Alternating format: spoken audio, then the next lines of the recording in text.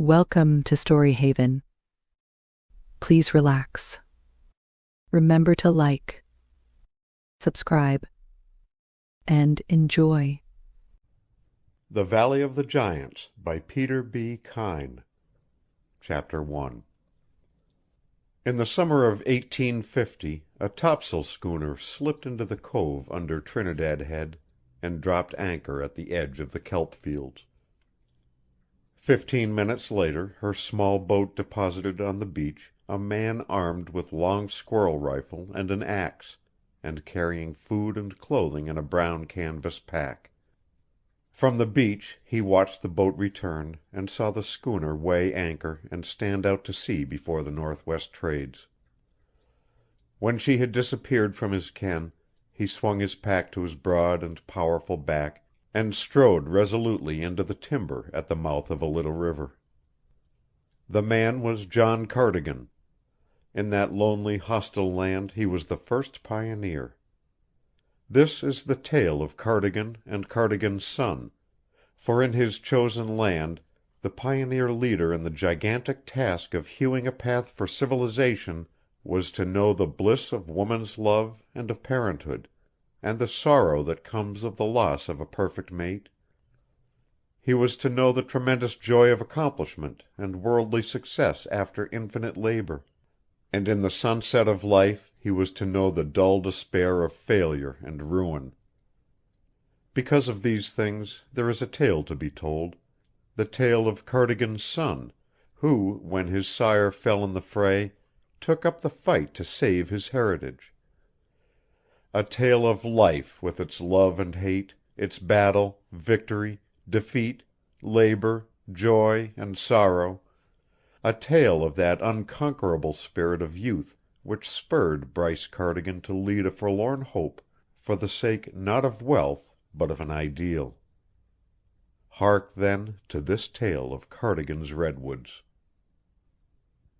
Along the coast of California, through the secret valleys and over the tumbled foothills of the Coast Range, extends a belt of timber of an average width of 30 miles. In approaching it from the Oregon line, the first tree looms suddenly against the horizon, an outpost, as it were, of the host of giants whose column stretches south nearly 400 miles to where the last of the rear guard maintains eternal sentry go on the crest of the mountains overlooking Monterey Bay. Far in the interior of the state, beyond the fertile San Joaquin Valley, the allies of this vast army hold a small sector on the west slope of the Sierras. These are the redwood forests of California, the only trees of their kind in the world and indigenous only to these two areas within the state. The coast timber is known botanically as Sequoia sempervirens, that in the interior as Sequoia gigantea. As the name indicates, the latter is the larger species of the two, although the fiber of the timber is coarser and the wood softer and consequently less valuable commercially than the Sequoia sempervirens, which in Santa Cruz, San Mateo, Marin, and Sonoma counties has been almost wholly logged off because of its accessibility. In northern Mendocino, Humboldt, and Del Norte counties, however, 60 years of logging seem scarcely to have left a scar upon this vast body of timber. Notwithstanding 60 years of attrition, there remain in this section of the redwood belt thousands upon thousands of acres of virgin timber that had already attained a vigorous growth when Christ was crucified.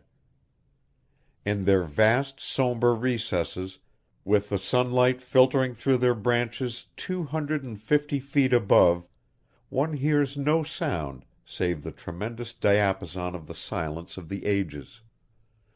Here, more forcibly than elsewhere in the universe, is one reminded of the littleness of man and the glory of his Creator. In sizes ranging from 5 to 20 feet in diameter, the brown trunks rise perpendicularly to a height of from 90 to 150 feet before putting forth a single limb, which frequently is more massive than the growth which men call a tree in the forests of Michigan. Scattered between the giants, like subjects around their king, one finds noble fir, spruce, or pines, with some Valparaiso live oak, black oak, pepperwood, madrone, yew, and cedar. In May and June, when the twisted and cowering madrone trees are putting forth their clusters of creamy buds, when the white blossoms of the dogwoods line the banks of little streams, when the azaleas and rhododendrons, lovely and delicate as orchids, blaze a bed of glory, and the modest little oxalis has thrust itself up through the brown carpet of pine needles and redwood twigs, these wonderful forests cast upon one a potent spell. To have seen them once thus in gala dress is to yearn thereafter to see them again and still again, and grieve always in the knowledge of their inevitable death at the hands of the woodsman. John Cardigan settled in Humboldt County, where the Sequoia sempervirens attains the pinnacle of its glory, and with the lust for conquest hot in his blood, he filed upon a quarter section of the timber almost on the shore of Humboldt Bay, land upon which a city subsequently was to be built. With his double-bitted axe and cross-cut saw, John Cardigan brought the first of the redwood giants crashing to the earth above which it had towered for 20 centuries, and in the form of split posts, railroad ties, pickets, and shakes, the fallen giant was hauled to tidewater in ox-drawn wagons and shipped to San Francisco in the little 2-masted coasting schooners of the period. Here, by the abominable magic of barter and trade, the dismembered tree was transmuted into dollars and cents, and returned to Humboldt County to assist John Cardigan in his task of hewing an empire out of a wilderness. At a period in the history of California when the treasures of the centuries were to be had for the asking or the taking, John Cardigan chose that which others elected to cast away.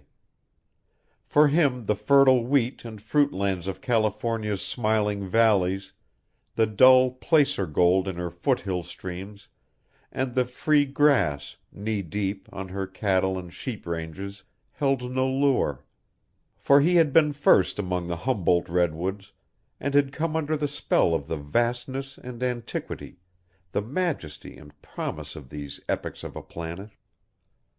He was a big man with a great heart and the soul of a dreamer, and in such a land as this it was fitting he should take his stand. In that wasteful day a timber claim was not looked upon as valuable. The price of a quarter section was a pittance in cash, and a brief residence in a cabin constructed on the claim as evidence of good faith to a government none too exacting in the restrictions with which it hedged about its careless dissipation of the heritage of posterity. Hence, because redwood timber claims were easy to acquire, many men acquired them.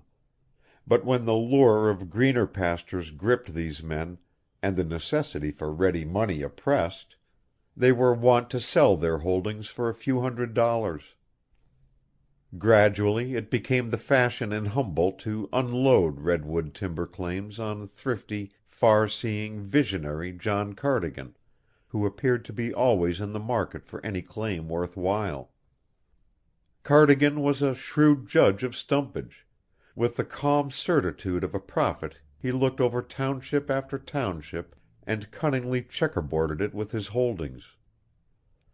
Notwithstanding the fact that hillside timber is the best, John Cardigan in those days preferred to buy valley timber, for he was looking forward to the day when the timber on the watersheds should become available.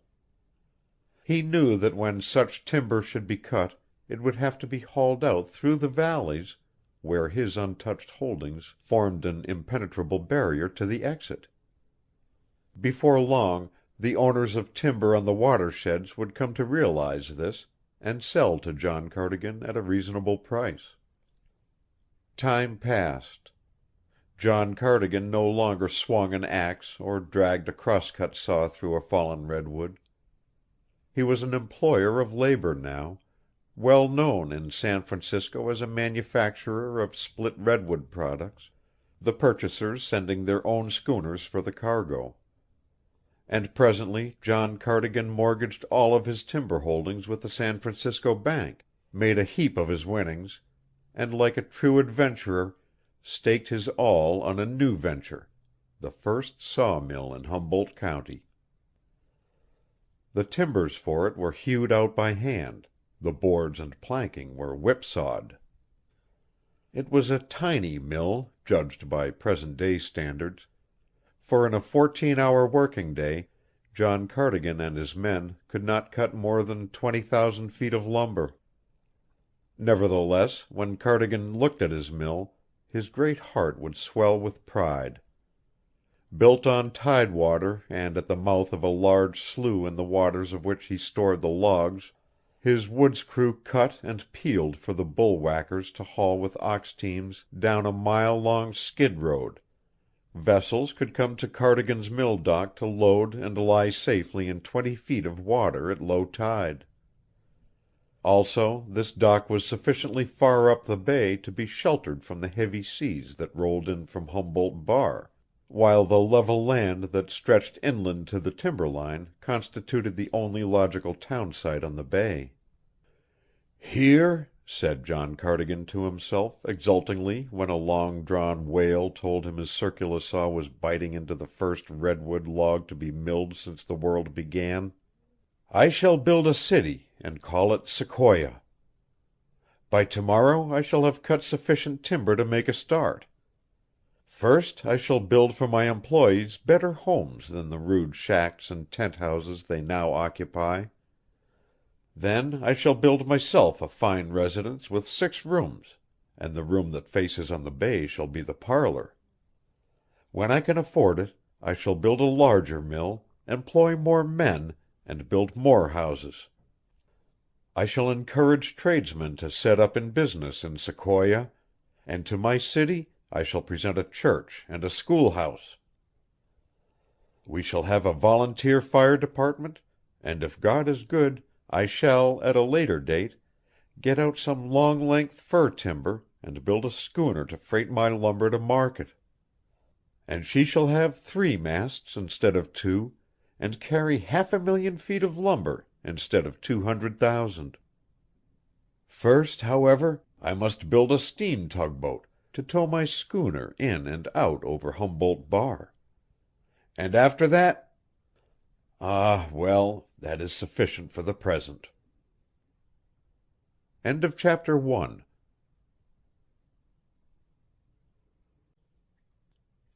Chapter 2. Thus did John Cardigan dream, and as he dreamed he worked. The city of Sequoia was born with the Argonaut's 6-room mansion of rough redwood boards and a dozen 3-room cabins with lean-to kitchens. And the tradespeople came when John Cardigan, with something of the largeness of his own redwood trees, gave them ground and lumber in order to encourage the building of their enterprises. Also the dream of the schoolhouse and the church came true, as did the steam tugboat and the schooner with 3 masts. The mill was enlarged until it could cut 40,000 feet on a 12-hour shift, and a planer and machines for making rustic siding and tongued and grooved flooring and ceiling were installed. More ox teams appeared upon the skid road, which was longer now. The cry of "Timber" and the thunderous roar of a falling redwood grew fainter and fainter as the forest receded from the bay shore, and at last the whine of the saws silenced these sounds forever in Sequoia. At 40, John Cardigan was younger than most men at 30, albeit he worked 14 hours a day, slept 8, and consumed the remaining 2 at his meals. But through all those fruitful years of toil he had still found time to dream, and the spell of the redwoods had lost none of its potency. He was still checkerboarding the forested townships with his adverse holdings, the key positions to the timber in back of beyond which some day should come to his hand. Also he had competition now. Other sawmills dotted the bay shore, Other three-masted schooners carried Humboldt redwood to the world beyond the bar, over which they were escorted by other and more powerful steam tugs. This competition John Cardigan welcomed and enjoyed, however, for he had been first in Humboldt, and the town site and a mile of tidelands fronting on deep water were his. Hence each incoming adventurer merely helped his dream of a city to come true. At 42, Cardigan was the first mayor of Sequoia. At 44 he was standing on his dock one day, watching his tug kick into her berth the first square-rigged ship that had ever come to Humboldt Bay to load a cargo of clear redwood for foreign delivery. She was a big Bath-built clipper, and her master a lusty down-easter, a widower with one daughter who had come with him around the Horn. John Cardigan saw this girl come up on the quarter-deck and stand by with a heaving line in her hand. Calmly she fixed her glance upon him, and as the ship was shunted in closer to the dock, she made the cast to Cardigan. He caught the light heaving line, hauled in the heavy Manila stern line to which it was attached, and slipped the loop of the mooring cable over the dolphin at the end of the dock. "Some men wanted aft here to take up the slack of the stern line on the windlass, sir," he shouted to the skipper, who was walking around on top of the house. "That girl can't haul her in alone." "Can't. I'm short-handed," the skipper replied. "Jump aboard and help her." Cardigan made a long leap from the dock to the ship's rail, balanced there lightly a moment, and sprang to the deck. He passed the bight of the stern line in a triple loop around the drum of the windlass, and without awaiting his instructions, the girl grasped the slack of the line and prepared to walk away with it as the rope paid in on the windlass. Cardigan inserted a belaying pin in the windlass, paused, and looked at the girl. "Raise a shanty," he suggested. Instantly she lifted a sweet contralto in that rollicking old ballad of the sea, "Blow the Men Down." "For tinkers and tailors and lawyers and all, way, aye, blow the men down. They ship for real sailors aboard the Blackball. Give me some time to blow the men down." Round the windlass Cardigan walked, steadily and easily, and the girl's eyes widened in wonder as he did the work of three powerful men. When the ship had been warped in and the slack of the line made fast on the bitts, she said: "Please run for'ard and help my father with the bowlines. You're worth three foremast hands. Indeed, I didn't expect to see a sailor on this dock." "I had to come around the Horn to get here, miss," he explained. "And when a man hasn't money to pay for his passage, he needs must work it." "I'm the second mate," she explained. "We had a succession of gales from the Falklands to the Evangelistas, and there the mate got her in irons and she took three big ones over the taffrail and cost us 8 men. Working short-handed, we couldn't get any canvas on her to speak of.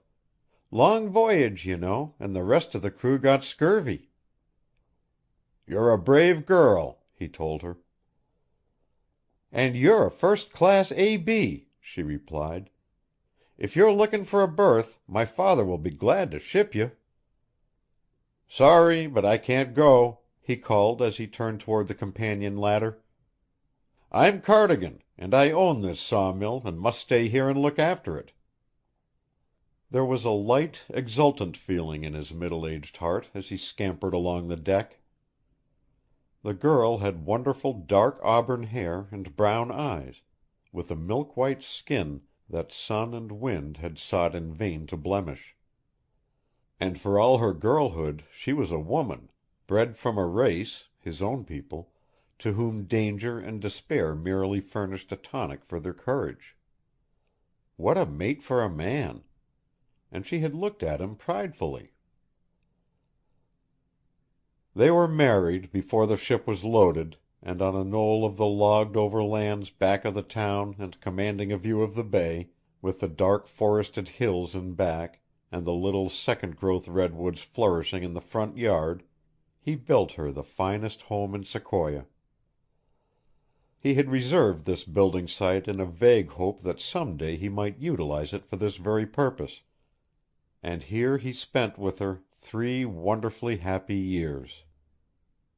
Here his son Bryce was born, and here, 2 days later, the new-made mother made the supreme sacrifice of maternity. For half a day following the destruction of his Eden, John Cardigan sat dumbly beside his wife, his great, hard hand caressing the auburn head whose every thought for 3 years had been his happiness and comfort. Then the doctor came to him and mentioned the matter of funeral arrangements. Cardigan looked up at him blankly. "Funeral arrangements?" he murmured. "Funeral arrangements?" He passed his gnarled hand over his leonine head. "Ah, yes, I suppose so. I shall attend to it." He rose and left the house, walking with bowed head out of Sequoia, up the abandoned and decaying skid road through the second-growth redwoods, to the dark green blur that marked the old timber. It was May, and nature was renewing herself, for spring comes late in Humboldt County. From an alder thicket a pompous cock grouse boomed intermittently. The valley quail, in pairs, were busy about their household affairs. From a clump of manzanita a buck watched John Cardigan curiously. On past the landing where the big bull donkey engine stood, for with the march of progress the logging donkey engine had replaced the ox teams, while the logs were hauled out of the woods to the landing by means of a mile-long steel cable, and there loaded on the flat cars of a logging railroad to be hauled to the mill and dumped in the log boom, he went up the skid road recently swamped from the landing to the down timber where the cross-cut men and bark peelers were at work, on into the green timber where the woods boss and his men were chopping. "Come with me, McTavish," he said to his woods boss. They passed through a narrow gap between 2 low hills and emerged in a long narrow valley where the redwood grew thickly and where the smallest tree was not less than 15 feet in diameter and 250 feet tall. McTavish followed at the master's heels as they penetrated this grove, making their way with difficulty through the underbrush until they came at length to a little amphitheater, a clearing perhaps 100 feet in diameter, oval-shaped and surrounded by a wall of redwoods of such dimensions that even McTavish, who was no stranger to these natural marvels, was struck with wonder.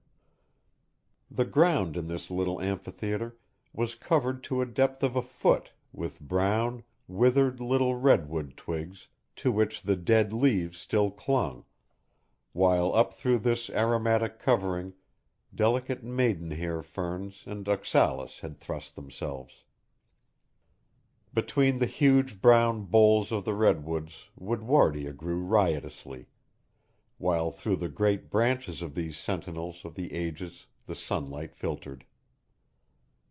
Against the prevailing twilight of the surrounding forest it descended like a halo, and where it struck the ground John Cardigan paused. "McTavish," he said, "she died this morning." "I'm sore distressed for you, sir," the woods boss answered. "We'd a whisper in the camp yesterday that the lass was like to be in a bad way." Cardigan scuffed with his foot a clear space in the brown litter. "Take 2 men from the section gang, McTavish," he ordered, "and have them dig her grave here. Then swamp a trail through the underbrush and out to the donkey landing, so we can carry her in. The funeral will be private." McTavish nodded. "Any further orders, sir?" "Yes. When you come to that little gap in the hills, cease your logging and bear off yonder." He waved his hand. "I'm not going to cut the timber in this valley. You see, McTavish, what it is." The trees here, ah, man, I haven't the heart to destroy God's most wonderful handiwork. Besides, she loved this spot, McTavish, and she called the valley her Valley of the Giants. I gave it to her for a wedding present because she had a bit of a dream that some day the town I started would grow up to yonder gap, and when that time came and we could afford it, 'twas in her mind to give her Valley of the Giants to Sequoia for a city park, all hidden away here and unsuspected. She loved it, McTavish. It pleased her to come here with me. She'd make up a lunch of her own cooking, and I would catch trout in the stream by the dogwoods yonder and fry the fish for her. Sometimes I'd barbecue a venison steak, and well, 'twas our playhouse, McTavish, and I who am no longer young, I who never played until I met her, I'm a bit foolish, I fear, but I found rest and comfort here, McTavish, even before I met her, and I'm thinking I'll have to come here often for the same. She was a very superior woman, McTavish, very superior. Ah, man, the soul of her! I cannot bear that her body should rest in Sequoia Cemetery, along with the rag-tag and bobtail of the town. She was like this sunbeam, McTavish. She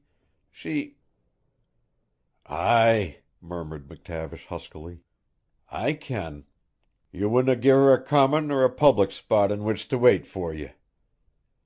An' you'll be shutting down the mill and loggin' camps and laying off the hands in her honor for a bit?" "Until after the funeral, McTavish. And tell your men they'll be paid for the lost time. That'll be all, lad."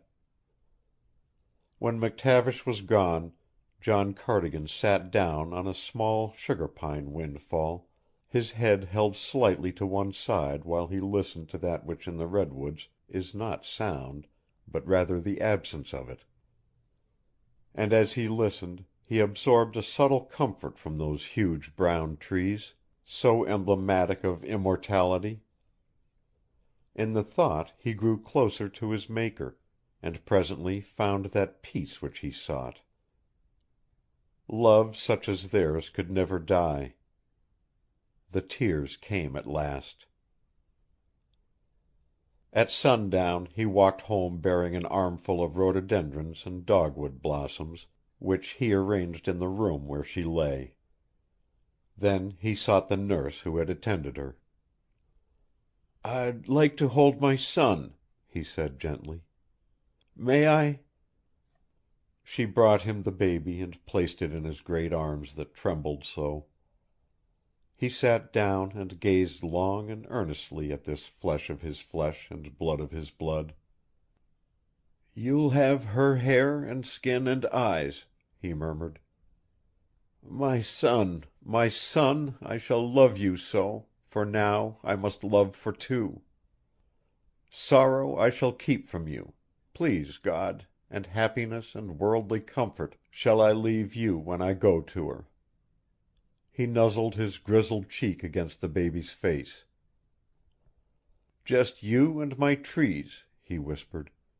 "Just you and my trees to help me hang on to a plucky finish."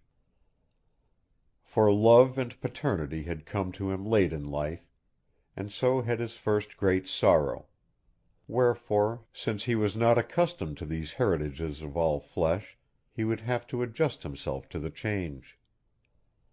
But his son and his trees? Ah, yes, they would help, and he would gather more redwoods now. Chapter 3. A young half-breed digger woman, who had suffered the loss of the latest of her numerous progeny 2 days prior to Mrs. Cardigan's death, was installed in the house on the knoll as nurse to John Cardigan's son, whom he called Bryce, the family name of his mother's people.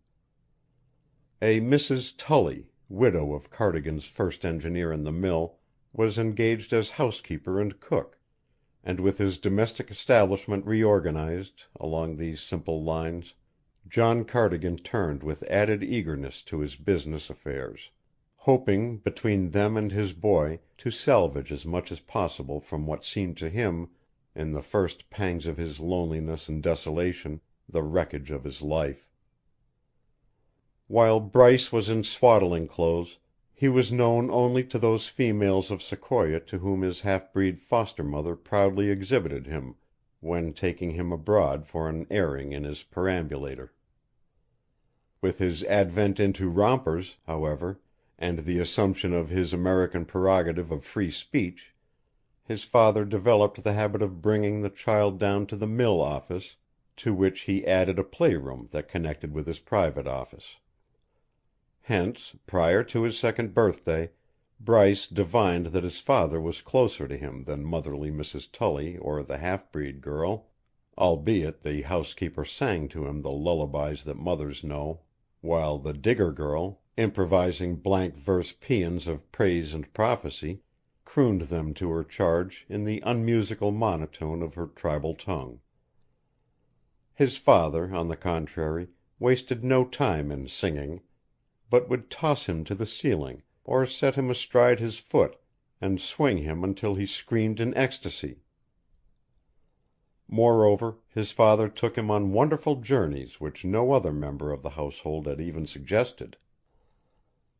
Together they were wont to ride to and from the woods in the cab of the logging locomotive, and once they both got in the log carriage in the mill with Dan Keyes, the head sawyer, and had a jolly ride up to the saw and back again, up and back again, until the log had been completely sawed.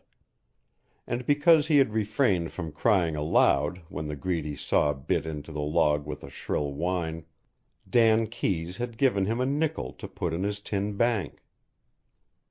Of all their adventures together, however, those which occurred on their frequent excursions up to the Valley of the Giants impressed themselves imperishably upon Bryce's memory. How well he remembered their first trip, when, seated astride his father's shoulders, with his sturdy little legs around Cardigan's neck and his chubby little hands clasping the old man's ears, they had gone up the abandoned skid road and into the semi-darkness of the forest, terminating suddenly in a shower of sunshine that fell in an open space where a boy could roll and play and never get dirty. Also, there were several dozen gray squirrels there, waiting to climb on his shoulder and search his pockets for pine nuts, a supply of which his father always furnished. Bryce always looked forward with eagerness to those frequent trips with his father to the place where Mother dear went to heaven. From his perch on his father's shoulders he could look vast distances into the underbrush and catch glimpses of the wild life therein.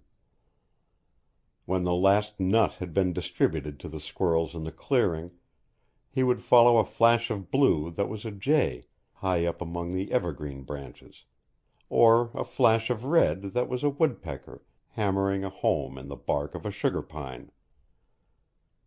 Eventually, however, the spell of the forest would creep over the child. Intuitively he would become one with the all-pervading silence, climb into his father's arms as the latter sat dreaming on the old sugar-pine windfall, and presently drop off to sleep. When Bryce was 6 years old, his father sent him to the public school in Sequoia, with the children of his loggers and mill hands, thus laying the foundation for a democratic education all too infrequent with the sons of men rated as millionaires. At night old Cardigan, for so men had now commenced to designate him, would hear his boy's lessons, taking the while an immeasurable delight in watching the lad's mind develop. As a pupil Bryce was not meteoric. He had his father's patient, unexcitable nature. And like the old man, he possessed the glorious gift of imagination. Never mediocre, he was never especially brilliant, but was seemingly content to maintain a steady, dependable average in all things. He had his mother's dark auburn hair, brown eyes, and fair white skin, and quite early in life he gave promise of being as large and powerful a man as his father. Bryce's boyhood was much the same as that of other lads in Sequoia, save that in the matter of toys, and, later, guns, fishing rods, dogs, and ponies, he was a source of envy to his fellows. After his 10th year his father placed him on the mill payroll, and on payday he was wont to line up with the mill crew to receive his modest stipend of $10 for carrying in kindling to the cook in the mill kitchen each day after school. This otherwise needless arrangement was old Cardigan's way of teaching his boy financial responsibility. All that he possessed he had worked for, and he wanted his son to grow up with the business to realize that he was a part of it with definite duties connected with it developing upon him, duties which he must never shirk if he was to retain the rich redwood heritage his father had been so eagerly storing up for him. When Bryce Cardigan was about 14 years old, there occurred an important event in his life. In a commendable effort to increase his income, he had laid out a small vegetable garden in the rear of his father's house, and here on a Saturday morning, while down on his knees weeding carrots, he chanced to look up and discovered a young lady gazing at him through the picket fence. She was a few years his junior, and a stranger in Sequoia. Ensued the following conversation. "Hello, little boy." "Hello yourself. I ain't a little boy." She ignored the correction. "What are you doing?" "Weedin' carrots. Can't you see?" "What for?" Bryce, highly incensed at having been designated a little boy by this superior damsel, saw his opportunity to silence her. "Cat's fur for kitten britches," he retorted, without any evidence of originality, we must confess. Whereat she stung him to the heart with a sweet smile and promptly sang for him this ancient ballad of childhood. "What are little boys made of? What are little boys made of? Snakes and snails and puppy dog tails, and that's what little boys are made of." Bryce knew the second verse and shriveled inwardly in anticipation of being informed that little girls are made of sugar and spice and everything nice. Realizing that he had begun something which might not terminate with credit to himself, he hung his head, and for the space of several minutes gave all his attention to his crop. And presently the visitor spoke again. "I like your hair, little boy. It's a pretty red." That settled the issue between them. To be hailed as little boy was bad enough, but to be reminded of his crowning misfortune was adding insult to injury. He rose and cautiously approached the fence with the intention of pinching the impudent stranger, suddenly and surreptitiously, and sending her away weeping.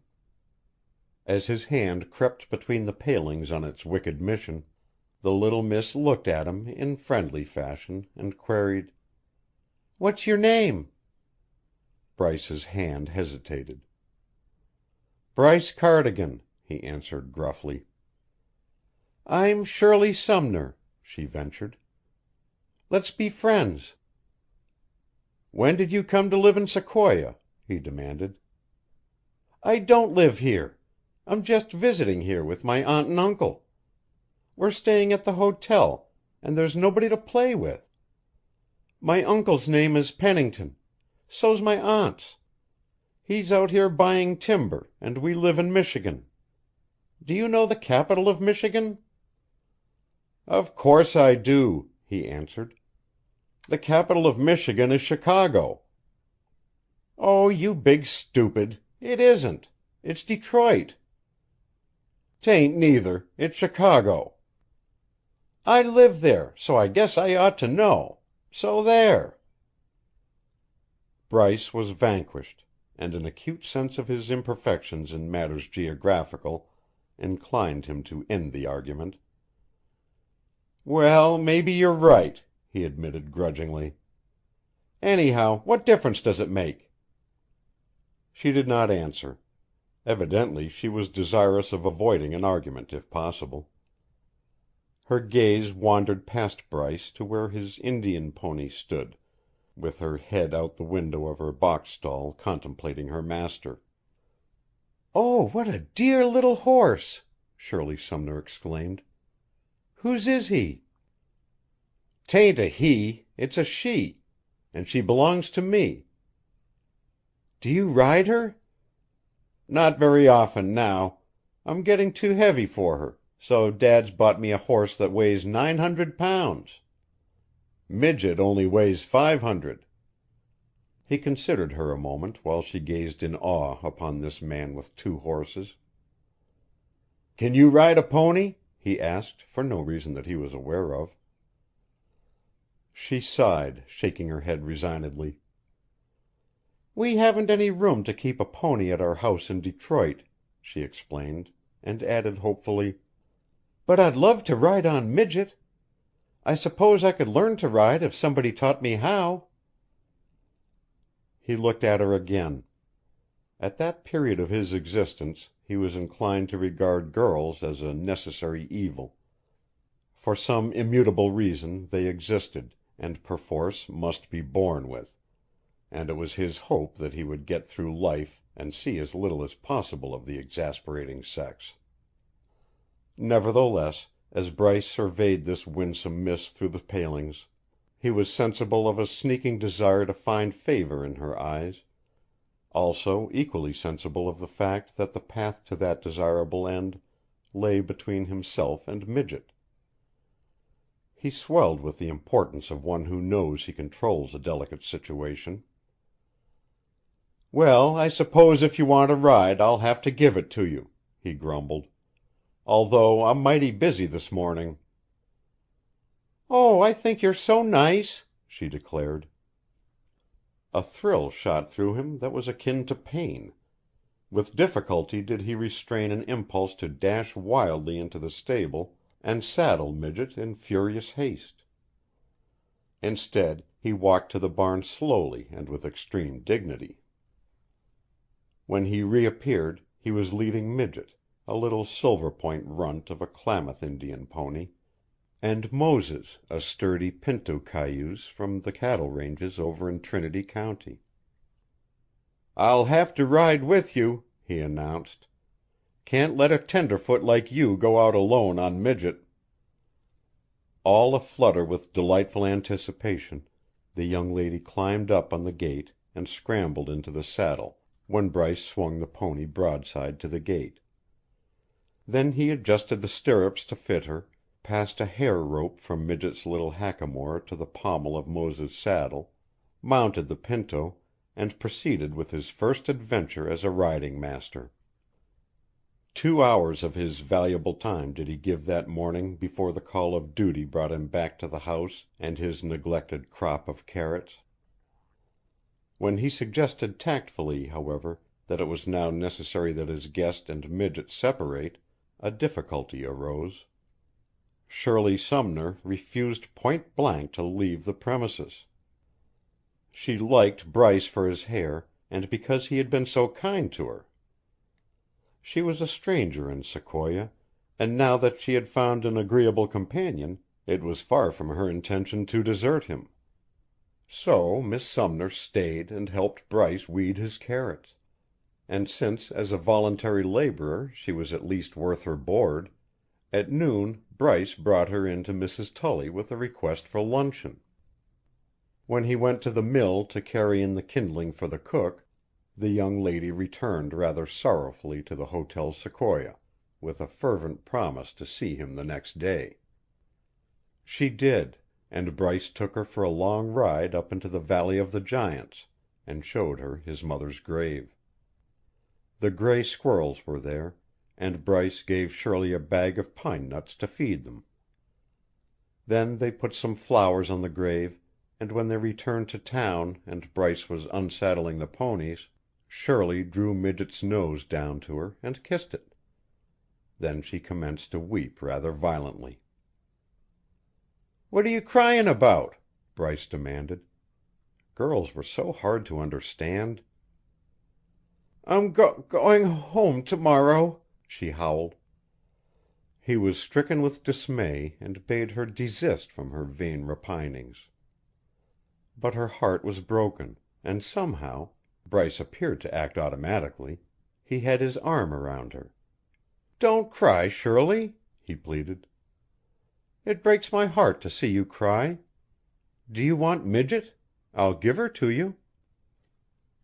Between sobs Shirley confessed that the prospect of parting with him and not Midget was provocative of her woe. This staggered Bryce and pleased him immensely. And at parting she kissed him good bye, reiterating her opinion that he was the nicest, kindest boy she had ever met or hoped to meet. When Shirley and her uncle and aunt boarded the steamer for San Francisco, Bryce stood disconsolate on the dock and waved to Shirley until he could no longer discern her on the deck. Then he went home, crawled up into the haymow and wept, for he had something in his heart and it hurt.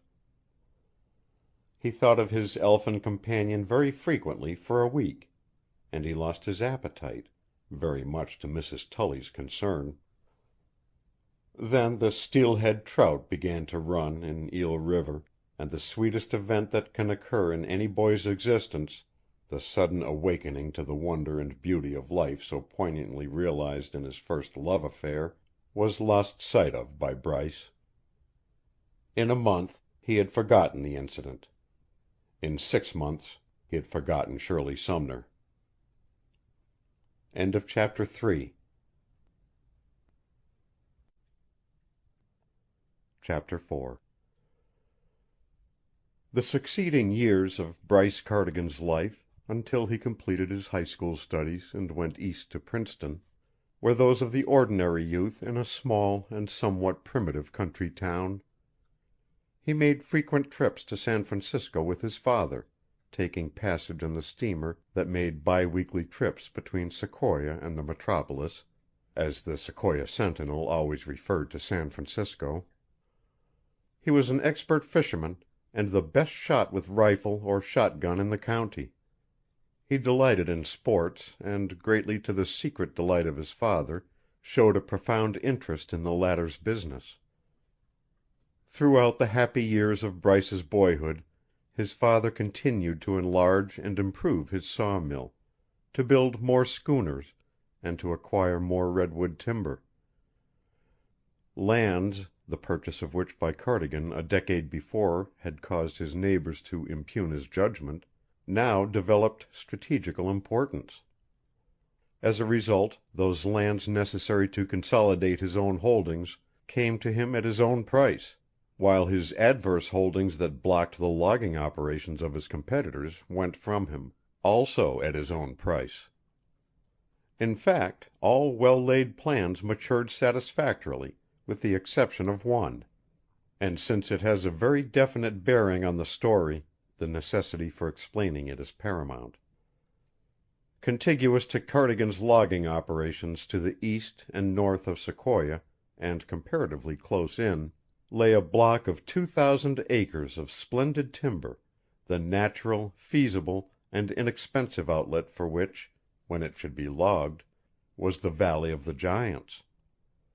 For 30 years John Cardigan had played a waiting game with the owner of that timber, for the latter was as fully obsessed with the belief that he was going to sell it to John Cardigan at $1.50 per 1,000 feet stumpage, as Cardigan was certain he was going to buy it for $1 a thousand, when he should be ready to do so, and not 1 second sooner.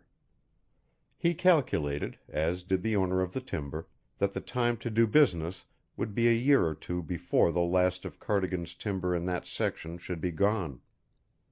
Eventually the time for acquiring more timber arrived. John Cardigan, meeting his neighbor on the street, accosted him thus: "Look here, Bill, isn't it time we got together on that timber of yours? You know you've been holding it to block me and force me to buy at your figure." "That's why I bought it," the other man admitted smilingly. Then, before I realized my position, you checkmated me with that quarter section in the valley, and we've been deadlocked ever since. I'll give you $1 a thousand stumpage for your timber, Bill."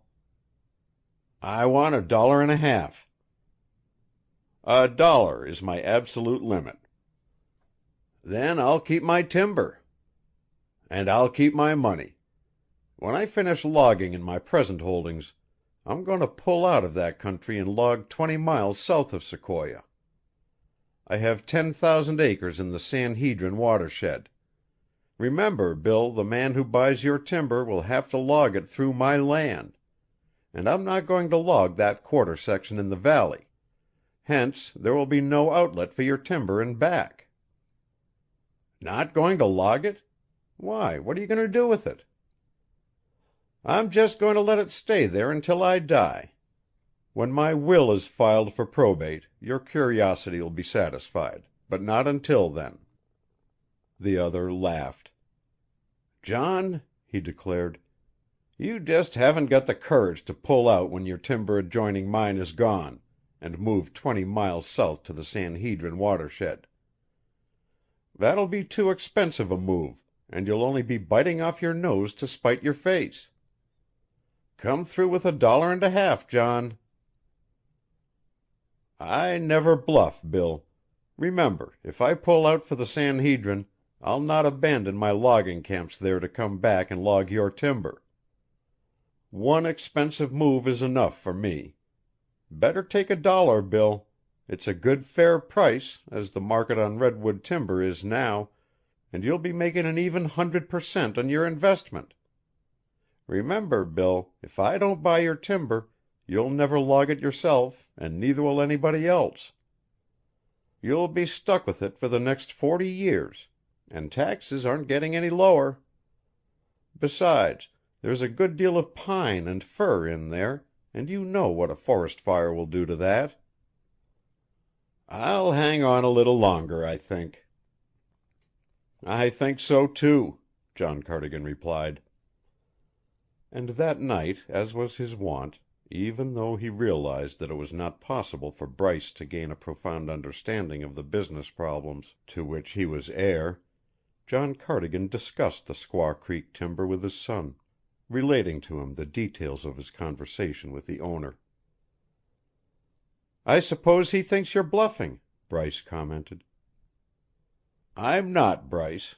I never bluff. That is, I never permit a bluff of mine to be called. And don't you ever do it either. Remember that, boy. Any time you deliver a verdict, be sure you're in a position you won't have to reverse yourself. I'm going to finish logging in that district this fall, so if I'm to keep the mill running, I'll have to establish my camps on the San Hedrin watershed right away." Bryce pondered. "But isn't it cheaper to give him his price on Squaw Creek timber than go logging in the San Hedrin and have to build 20 miles of logging railroad to get your logs to the mill?" "It would be, son, if I had to build the railroad. Fortunately, I do not. I'll just shoot the logs down the hillside to the San Hedrin River and drive them down the stream to a log boom on tidewater." "But there isn't enough water in the San Hedrin to float a redwood log, Dad. I've fished there and I know." "Quite true, in the summer and fall.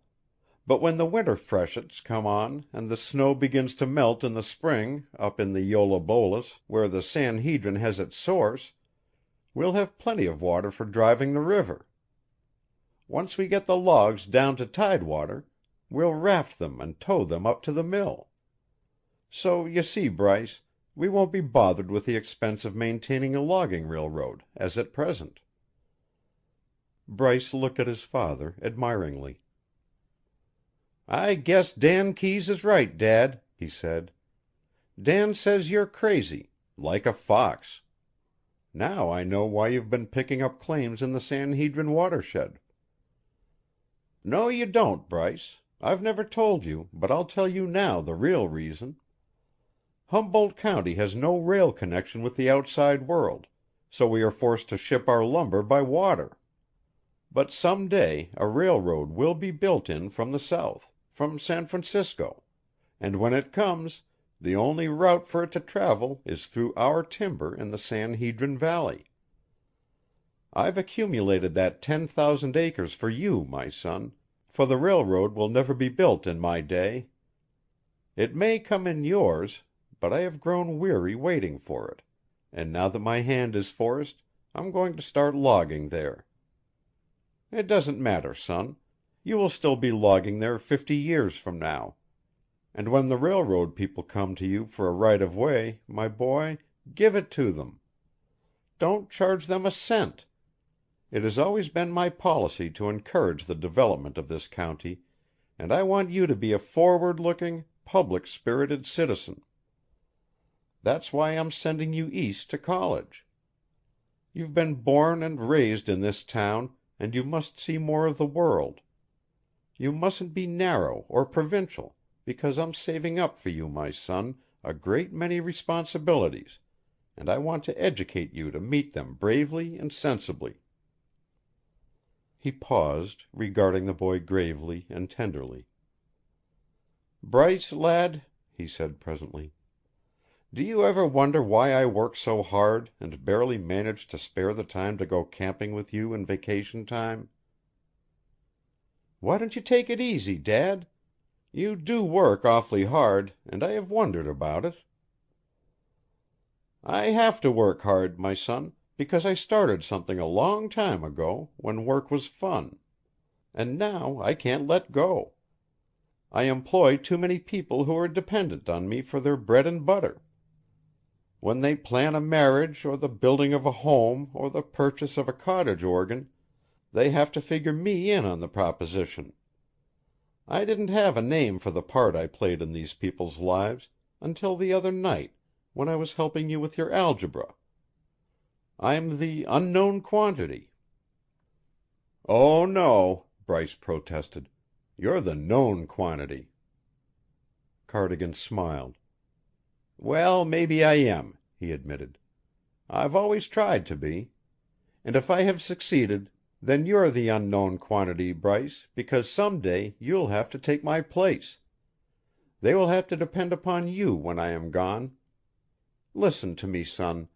You're only a boy, and you can't understand everything I will tell you now, but I want you to remember what I tell you, and some day understanding will come to you.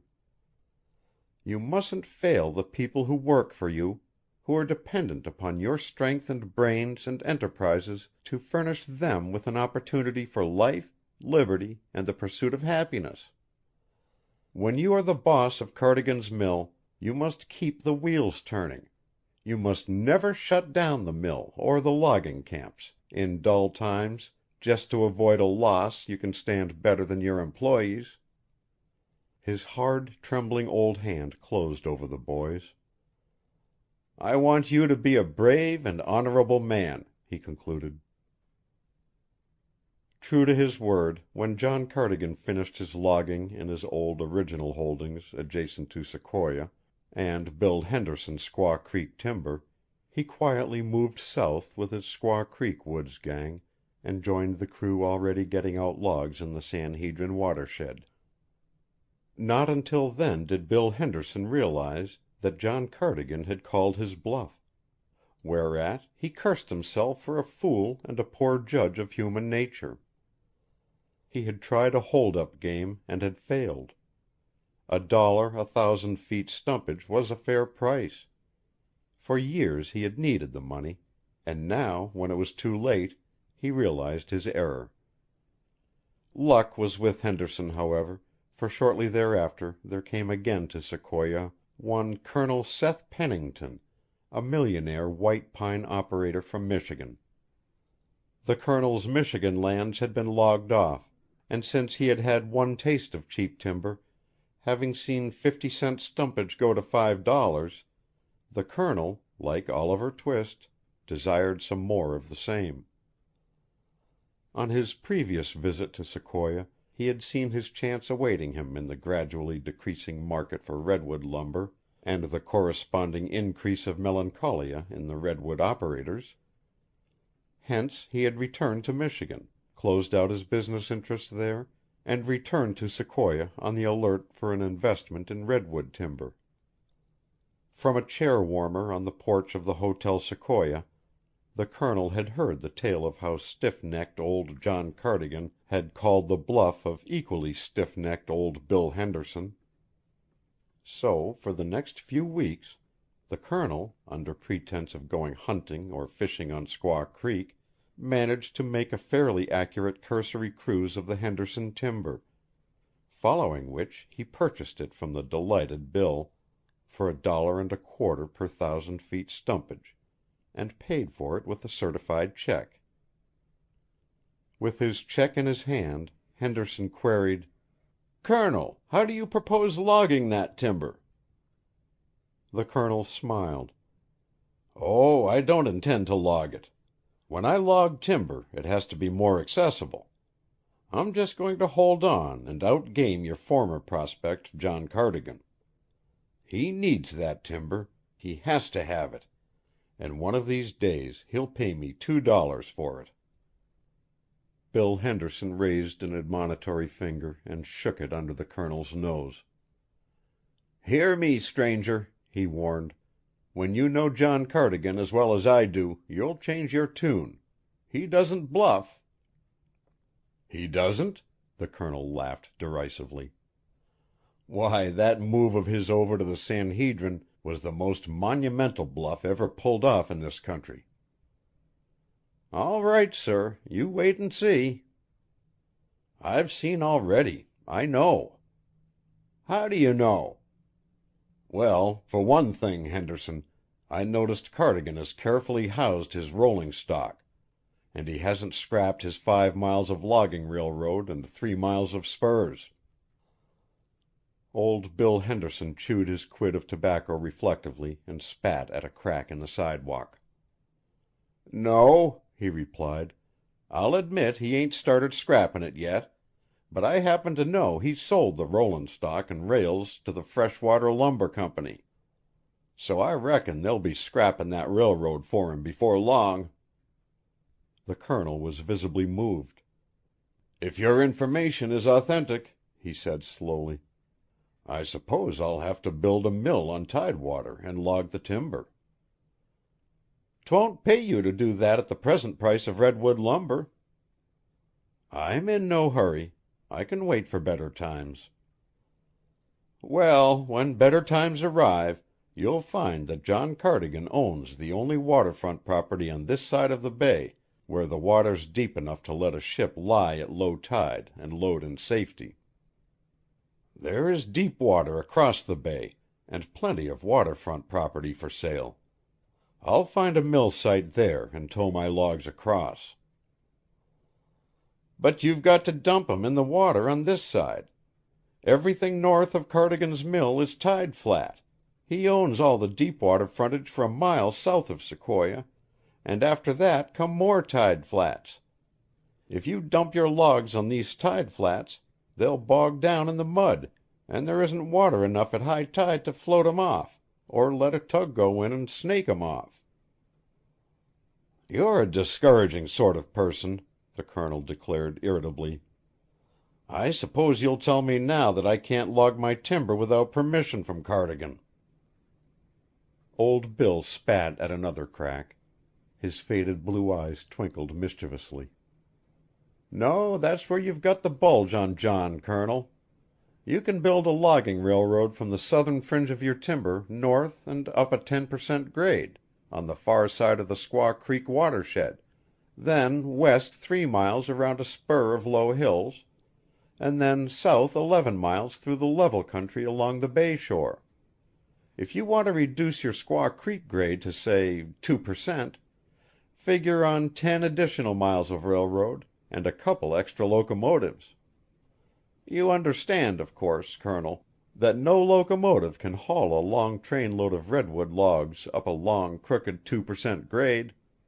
You have to have an extry in back to push." "Nonsense! I'll build my road from Squaw Creek Gulch south through that valley where those whopping big trees grow. That's the natural outlet for the timber. See here." Colonel Pennington took from his pocket the rough sketch map of the region, and pointed to the spot numbered 11. "But that valley ain't logged yet," explained Henderson. "Don't worry. Cardigan will sell that valley to me. Also a right of way down his old railroad grade and through his logged over lands to Tidewater." "Bet you a chaw tobacco he won't. Those big trees in that valley ain't going to be cut for no railroad right of way. That valley's John Cardigan's private park. His wife's buried up there. Why, Colonel, that's the biggest grove of the biggest sequoia sempervirens in the world, and many's the time I've heard John say he'd almost as lief cut off his right hand as fell one of his giants, as he calls 'em. I tell you, Colonel, John Cardigan's mighty peculiar about them big trees. Any time he can get a day off he goes up and looks 'em over." "But, my very dear sir," the Colonel protested, "if the man will not listen to reason, the courts will make him. I can condemn a right of way, you know." "Well," said old Bill, wagging his head sagely, "maybe you can, and then again maybe you can't. It took me a long time to figure out just where I stood, but maybe you're quicker at figures than I am. Anyhow, Colonel, good luck to you, whichever way the cat jumps." This illuminating conversation had one effect on Colonel Seth Pennington. It decided him to make haste slowly, so without taking the trouble to make the acquaintance of John Cardigan, he returned to Detroit, there to await the next move in this gigantic game of chess. End of chapter 4.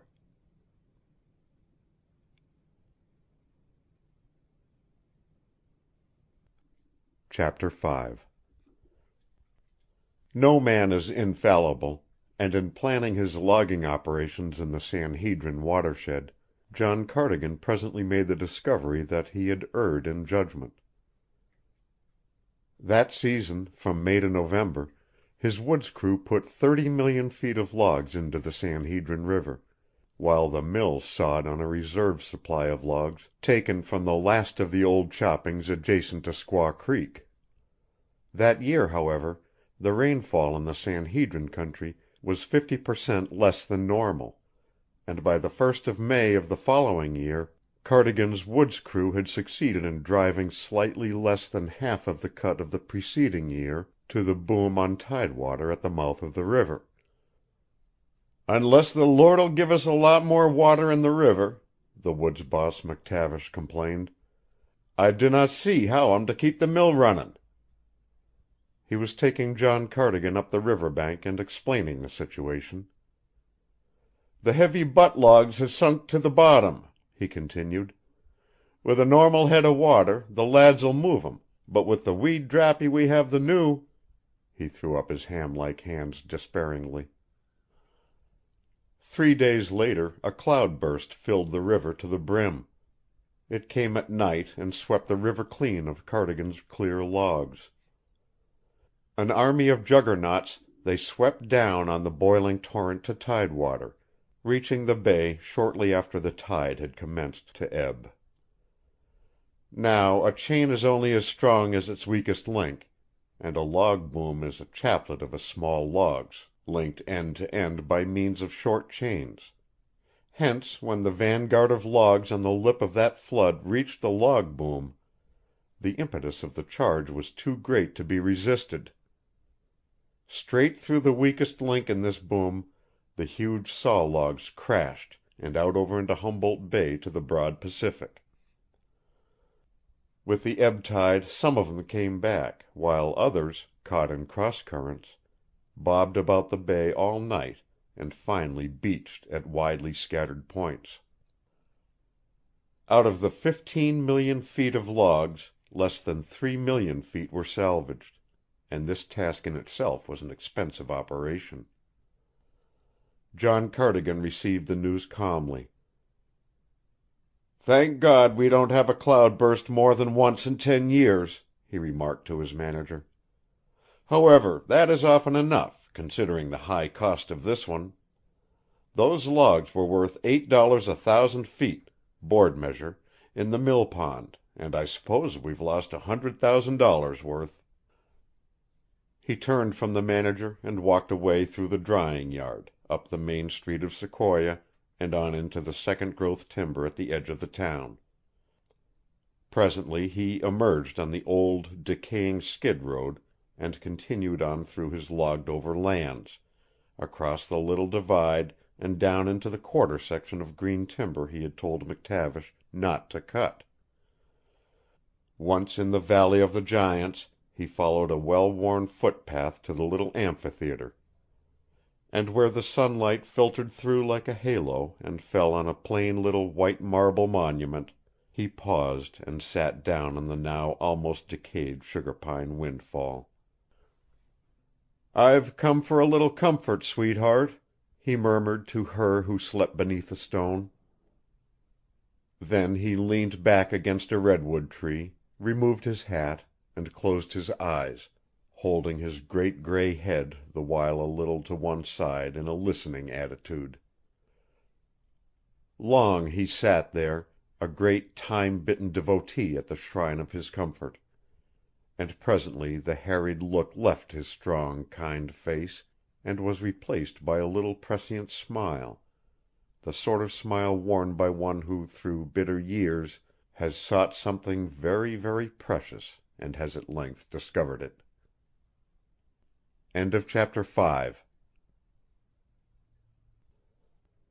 Chapter 6. It was on the day that John Cardigan received a telegram from Bryce, saying that, following 4 years at Princeton and 2 years of travel abroad, he was returning to Sequoia to take over his redwood heritage, that he discovered that a stranger, and not the flesh of his flesh and the blood of his blood, was to reap the reward of his 50 years of endeavor.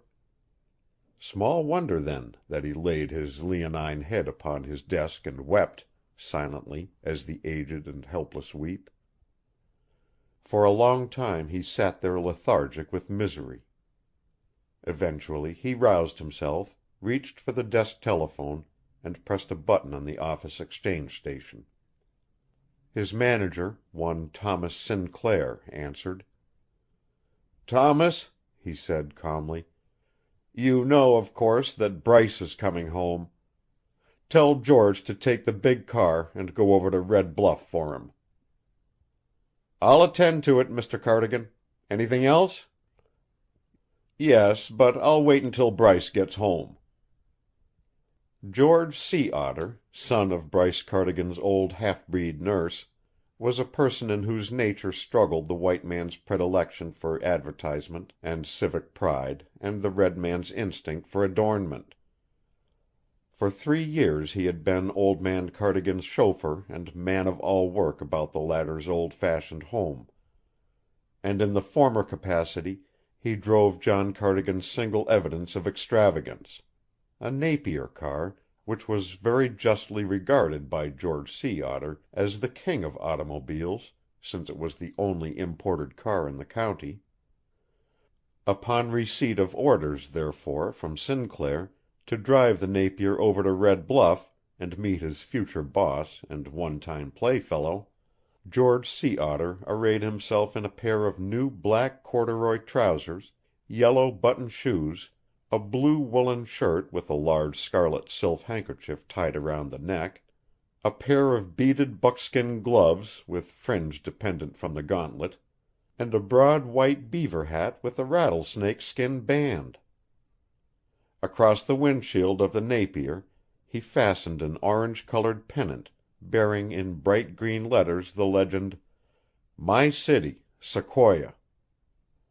As a safety-first precaution against man and beast en route, he buckled a gun scabbard to the spare tires on the running board, and slipped a rifle into the scabbard within quick and easy reach of his hand, and, arrayed thus, George descended upon Red Bluff at the helm of the king of automobiles. When the overland train coasted into Red Bluff and slid to a grinding halt, Bryce Cardigan saw that the highest living authority had descended from the train also. He had elected to designate her thus in the absence of any information anent her Christian and family names, and for the further reason that quite obviously she was a very superior person. He had a vague suspicion that she was the kind of girl in whose presence a man always feels that he must appear on parade, one of those alert, highly intelligent young women so extremely apt to reduce an ordinary intelligent young man to a state of gibbering idiocy or stupid immobility. Bryce had traveled in the same car with the highest living authority from Chicago, and had made up his mind by observation that with a little encouragement she could be induced to mount a soap box and make a speech about women's rights; that when her native state should be granted equal suffrage she would run for office or manage somebody's political campaign; that she could drive an automobile and had probably been arrested for speeding; that she could go around any golf links in the country in 90 and had read Maeterlinck and enjoyed it. Bryce could see that she was the little daughter of some large rich man. The sparsity of jewelry and the rich simplicity of her attire proved that, and moreover she was accompanied by a French maid, to whom she spoke French in a manner which testified that before acquiring the French maid she had been in the custody of a French nurse. She possessed poise. For the rest, she had wonderful jet-black hair, violet eyes, and milk-white skin, a correct nose but a somewhat generous mouth. Bryce guessed she was 20 or 21 years old, and that she had a temper susceptible of being aroused. On the whole, she was rather wonderful but not dazzling, at least not to Bryce Cardigan. He told himself she merely interested him as a type, whatever he meant by that. The fact that this remarkable young woman had also left the train at Red Bluff further interested him, for he knew Red Bluff, and while giving due credit to the many lovely damsels of that ambitious little city, Bryce had a suspicion that no former Red Bluff girl would dare to invade the old home town with a French maid.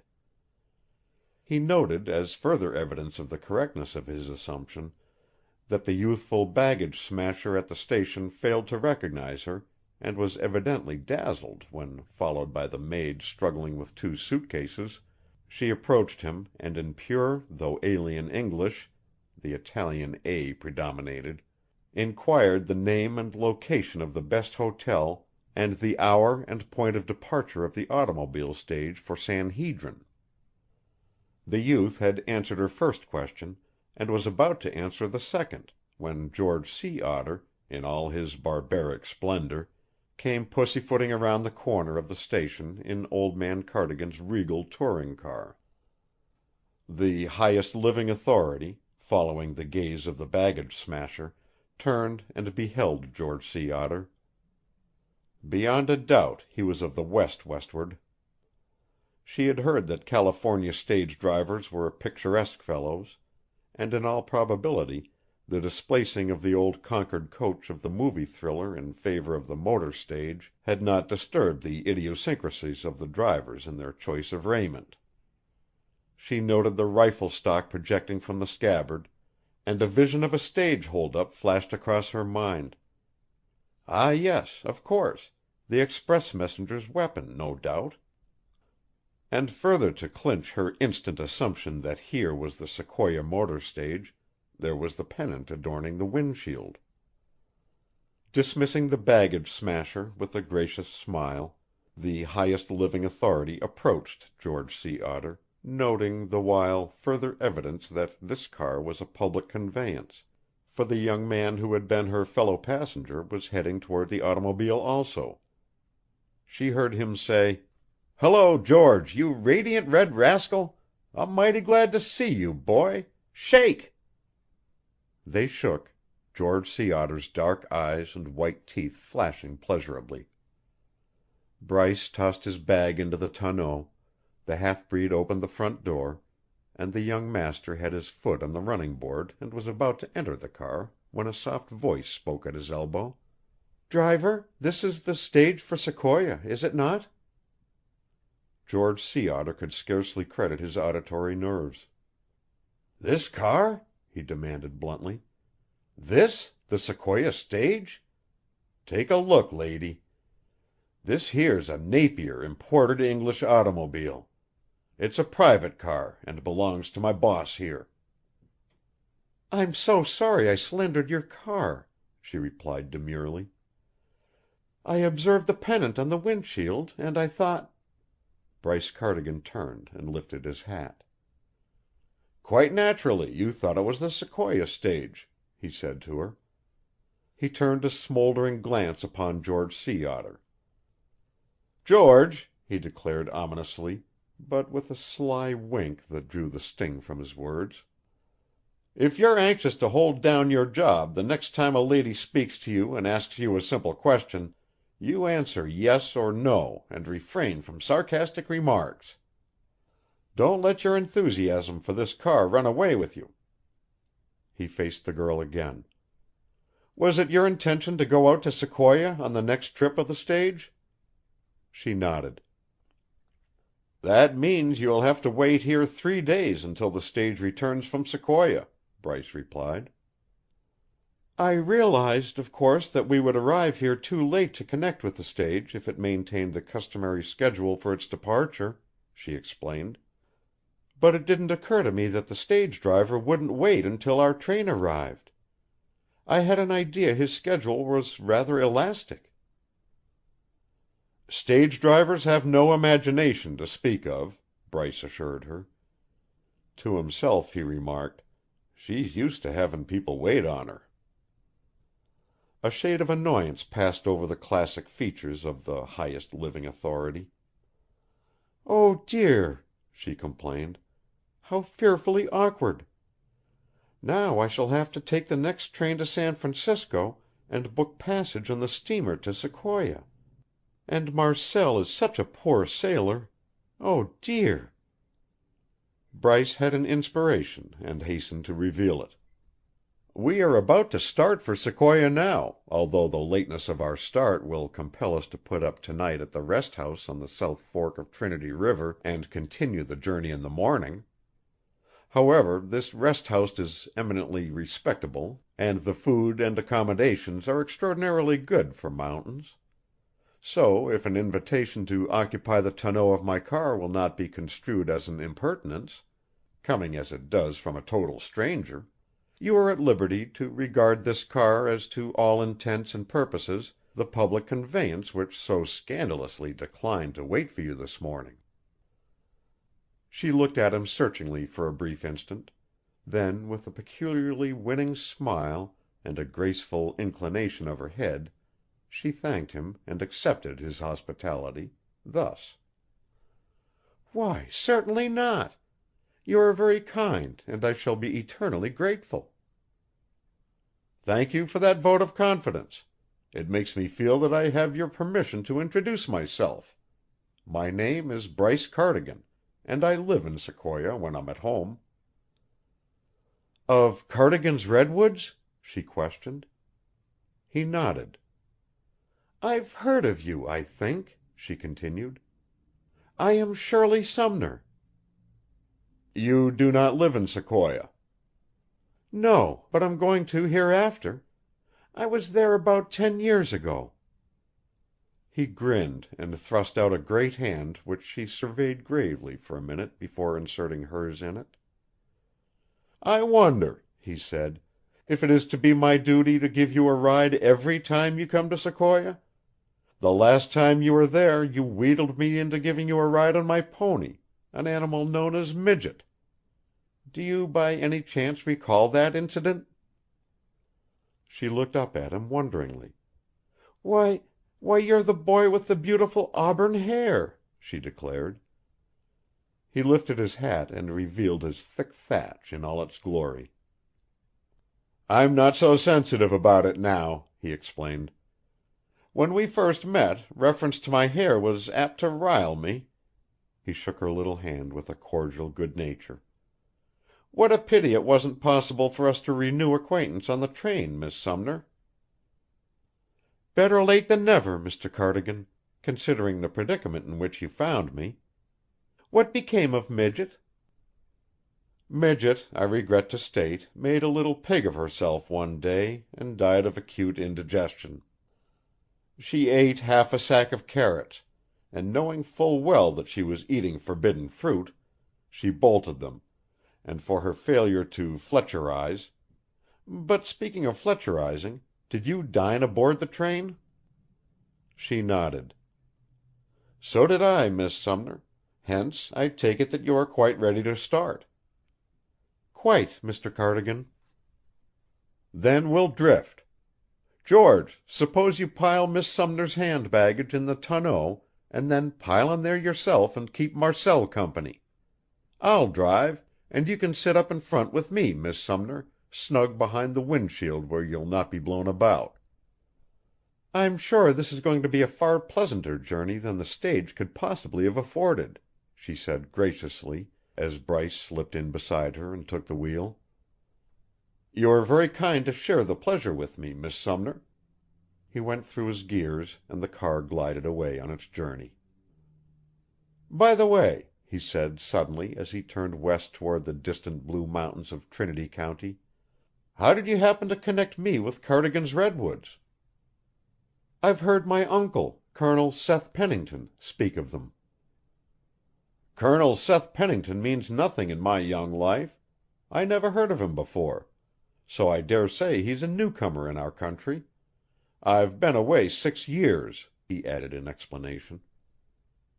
"We're from Michigan. Uncle was formerly in the lumber business there, but he's logged out now." "I see. So he came west, I suppose, and bought a lot of redwood timber cheap from some old croaker who never could see any future to the redwood lumber industry. Personally, I don't think he could have made a better investment. I hope I shall have the pleasure of making his acquaintance when I deliver you to him. Perhaps you may be a neighbor of mine. Hope so." At this juncture, George Sea Otter, who had been an interested listener to the conversation, essayed a grunt from the rear seat. Instantly, to Shirley Sumner's vast surprise, her host grunted also, whereupon George Sea Otter broke into a series of grunts and guttural exclamations, which evidently appeared quite intelligible to her host, for he slowed down to 5 miles an hour and cocked one ear to the rear. Apparently he was profoundly interested in whatever information his henchman had to impart. When George Sea Otter finished his harangue, Bryce nodded and once more gave his attention to tossing the miles behind him. "What language was that?" Shirley Sumner inquired, consumed with curiosity. "Digger Indian," he replied. "George's mother was my nurse, and he and I grew up together. So I can't very well help speaking the language of his tribe." They chattered volubly on many subjects for the first 20 miles. Then the road narrowed and commenced to climb steadily, and thereafter Bryce gave all of his attention to the car, for a deviation of a foot from the wheel rut on the outside of the road would have sent them hurtling over the grade into the deep timbered cañons below. Their course led through a rugged wilderness, widely diversified and transcendently beautiful, and the girl was rather glad of the opportunity to enjoy it in silence. Also by reason of the fact that Bryce's gaze never wavered from the road immediately in front of the car, she had a chance to appraise him critically, while pretending to look past him to the tumbled, snow-covered ranges to their right. She saw a big, supple, powerful man of 25 or 6, with the bearing and general demeanor of one many years his elder. His rich, dark auburn hair was wavy, and a curling lock of it had escaped from the band of his cap at the temple. His eyes were brown to match his hair, and were the striking feature of a strong, rugged countenance, for they were spaced at that eminently proper interval which proclaims an honest man. His nose was high, of medium thickness and just a trifle long, the nose of a thinker. His ears were large, with full lobes, the ears of a generous man. The mouth, full-lipped but firm, the heavy jaw and square chin, the great hands, most amazingly free from freckles, denoted the man who would not avoid a fight worth while. Indeed, while the girl was looking covertly at him, she saw his jaw set and a sudden fierce light leap up in his eyes, which at first sight had seemed to her rather quizzical. Subconsciously he lifted one hand from the wheel and clenched it. He wagged his head a very little bit. Consequently, she knew his thoughts were far away, and for some reason, not quite clear to her, she would have preferred that they weren't.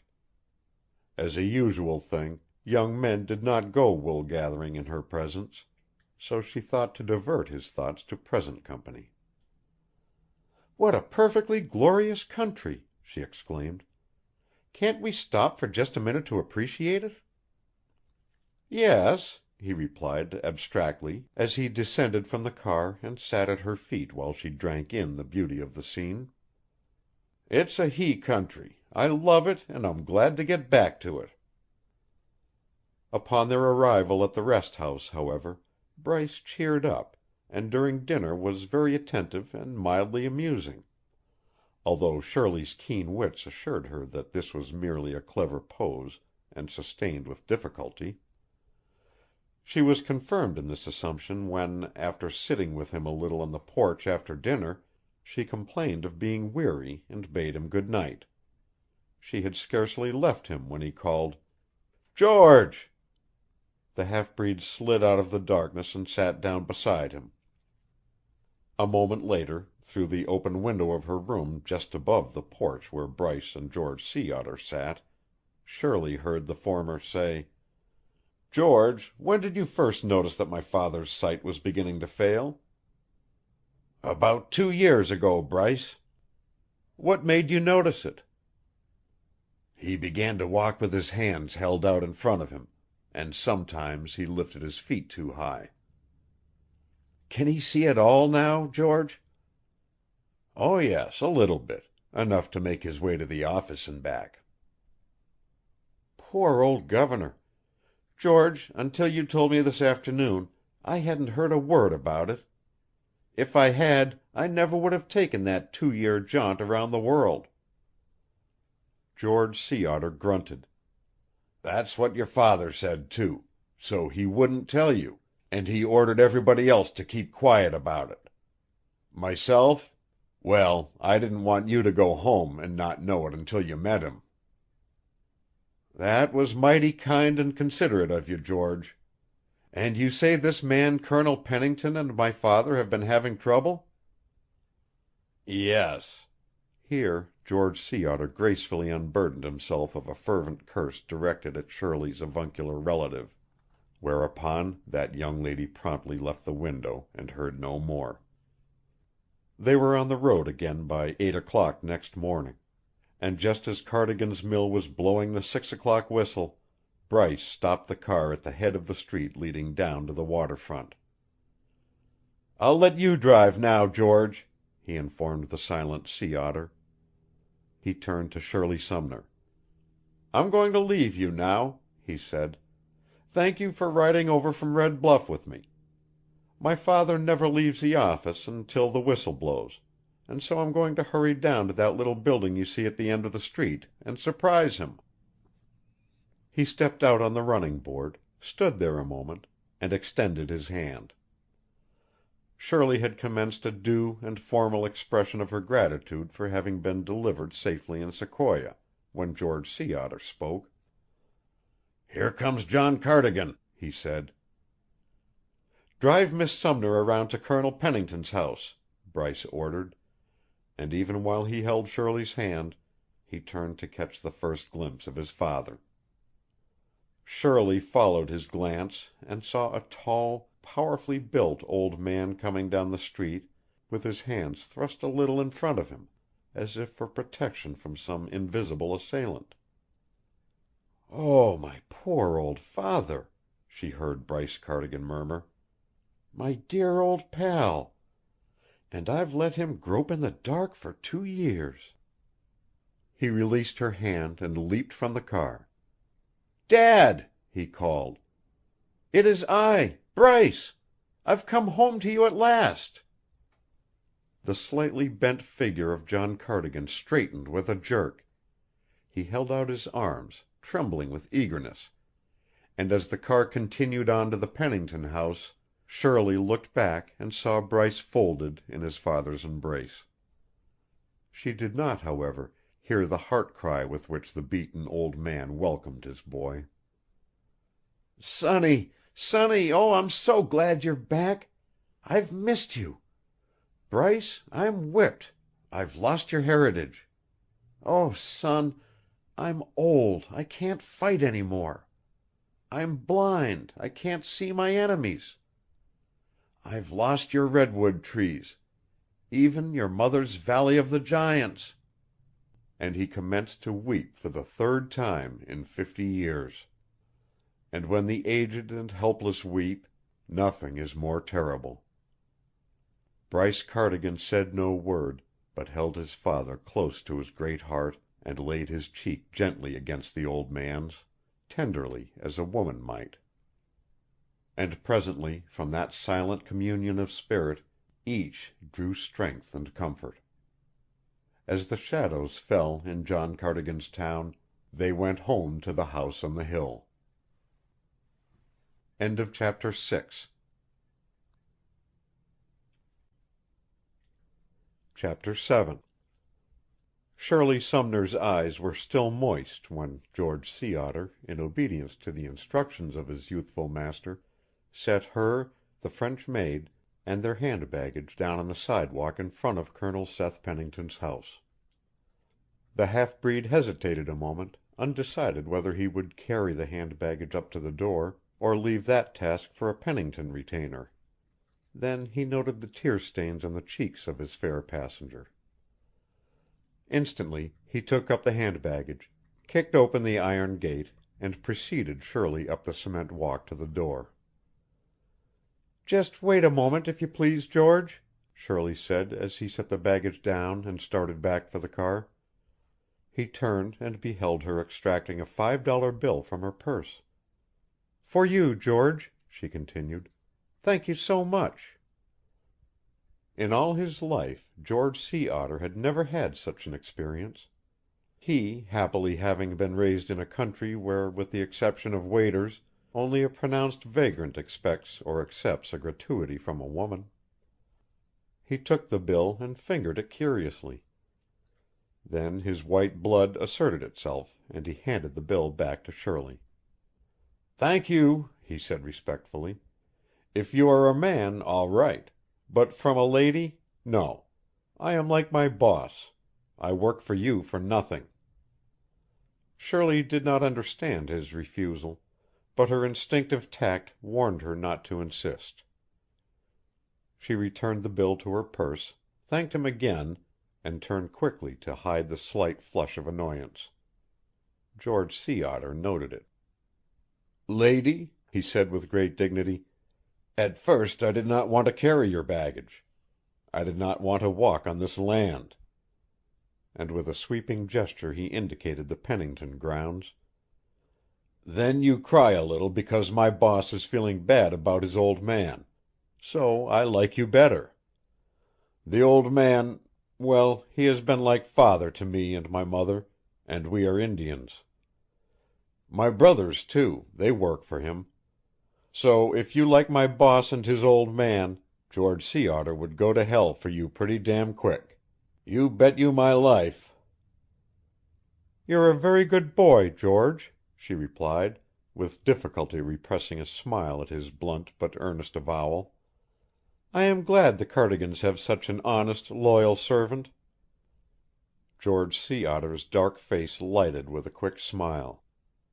"Now you pay me," he replied, and returned to the car. The door opened, and a Swedish maid stood in the entrance regarding her stolidly. "I'm Miss Sumner," Shirley informed her.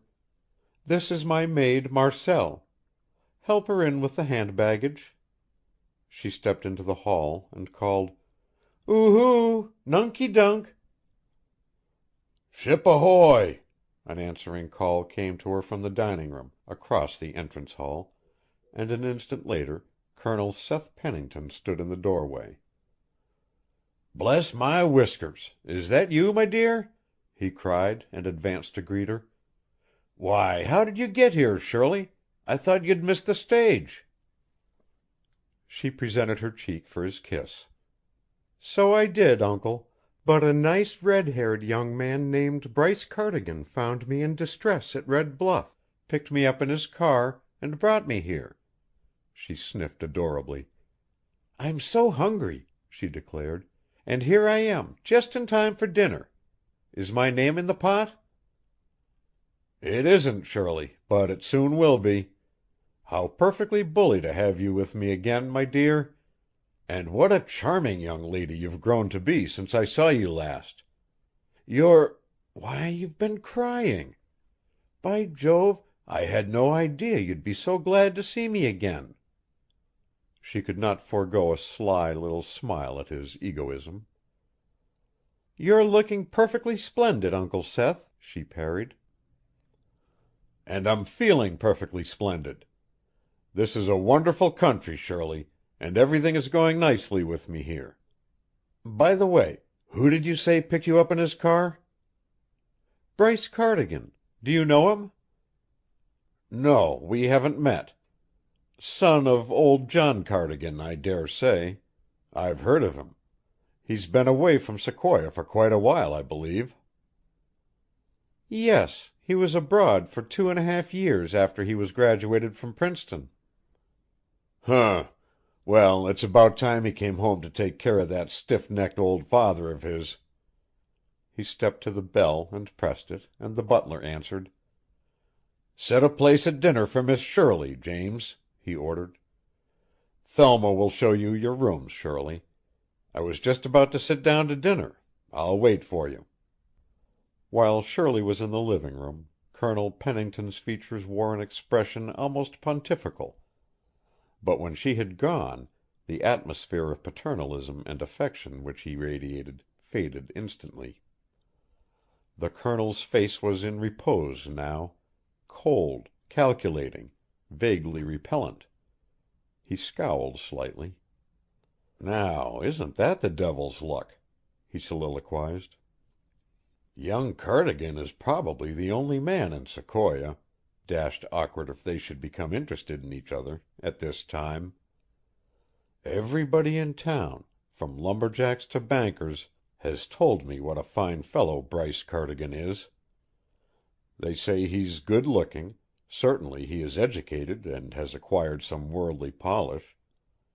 Just the kind of young fellow Shirley will find interesting and welcome company in a town like this. Many things can happen in a year, and it will be a year before I can smash the Cardigans. Damn it."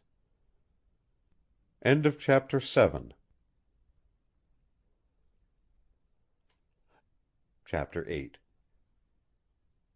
Along the well-remembered streets of Sequoia, Bryce Cardigan and his father walked arm in arm, their progress continuously interrupted by well-meaning but impulsive Sequoians, who insisted upon halting the pair to shake hands with Bryce and bid him welcome home.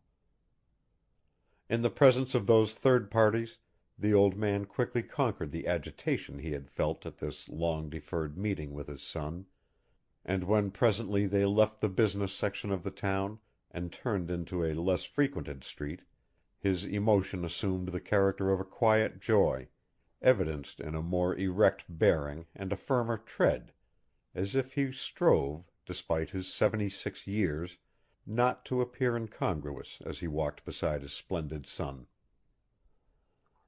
"I wish I could see you more clearly," he said presently.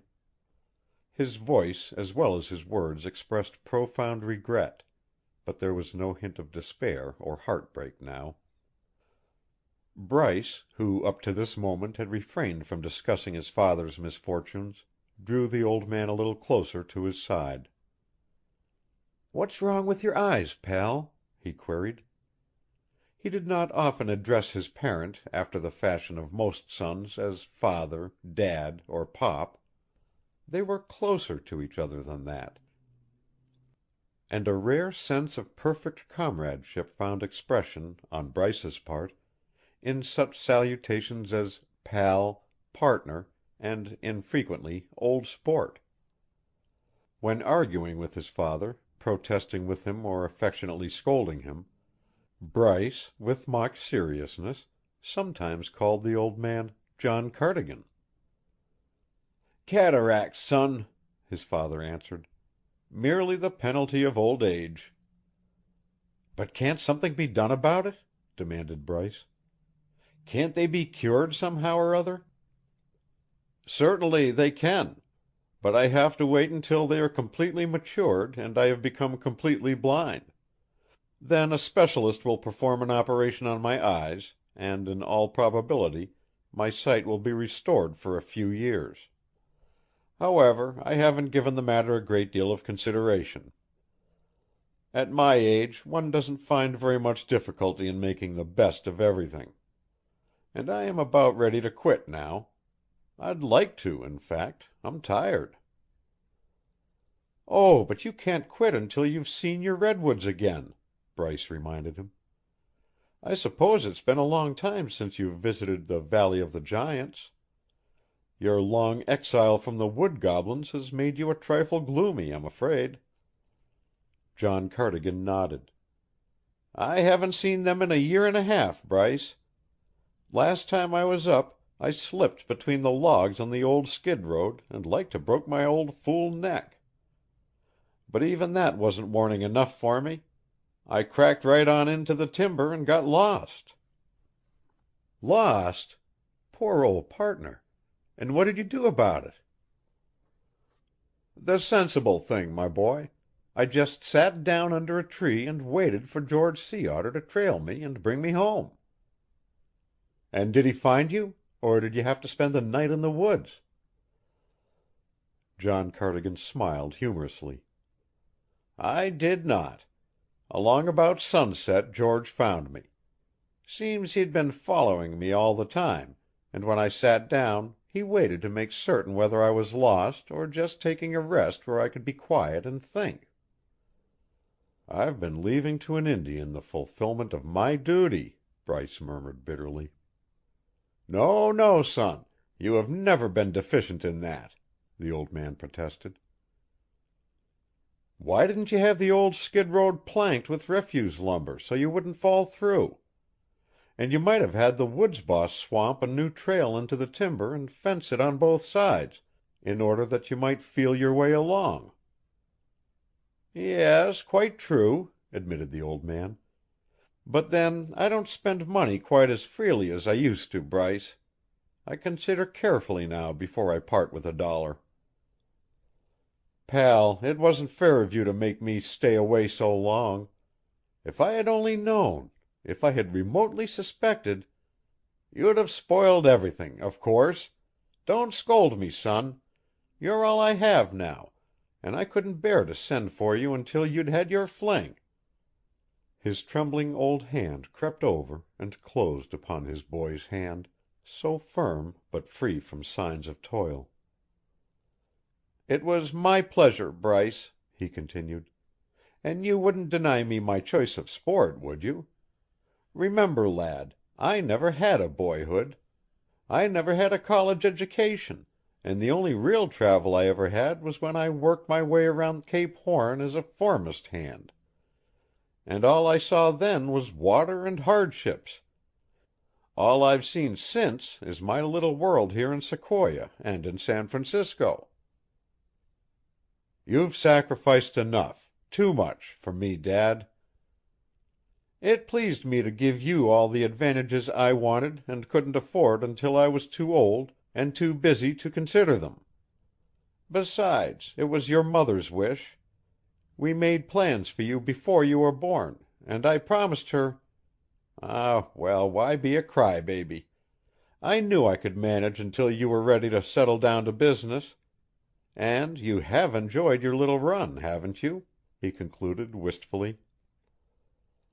"I have, Dad." Bryce's great hand closed over the back of his father's neck. He shook the old man with mock ferocity. "Stubborn old lumberjack!" he chided. John Cardigan shook with an inward chuckle, for the loving abuse his boy had formed a habit of heaping on him never failed to thrill him. Instinctively Bryce had realized that tonight obvious sympathy copiously expressed was not the medicine for his father's bruised spirit. Hence he elected to regard the latter's blindness as a mere temporary annoyance, something to be considered lightly, if at all. And it was typical of him now that the subject had been discussed briefly to resolve never to refer to it again. He released his hold on the old man's neck and tapped the latter's gray head lightly, while with his tongue he made hollow-sounding noises against the roof of his mouth. "Ha! I thought so," he declared. "After your 50-odd years in the lumber business, your head has become packed with sawdust." "Be serious and talk to me, Bryce." "I ought to send you to bed without your supper. Talk to you? You bet I'll talk to you, John Cardigan. And I'll tell you things, too, you scandalous bunco steerer. Tomorrow morning I'm going to put a pair of overalls on you, arm you with a tin can and a swab, and set you to greasing the skidways. Partner, you've deceived me." "Oh, nonsense. If I had whimpered, that would only have spoiled everything." "Nevertheless, you were forced to cable me to hurry home." "I summoned you the instant I realized I was going to need you." "No, you didn't, John Cardigan. You summoned me because, for the first time in your life, you were panicky and let yourself get out of hand." His father nodded slowly. "And you aren't over it yet," Bryce continued, his voice no longer bantering, but lowered affectionately. "What's the trouble, Dad? Trot out your old panic and let me inspect it. Trouble must be very real when it gets my father on the run." "It is, Bryce, very real indeed. As I remarked before, I've lost your heritage for you." He sighed. "I waited till you would be able to come home and settle down to business. Now you're home, and there isn't any business to settle down to." Bryce chuckled, for he was indeed far from being worried over business matters, his consideration now being entirely for his father's peace of mind. "All right," he retorted. "Father has lost his money and will have to let the servants go and give up the old home. That part of it is settled. And weak, anemic, tenderly nurtured little Bryce Cardigan must put his turkey on his back and go into the woods looking for a job as lumberjack. Busted, huh? Did I or did I not hear the 6 o'clock whistle blow at the mill? Bet you $1 I did." "Oh, I have title to everything yet." "How I do have to dig for good news! Then it appears we still have a business." "Indeed, we may always have a business, for the very fact that it is going but not quite gone implies a doubt as to its ultimate departure, and perhaps we may yet scheme a way to retain it." "Oh, my boy, when I think of my years of toil and scheming, of the big dreams I dreamed belay all. If we can save enough out of the wreck to ensure you your customary home comforts, I shan't cry, partner. I have a profession to fall back on. Yes, sirree. I own a sheepskin, and it says I'm an electrical and civil engineer." "What?" "I said it. An electrical and civil engineer. Slipped one over on you at college, John Cardigan, when all the time you thought I was having a good time. Thought I'd come home and surprise you." But It drives me wild to have a man sputter at me. I'm an electrical and civil engineer, I tell you, and my 2 years of travel have been spent studying the installation and construction of big plants abroad."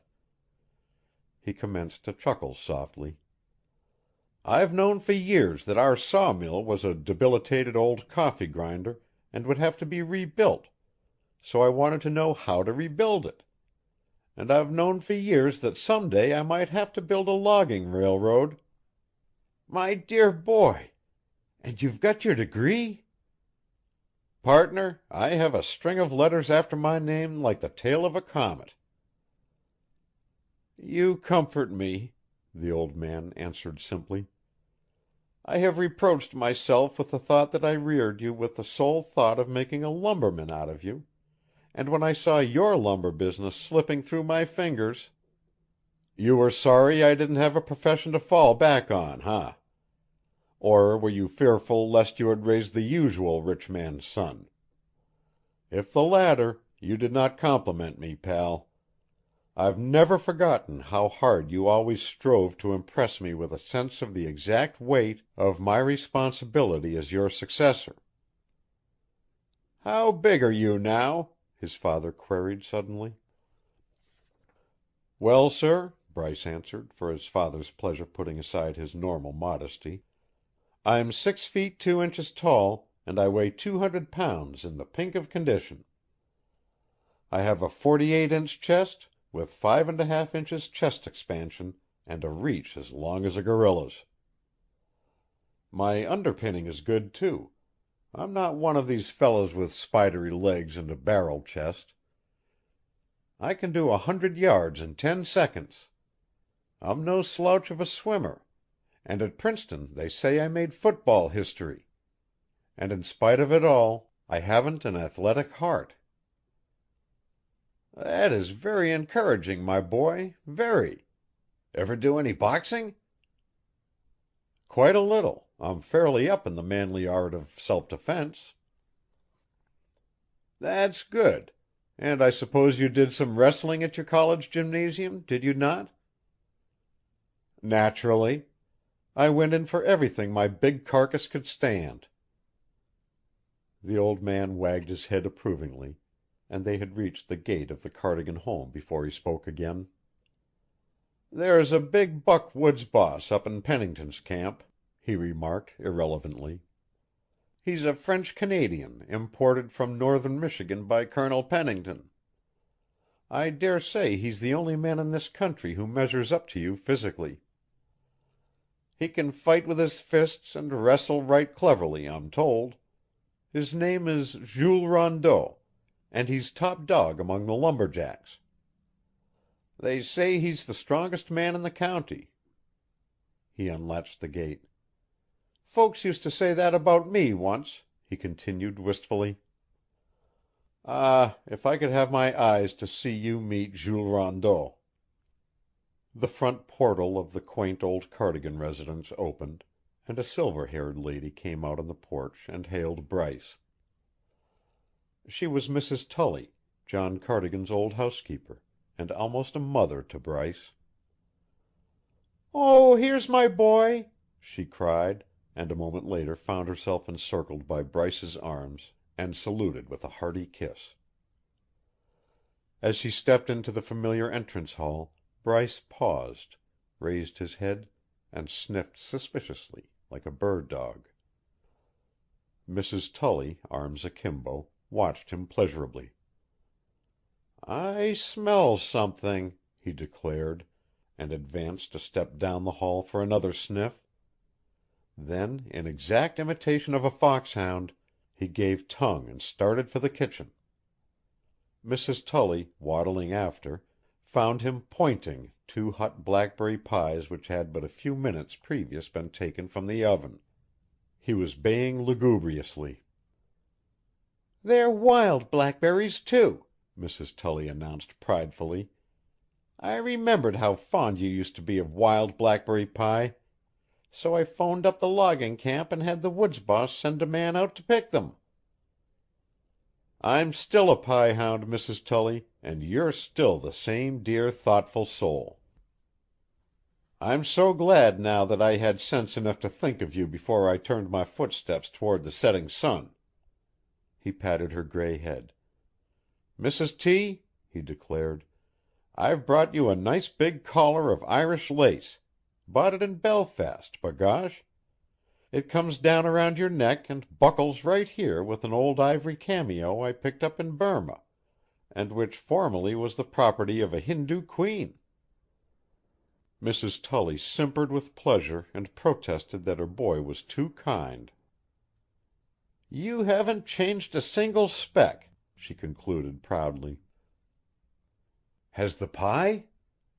I should say not. How many did you make? 2. May I have one all for myself, Mrs. Tully? Indeed you may, my dear. Thank you, but I do not want it for myself. Mrs. Tully, will you please wrap one of those wonderful pies in a napkin, and the instant George Sea Otter comes in with the car, tell him to take the pie over to Colonel Pennington's house and deliver it to Miss Sumner? There's a girl who doubtless thinks she has tasted pie in her day, and I want to prove to her that she hasn't. He selected a card from his card case, sat down, and wrote, Dear Miss Sumner, here is a priceless hot wild blackberry pie, especially manufactured in my honor. It is so good I wanted you to have some. In all your life you have never tasted anything like it. Sincerely, Bryce Cardigan. He handed the card to Mrs. Tully and repaired to his old room to remove the stains of travel before joining his father at dinner.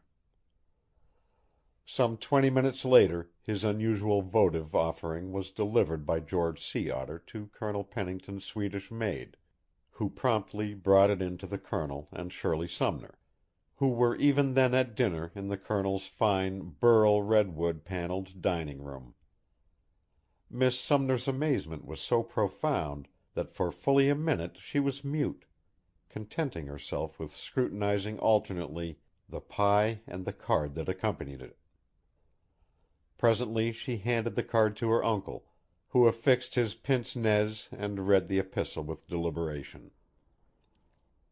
"Isn't this young Cardigan a truly remarkable young man, Shirley?" he declared. "Why, I have never heard of anything like his astounding action. If he had sent you over an armful of American Beauty roses from his father's old-fashioned garden, I could understand it. But an infernal blackberry pie? Good heavens!" "I told you he was different," she replied. To the Colonel's amazement, she did not appear at all amused. Colonel Pennington poked a fork through the delicate brown crust. "I wonder if it is really as good as he says it is, Shirley." "Of course. If it wasn't, he wouldn't have sent it." "How do you know?" "By intuition," she replied, and she cut into the pie and helped the Colonel to a quadrant of it. "That was a genuine hayseed faux pas," announced the Colonel a few moments later, as Shirley was pouring coffee from a samovar-shaped percolator in the library. "The idea of anybody who has enjoyed the advantages that fellow has, sending a hot blackberry pie to a girl he has just met." "Yes, the idea," she echoed. "I find it rather charming." "You mean amusing." "I said charming. Bryce Cardigan is a man with the heart and soul of a boy, and I think it was mighty sweet of him to share his pie with me. If he had sent roses, I should have suspected him of trying to rush me, but the fact that he sent a blackberry pie proves that he's just a natural, simple, sane, original citizen. Just the kind of person a girl can have for a dear friend without incurring the risk of having to marry him." "I repeat that this is most extraordinary." "Only because it is an unusual thing for a young man to do, although, after all, why shouldn't he send me a blackberry pie if he thought a blackberry pie would please me more than an armful of roses? Besides, he may send the roses tomorrow." "Most extraordinary," the Colonel reiterated. "What should one expect from such an extraordinary creature? He's an extraordinary fine-looking young man, with an extraordinary scowl and an extraordinary crinkly smile that is friendly and generous and free from masculine guile. Why, I think he's just the kind of man who would send a girl a blackberry pie." The Colonel noticed a calm little smile fringing her generous mouth. He wished he could tell by intuition what she was thinking about, and what effect a hot wild blackberry pie was ultimately to have upon the value of his minority holding in the Laguna Grande Lumber Company. Chapter 8.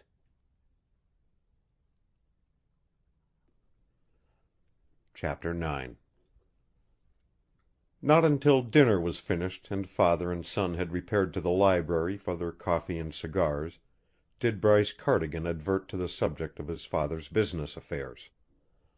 "Well, John Cardigan," he declared comfortably, "today is Friday. I'll spend Saturday and Sunday in sinful sloth and the renewal of old acquaintance, and on Monday I'll sit in at your desk and give you a long-deferred vacation. How about that program, pard?" "Our affairs are in such shape that they could not possibly be hurt or bettered, no matter who takes charge of them now," Cardigan replied bitterly. "We're about through. I waited too long and trusted too far, and now well, in a year we'll be out of business." "Suppose you start at the beginning and tell me everything right to the end. George Sea Otter informed me that you've been having trouble with this Johnny-come-lately, Colonel Pennington. Is he the man who has us where the hair is short?" The old man nodded. "The Squaw Creek timber deal, huh?" Bryce suggested. Again the old man nodded. "You wrote me all about that," Bryce continued. "You had him blocked whichever way he turned, so effectually blocked, in fact, that the only pleasure he has derived from his investment since is the knowledge that he owns 2,000 acres of timber with the exclusive rights to pay taxes on it, walk in it, look at it, and admire it. In fact, do everything except log it, mill it, and realize on his investment. It must make him feel like a bally jackass."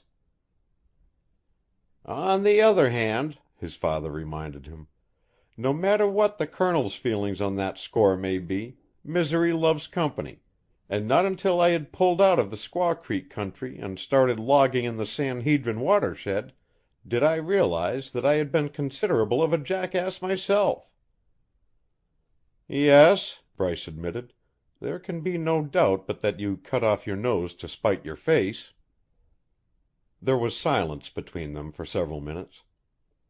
Bryce's thoughts harked back to that first season of logging in the San Hedrin, when the cloudburst had caught the river filled with Cardigan logs and whirled them down to the bay, to crash through the log boom at tidewater and continue out to the open sea.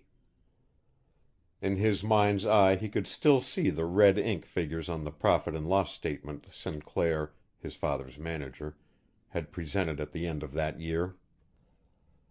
The old man appeared to divine the trend of his son's thoughts. "Yes, Bryce, that was a disastrous year," he declared. "The mere loss of the logs was a severe blow, but in addition I had to pay out quite a little money to settle with my customers. I was loaded up with low-priced orders that year, although I didn't expect to make any money. The orders were merely taken to keep the men employed. You understand, Bryce, I had a good crew, the finest in the country, and if I had shut down, my men would have scattered and well, you know how hard it is to get that kind of a crew together again. Besides, I had never failed my boys before, and I couldn't bear the thought of failing them then. Half the mills in the country were shut down at the time, and there was a lot of distress among the unemployed. I couldn't do it, Bryce." Bryce nodded. "And when you lost the logs, you couldn't fill those low-priced orders.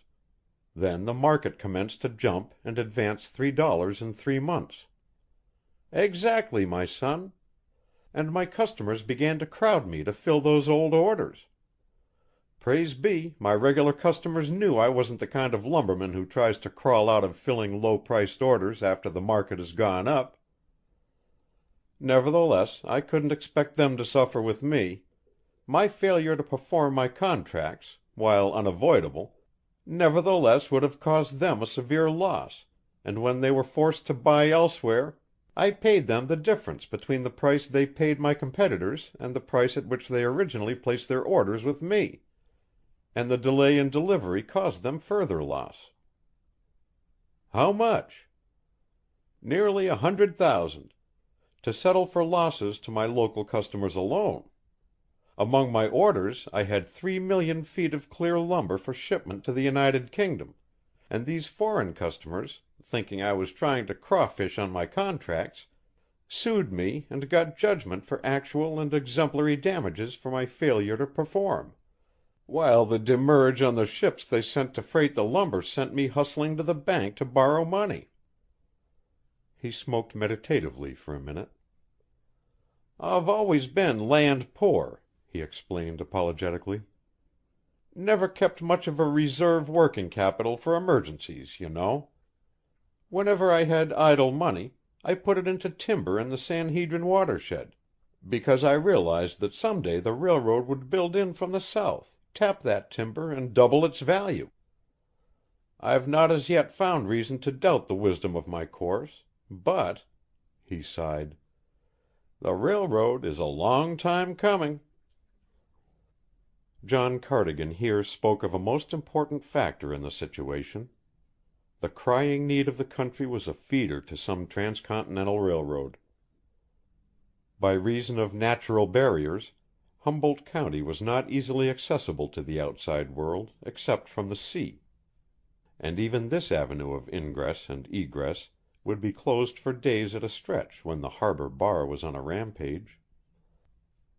With the exception of a strip of level, fertile land, perhaps 5 miles wide and 30 miles long, and contiguous to the seacoast, the heavily timbered mountains to the north, east, and south rendered the building of a railroad that would connect Humboldt County with the outside world a profoundly difficult and expensive task.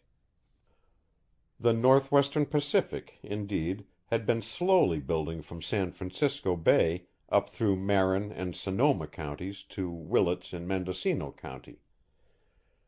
But there it had stuck to await that indefinite day when its finances, and the courage of its board of directors, should prove equal to the colossal task of continuing the road 200 miles through the mountains to Sequoia on Humboldt Bay. For 20 years the Humboldt pioneers had lived in hope of this. But eventually they had died in despair, or were in process of doing so. "Don't worry, Dad, it'll come," Bryce assured his father. "It's bound to." "Yes, but not in my day. And when it comes, a stranger may own your San Hedrin timber and reap the reward of my lifetime of labor." Again a silence fell between them, broken presently by the old man. "That was a mistake, logging in the San Hedrin," he observed. "I had my lesson that first year, but I didn't heed it. If I had abandoned my camps there, pocketed my pride, paid Colonel Pennington $2 for his Squaw Creek timber, and rebuilt my old logging road, I would have been safe today. But I was stubborn. I'd played the game so long, you know, I didn't want to let that man Pennington outgame me. So I tackled the San Hedrin again. We put 30,000,000 feet of logs into the river that year, and when the freshet came, McTavish managed to make a fairly successful drive. But he was all winter on the job, and when spring came and the men went into the woods again, they had to leave nearly 1,000,000 feet of heavy butt logs permanently stranded in the slack water along the banks, while perhaps another 1,000,000 feet of lighter logs had been lifted out of the channel by the overflow and left high and dry when the water receded. There they were, Bryce, scattered up and down the river, far from the cables and logging donkeys, the only power we could use to get those monsters back into the river again, and I was forced to decide whether they should be abandoned or split during the summer into railroad ties, posts, pickets, and shakes, commodities for which there was very little call at the time, and in which, even when sold, there could be no profit after deducting the cost of the 20-mile wagon haul to Sequoia, and the water freight from Sequoia to market. So I abandoned them. "I remember that phase of it, partner." To log it the third year only meant that more of those heavy logs would jam and spell more loss. Besides, there was always danger of another cloudburst which would put me out of business completely, and I couldn't afford the risk." "That was the time you should have offered Colonel Pennington a handsome profit on his Squaw Creek timber, pal." "If my hindsight was as good as my foresight, and I had my eyesight, I wouldn't be in this dilemma at all," the old man retorted briskly. "It's hard to teach an old dog new tricks, and besides, I was obsessed with the need of protecting your heritage from attack in any direction." John Cardigan straightened up in his chair and laid the tip of his right index finger in the center of the palm of his left hand. "Here was the situation, Bryce. The center of my palm represents Sequoia. The end of my fingers represents the San Hedrin timber 20 miles south. Now, if the railroad built in from the south, you would win. But if it built in from Grant's Pass, Oregon, on the north from the base of my hand, the terminus of the line would be Sequoia, 20 miles from your timber in the San Hedrin watershed." Bryce nodded. "In which event," he replied, "we would be in much the same position with our San Hedrin timber as Colonel Pennington is with his Squaw Creek timber. We would have the comforting knowledge that we owned it and paid taxes on it, but couldn't do a dad-burned thing with it." "Right you are. The thing to do, then, as I viewed the situation, Bryce, was to acquire a body of timber north of Sequoia and be prepared for either eventuality. And this I did." Silence again descended upon them, and Bryce, gazing into the open fireplace, recalled an event in that period of his father's activities. Old Bill Henderson had come up to their house to dinner one night, and quite suddenly, in the midst of his soup, the old fox had glared across at his host and bellowed, "John, I hear you've bought 6,000 acres up in Township 9. John Cardigan had merely nodded, and Henderson had continued, "Going to log it or hold it for investment?" "It was a good buy," Cardigan had replied enigmatically. "So I thought I'd better take it at the price. I suppose Bryce will log it some day." "Then I wish Bryce wasn't such a boy, John. See here now, neighbor, I'll fess up. I took that money Pennington gave me for my Squaw Creek timber and put it back into redwood in Township 9, slam bang up against your holdings there. John, I'd build a mill on Tidewater if you'd sell me a site, and I'd log my timber if—" "I'll sell you a mill site, Bill, and I won't stab you to the heart either. Consider that settled." "That's bully, John, but still you only dispose a part of my troubles. There's 12 miles of logging road to build to get my logs to the mill, and I haven't enough ready money to make the grade. Better throw in with me, John, and we'll build the road and operate it for our joint interest." "I'll not throw in with you, Bill, at my time of life. I don't want to have the worry of building, maintaining, and operating 12 miles of private railroad. But I'll loan you, without security—" "You'll have to take an unsecured note, John. Everything I've got is hocked." "The money you need to build and equip the road," finished Cardigan. "In return, you are to shoulder all the grief and worry of the road and give me a 10-year contract at $1.50 per 1,000 feet, to haul my logs down to Tidewater with your own. My minimum haul will be 25 million feet annually, and my maximum 50 million." "Sold!" cried Henderson. And it was even so. Bryce came out of his reverie. "And now?" he queried of his father. "I mortgaged the San Hedrin timber in the south to buy the timber in the north, my son. Then, after I commenced logging in my new holdings, came several long, lean years of famine. I stuck it out, hoping for a change for the better. I couldn't bear to close down my mill and logging camps, for the reason that I could stand the loss far more readily than the men who worked for me and depended upon me. But the market dragged in the doldrums, and Bill Henderson died, and his boys got discouraged, and a sudden flash of inspiration illumined Bryce Cardigan's brain. "And they sold out to Colonel Pennington," he cried. "Exactly. The Colonel took over my contract with Henderson's company, along with the other assets, and it was incumbent upon him, as assignee, to fulfill the contract. For the past 2 years the market for redwood has been most gratifying, and if I could only have gotten a maximum supply of logs over Pennington's road, I'd have worked out of the hole, but he manages to hold you to a minimum annual haul of 25 million feet, huh?" John Cardigan nodded. "He claims he's short of rolling stock, that wrecks and fires have embarrassed the road. He can always find excuses for failing to spot in logging trucks for Cardigan's logs. Bill Henderson never played the game that way. He gave me what I wanted and never held me to the minimum haulage when I was prepared to give him the maximum." "What does Colonel Pennington want, pard?" "He wants," said John Cardigan slowly, "my Valley of the Giants, and a right of way through my land from the valley to a log dump on Deepwater." "And you refused him?" "Naturally. You know my ideas on that big timber." His old head sank low on his breast. "Folks call them Cardigan's redwoods now," he murmured. "Cardigan's redwoods, and Pennington would cut them. Oh, Bryce, the man hasn't a soul."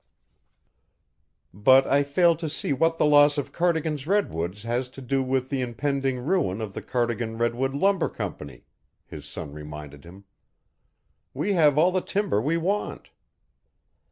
"My 10-year contract has but 1 more year to run, and recently I tried to get Pennington to renew it. He was very nice and sociable, but he named me a freight rate, for a renewal of the contract for 5 years, of $3 per 1,000 feet. That rate is prohibitive and puts us out of business." "Not necessarily," Bryce returned evenly. "How about the State Railroad Commission? Hasn't it got something to say about rates?" "Yes, on common carriers. But Pennington's load is a private logging road. My contract will expire next year, and it is not incumbent upon Pennington to renew it. And one can't operate a sawmill without logs, you know."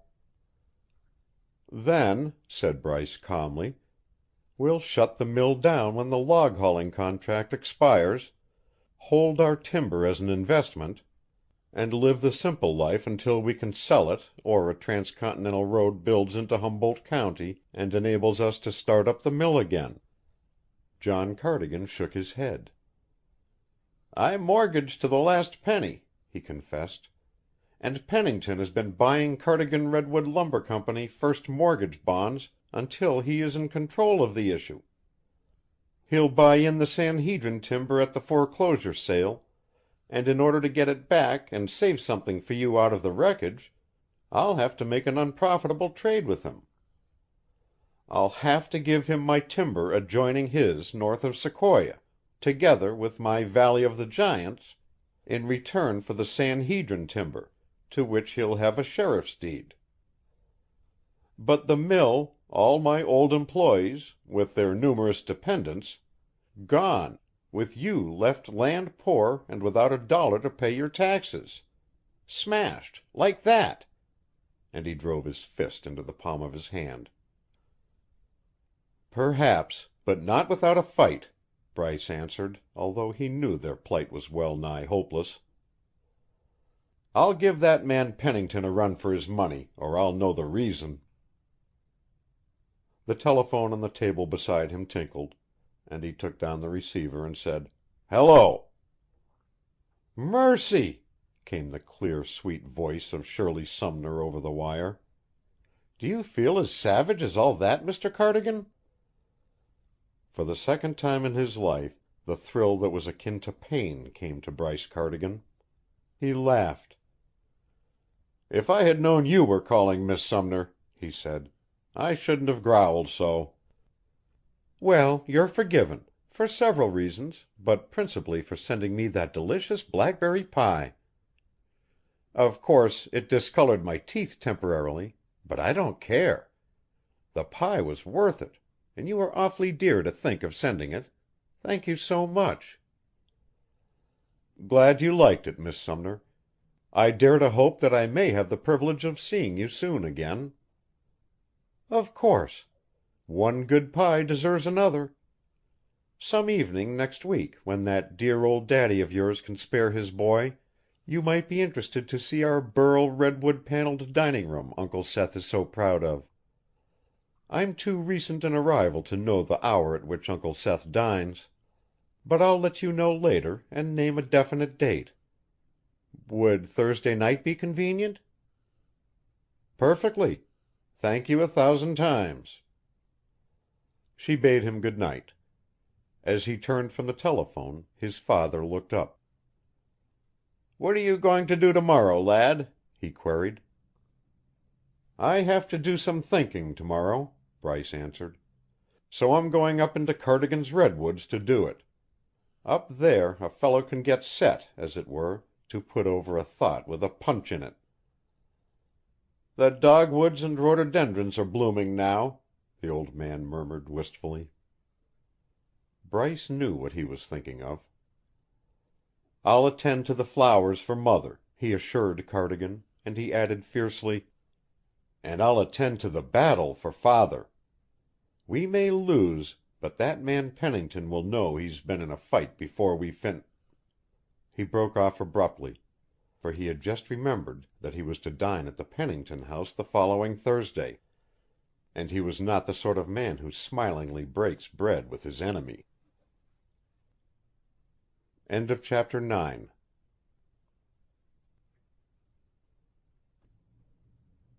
Chapter 10.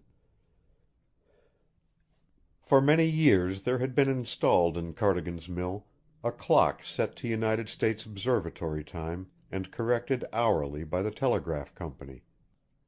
It was the only clock of its kind in Sequoia, hence folk set their watches by it, or rather by the whistle on Cardigan's mill. With a due appreciation of the important function of this clock toward his fellow citizens, old Zeb Curry, the chief engineer and a stickler for being on time, was most meticulous in his whistle blowing.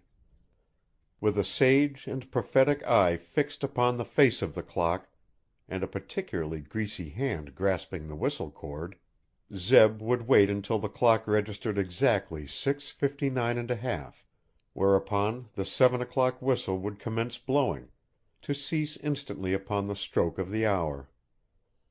It was old Zeb's pride and boast that with a single exception, during the 16 years the clock had been in service, no man could say that Zeb had been more than a second late or early with his whistle blowing.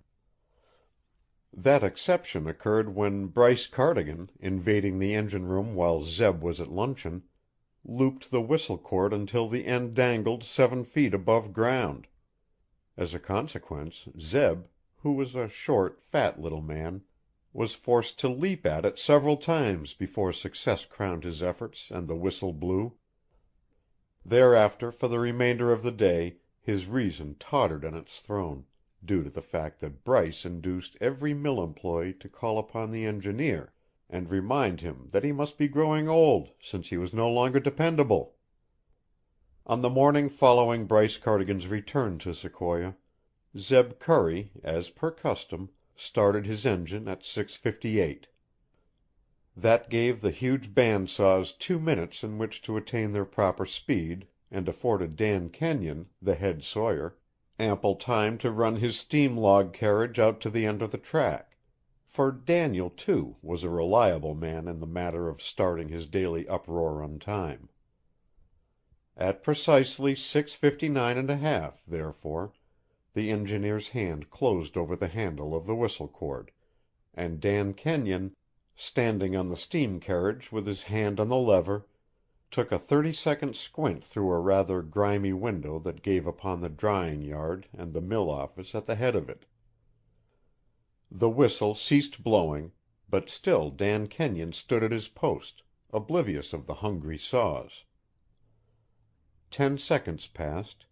Then Zeb Curry, immeasurably scandalized at Daniel's tardiness, tooted the whistle sharply twice, whereupon Dan woke up, threw over the lever, and walked his log up to the saw. For the next 5 hours Zeb Curry had no opportunity to discuss the matter with the head sawyer. After blowing the 12 o'clock whistle, however, he hurried over to the dining hall, where the mill hands already lined the benches, shoveling food into their mouths as only a lumberman or a miner can. Dan Kenyon sat at the head of the table in the place of honor sacred to the head sawyer, and when his mouth would permit of some activity other than mastication, Zeb Curry caught his eye.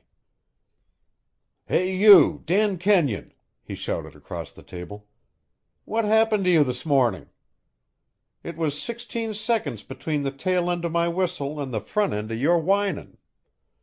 First thing you know, you'll be getting so slack and careless like, some other man'll be riding that log carriage of yourn." "I was struck dumb," Dan Kenyon replied. "I just stood there like one of these here graven images. Last night on my way home from work I heard the young fellow was back.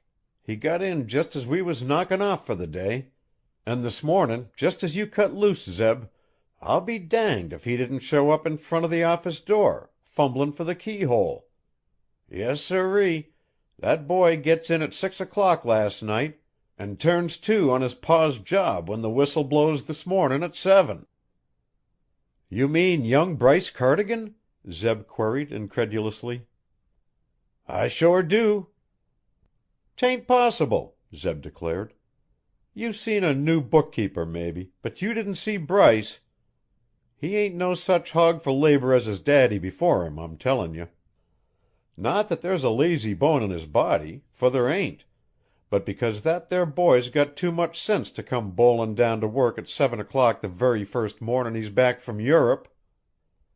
"I'm layin' you 10 to 1 I seen him," Dan replied defiantly. "And what's more, I'll bet a good cigar, a 10-center straight, the boy don't leave till 6 o'clock tonight." "You're on," answered the chief engineer. "Them's lumberjack hours, man. From 7 till 6 means work, and only fools and husses keeps them hours." The head sawyer leaned across the table and pounded with the handle of his knife until he had the attention of all present. "I'm a goin' to tell you young fellers somethin'," he announced. "Ever since the old boss got so he couldn't look after his business with his own eyes, things has been goin' to blazes round this sawmill, but they ain't a goin' to no more. How do I know? Well, I'll tell you. All this forenoon I kept my eye on the office door. I can see it through a mill winder. And I'm tellin' you the old boss didn't show up till 10 o'clock, which the old man ain't never been a 10 o'clock business man at no time. Don't that prove the boy's took his place?" Confused murmurs of affirmation and negation ran up and down the long table. Dan tapped with his knife again. "You hear me," he warned. 30 year I've been ridin' John Cardigan's log carriages.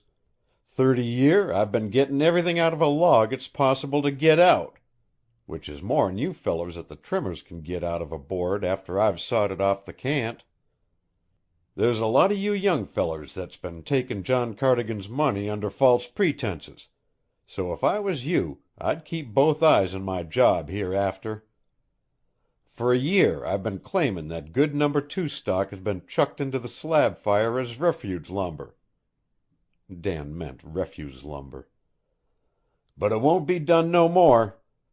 The raftsman tells me he's seen Bryce down at the end of the conveyin' belt givin' that refuge the once over, so step easy." "What does young Cardigan know about runnin' a sawmill?" a planer man demanded bluntly. "They tell me he's been away to college and travelin' the past 6 years." "Wal," drawled the head sawyer, You get to talking with him some day and see how much he knows about running a sawmill. What he knows will surprise you. Yes, indeed, you'll find he knows considerable.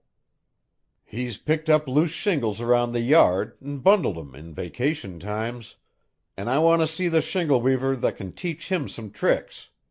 Also, I've had him come up on the steam carriage more'n once and saw up logs, while at times I've seen him put in a week or two on the sortin' table. In a pinch, with a lot of vessels loadin' here at the dock and the skippers raisin' Kyne because they wasn't gettin' their cargo fast enough, I've seen him work nights and Sundays tallyin' with the best of 'em. Believe me, that boy can grade lumber. And I'll tell you something else, Zeb Curry cut in. If the new boss ever tells you to do a thing his way, you do it and don't argue none as to whether he knows more about it than you do or not. A whole lot of Dagos and Bohunks that's come into the woods since the Bluenoses and Canucks and Wild Irish went out had better keep your eyes open, Dan Kenyon warned sagely. There ain't none of you any better'n you ought to be, and things have been pretty darned slack around Cardigan's mill since the old man went blind. But you watch out. There's a change due. Bryce Cardigan is his father's son. He'll do things. Which he's big enough to throw a bear uphill by the tail, Zeb Curry added. And you fellers all know how much tail a bear has. Every mornin' for 30 years, 'ceptin' when he was shut down for repairs, Dan continued. I've looked through that winder when John Cardigan wasn't away from Sequoia to watch him git to his office on time. He's there when the whistle blows, clear up to the time his eyes go back on him, and then he arrives late once or twice on account of havin' to go careful. This mornin', for the first time in 50 year, he stays in bed. But his son has the key in the office door when the whistle blows, and Dan Kenyon paused abruptly. The hum of conversation ceased, and silence fell upon the room as Bryce Cardigan strolled in the door, nodded to the men, and slid in on the bench to a seat beside the head sawyer.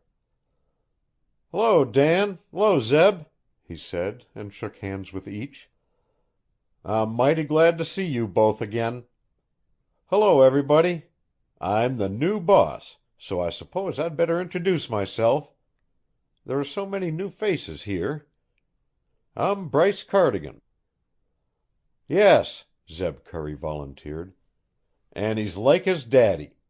He ain't ashamed to work with his men, and he ain't ashamed to eat with his men, neither. Glad you're back with us again, boy, mighty glad. Dan here, he's getting slacker'n an old squaw with his work and needs somebody to jerk him up, while the rest of these here—" "I noticed that about Dan," Bryce interrupted craftily. "He's slowing up, Zeb. He must have been 15 seconds late this morning. Or perhaps," he added, "you were 15 seconds earlier than the clock." Dan grinned, and Bryce went on seriously. "I'm afraid you're getting too old to ride the log carriage, Dan. You've been at it a long time, so, with the utmost good will in the world toward you, you're fired. I might as well tell you now. You know me, Dan. I always did dislike beating about the bush." "Fired?" Dan Kenyon's eyes popped with amazement and horror. "Fired? After 30 years?" he croaked. "Fired." There was unmistakable finality in Bryce's tones. "You're hired again, however, at a higher salary, as mill superintendent. You can get away with that job, can't you, Dan? In fact," he added, without waiting for the overjoyed Dan to answer him, "you've got to get away with it, because I discharged the mill superintendent I found on the job when I got down here this morning. He's been letting too many profits go into the slab fire. In fact, the entire plant has gone to glory.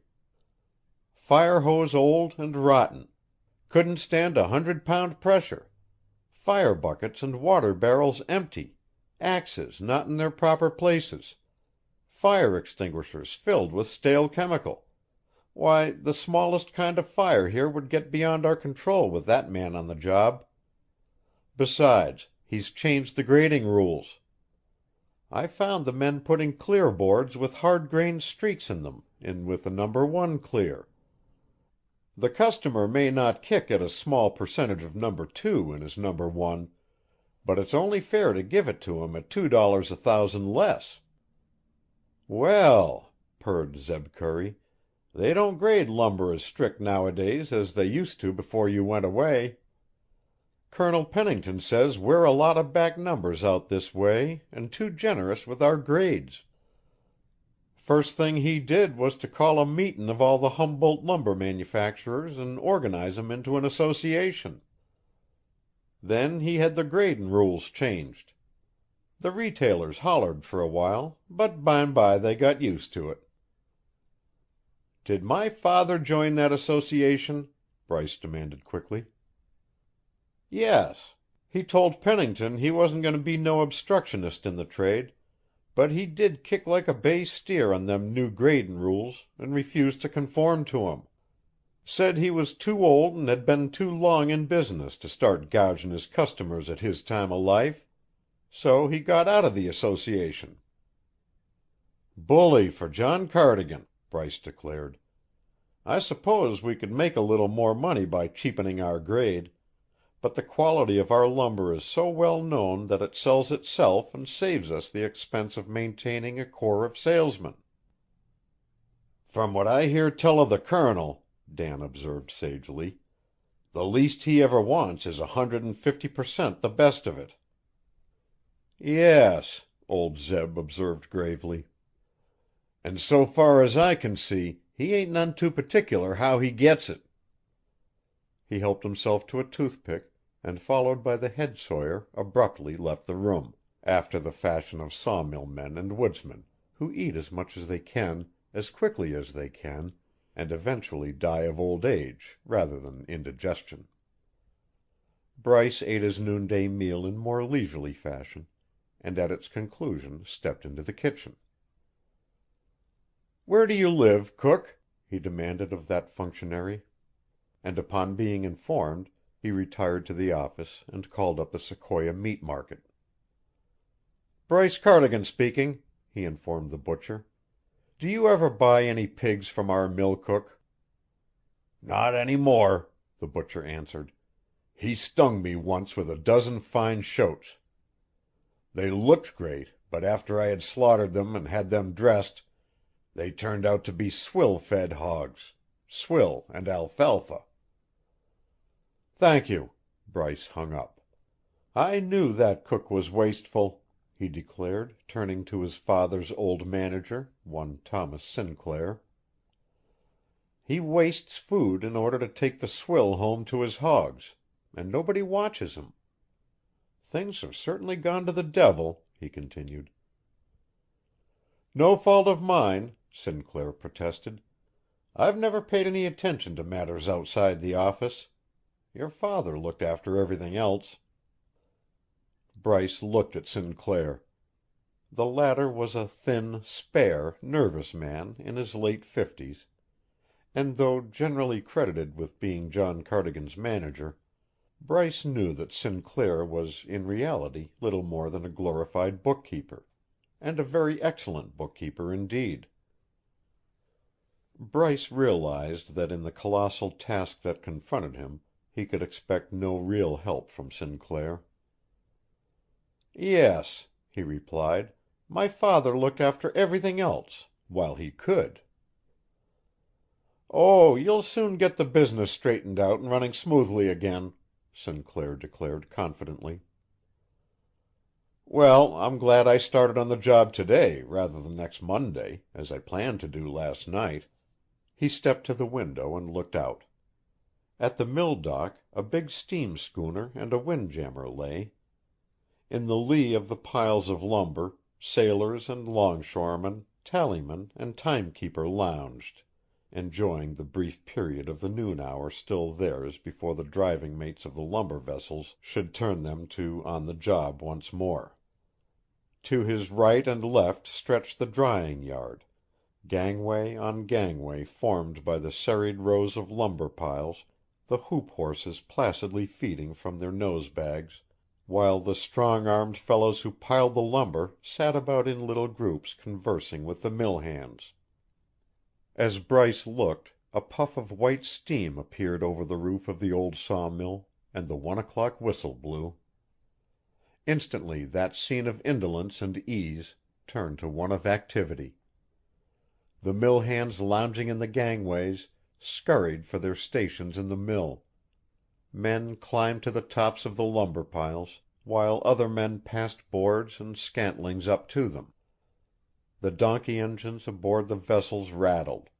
The cargo gaffs of the steam schooner swung outward, and a moment later 2 great sling loads of newly sawed lumber rose in the air, swung inward, and descended to the steamer's decks. All about Bryce were scenes of activity, of human endeavor, and to him in that moment came the thought, "My father brought all this to pass, and now the task of continuing it is mine. All those men who earn a living in Cardigan's mill and on Cardigan's dock, those sailors who sail the ships that carry Cardigan's lumber into the distant marts of men, are dependent upon me, and my father used to tell me not to fail them. Must my father have wrought all this in vain? And must I stand by and see all this go to satisfy the overwhelming ambition of a stranger?" His big hands clenched. "No," he growled savagely. "If I stick around this office a minute longer, I'll go crazy," Bryce snarled then.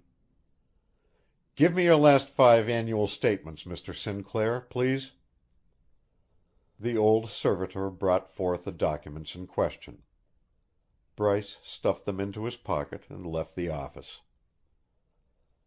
3/4 of an hour later he entered the little amphitheater in the Valley of the Giants, and paused with an expression of dismay. One of the giants had fallen and lay stretched across the little clearing. In its descent it had demolished the little white stone over his mother's grave, and had driven the fragments of the stone deep into the earth. The tremendous brown butt quite ruined the appearance of the amphitheater by reason of the fact that it constituted a barrier some 15 feet high and of equal thickness athwart the center of the clearing, with fully 3/4 of the length of the tree lost to sight where the fallen monarch had weighed between its more fortunate fellows. The fact that the tree was down, however, was secondary to the fact that neither wind nor lightning had brought it low, but rather the impious hand of man. For the great jagged stump showed all too plainly the marks of cross-cut saw and axe. A pile of chips 4 feet deep littered the ground. For fully a minute Bryce stood dumbly gazing upon the sacrilege before his rage and horror found vent in words. "An enemy has done this thing," he cried aloud to the wood goblins. "And over her grave." Presently, smothering his emotion, he walked the length of the dead giant, and where the top tapered off to a size that would permit of his stepping across it, he retraced his steps to the other side of the tree until he had reached a point some 50 feet from the butt, when the vandal's reason for felling the monster became apparent. It was a burl tree. At the point where Bryce paused, a malignant growth had developed on the trunk of the tree, for all the world like a tremendous wart. This was the burl, so prized for table-tops and paneling because of the fact that the twisted, wavy, helter-skelter grain lends to the wood an extraordinary beauty when polished. Bryce noted that the work of removing this excrescence had been accomplished very neatly. With a cross-cut saw the growth, perhaps 10 feet in diameter, had been neatly sliced off much as a housewife cuts slice after slice from a loaf of bread. He guessed that these slices, practically circular in shape, had been rolled out of the woods to some conveyance waiting to receive them. What Bryce could not understand, however, was the stupid brutality of the raiders in felling the tree merely for that section of burl. By permitting the tree to stand and merely building a staging up to the burl, the latter could have been removed without vital injury to the tree, whereas, by destroying the tree, the wretches had evidenced all too clearly to Bryce a wanton desire to add insult to injury. Bryce inspected the scars on the stump carefully. They were weather-stained to such an extent that to his experienced eye it was evident the outrage had been committed more than a year previously. And the winter rains, not to mention the spring growth of grasses and underbrush, had effectually destroyed all trace of the trail taken by the vandals with their booty. "Poor old Dad," he murmured. "I'm glad now he has been unable to get up here and see this. It would have broken his heart. I'll have this tree made into fence posts, and the stump dynamited and removed this summer. After he is operated on and gets back his sight, he will come up here, and he must never know. Perhaps he will have forgotten how many trees stood in this circle, and I'll fill in the hole left by the stump and plant some manzanita there to hide the—" He paused. Peeping out from under a chip among the litter at his feet was the mouldy corner of a white envelope. In an instant Bryce had it in his hand. The envelope was dirty and weather-beaten, but to a certain extent the redwood chips under which it had lain hidden had served to protect it, and the writing on the face was still legible. The envelope was empty and addressed to Jules Rondeau, care of the Laguna Grande Lumber Company, Sequoia, California. Bryce read and reread that address. "Rondeau," he muttered. "Jules Rondeau. I've heard that name before. Ah, yes. Dad spoke of him last night. He's Pennington's woods boss." He paused. An enemy had done this thing, and in all the world John Cardigan had but one enemy, Colonel Seth Pennington. Had Pennington sent his woods boss to do this dirty work out of sheer spite? Hardly. The section of burl was gone, and this argued that the question of spite had been purely a matter of secondary consideration. Evidently, Bryce reasoned, someone had desired that burl redwood greatly, and that someone had not been Jules Rondeau, since a woods boss would not be likely to spend 5 minutes of his leisure time in consideration of the beauties of a burl tabletop or panel. Hence, if Rondeau had superintended the task of felling the tree, it must have been at the behest of a superior. And since a woods boss acknowledges no superior save the creator of the payroll, the recipient of that stolen burl must have been Colonel Pennington. Suddenly he thrilled. If Jules Rondeau had stolen that burl to present it to Colonel Pennington, his employer, then the finished article must be in Pennington's home, and Bryce had been invited to that home for dinner the following Thursday by the Colonel's niece. "I'll go after all," he told himself. "I'll go, and I'll see what I shall see." He was too wrought up now to sit calmly down in the peace and quietude of the giants and digest the annual report Sinclair had given him. He hastened back to the mill office and sought Sinclair. "At what hour does the logging train leave the Laguna Grande Lumber Company's yard for our log landing in Township 9?" he demanded. "8 a.m. and 1 p.m. daily, Bryce." "Have you any maps of the holdings of Pennington and ourselves in that district?" "Yes." "Let me have them, please. I know the topography of that district perfectly, but I am not familiar with the holdings in and around ours." Sinclair gave him the maps, and Bryce retired to his father's private office and gave himself up to a study of them. Chapter 10.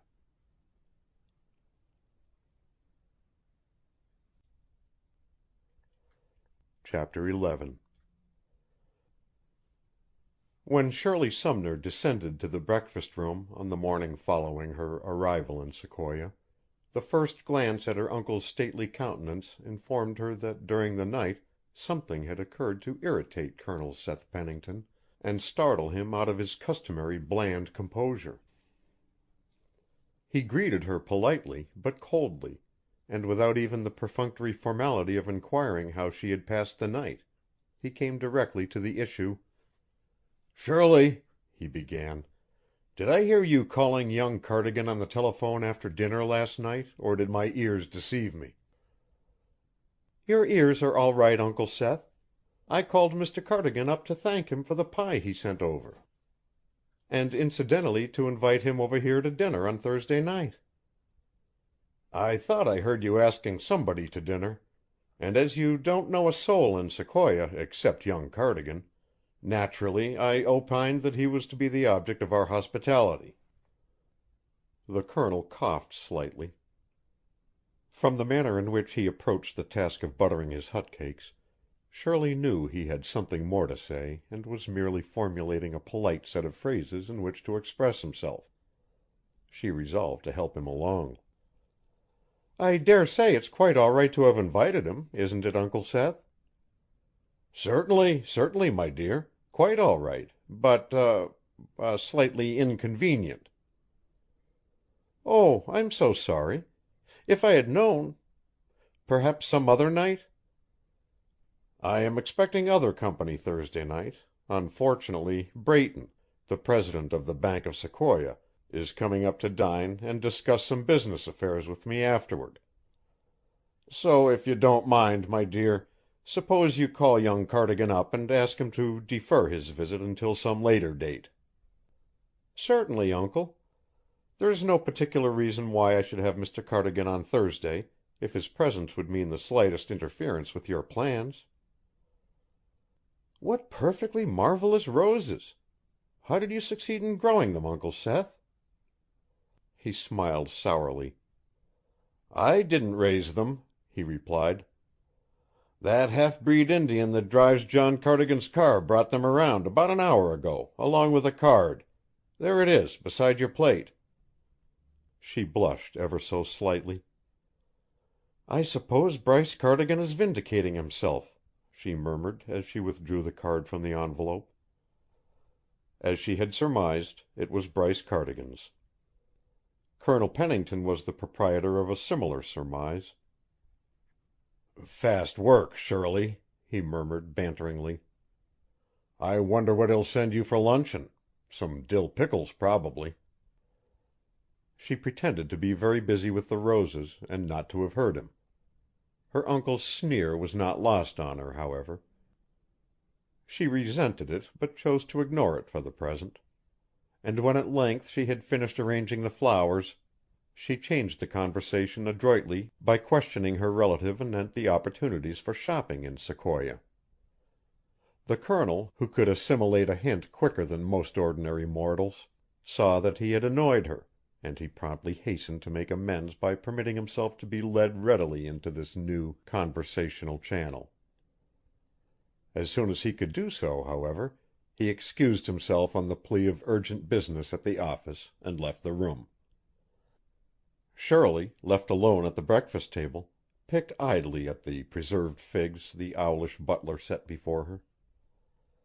Vaguely she wondered at her uncle's apparent hostility to the Cardigans. She was as vaguely troubled in the knowledge that until she should succeed in eradicating this hostility, it must inevitably act as a bar to the further progress of her friendship with Bryce Cardigan. And she told herself she did not want to lose that friendship. She wasn't the least bit in love with him, albeit she realized he was rather lovable. The delight which she had experienced in his society lay in the fact that he was absolutely different from any other man she had met. His simplicity, his utter lack of swank, his directness, His good nature and dry sense of humor made him shine luminously in comparison with the worldly, rather artificial young men she had previously met, young men who said and did only those things which time, tradition, and hallowed memory assured them were done by the right sort of people. Shirley had a suspicion that Bryce Cardigan could, and would, swear like a pirate should his temper be aroused and the circumstances appear to warrant letting off steam. Also, she liked him because he was imaginative, because he saw and sensed and properly understood without a diagram or a blueprint. And lastly, he was a good, devoted son and was susceptible of development into a congenial and wholly acceptable comrade to a young lady absolutely lacking in other means of amusement. She finished her breakfast in thoughtful silence. Then she went to the telephone and called up Bryce at his home. Mrs. Tully, all aflutter with curiosity, was quite insistent that Shirley should leave her name and telephone number, but failing to carry her point, consented to inform the latter that Mr. Bryce was at the office. She gave Shirley the telephone number. When the girl called the Cardigan Redwood Lumber Company, Bryce answered.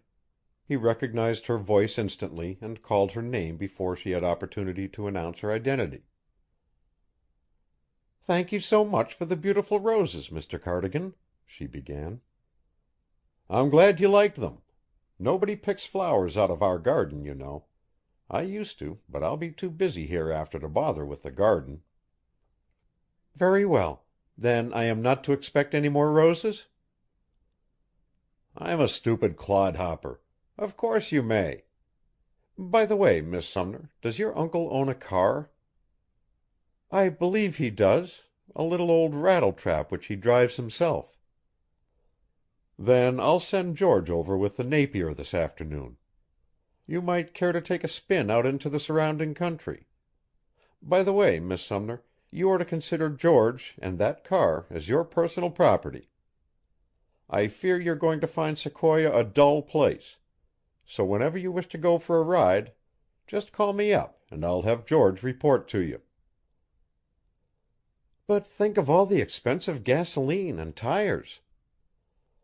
"Oh, but you mustn't look at things from that angle after you cross the Rocky Mountains on your way west. Moreover, mine is the only real car in the country, and I know you like it. What are you going to do this afternoon?" "I don't know. I haven't thought that far ahead." "For some real sport I would suggest that you motor up to Laguna Grande.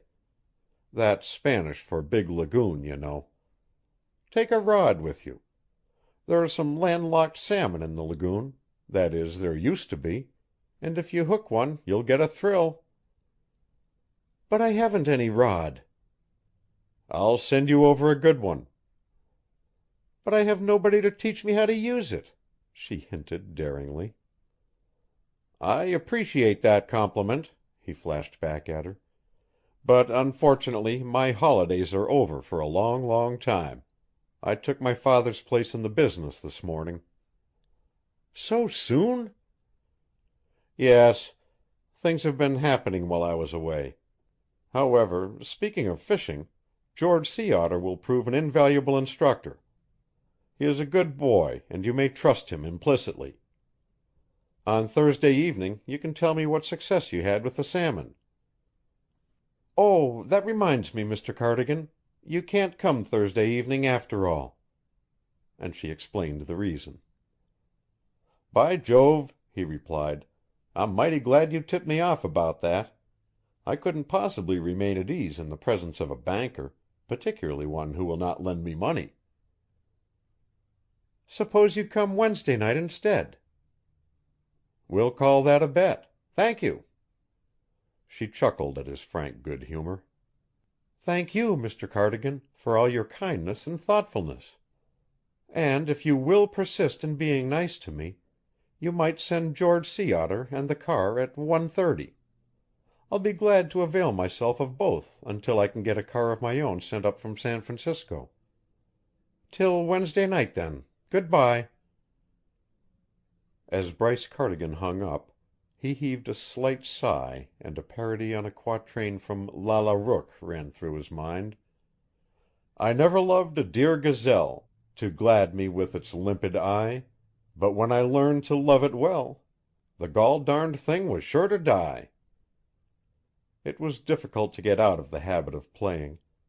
He found himself the possessor of a very great desire to close down the desk, call on Shirley Sumner, and spend the remainder of the day basking in the sunlight of her presence.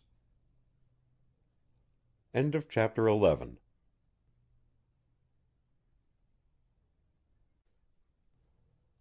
Chapter 12. The days passed swiftly, as they have a habit of passing after one has discovered one's allotted task in life and has proceeded to perform it. Following his discovery of the outrage committed on his father's sanctuary, Bryce wasted considerable valuable time and effort in a futile endeavor to gather some further hint of the identity of the vandals. But despairing at last, he dismissed the matter from his mind, resolving only that on Thursday he would go up into Pennington's woods and interview the redoubtable Jules Rondeau. Bryce's natural inclination was to wait upon Monsieur Rondeau immediately, if not sooner, but the recollection of his dinner engagement at the Pennington home warned him to proceed cautiously. For while harboring no apprehensions as to the outcome of a possible clash with Rondeau, Bryce was not so optimistic as to believe he would escape unscathed from an encounter.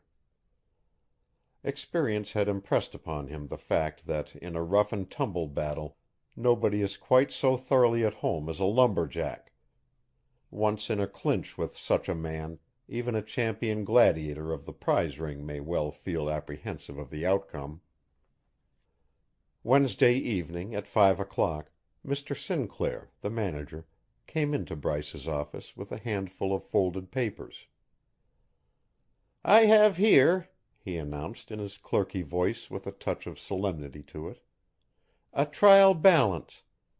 I have not had time to make an exact inventory, but in order to give you some idea of the condition of your father's affairs, I have used approximate figures and prepared a profit and loss account." Bryce reached for the papers. "You will note the amount charged off to profit and loss under the heading of pensions," Sinclair continued.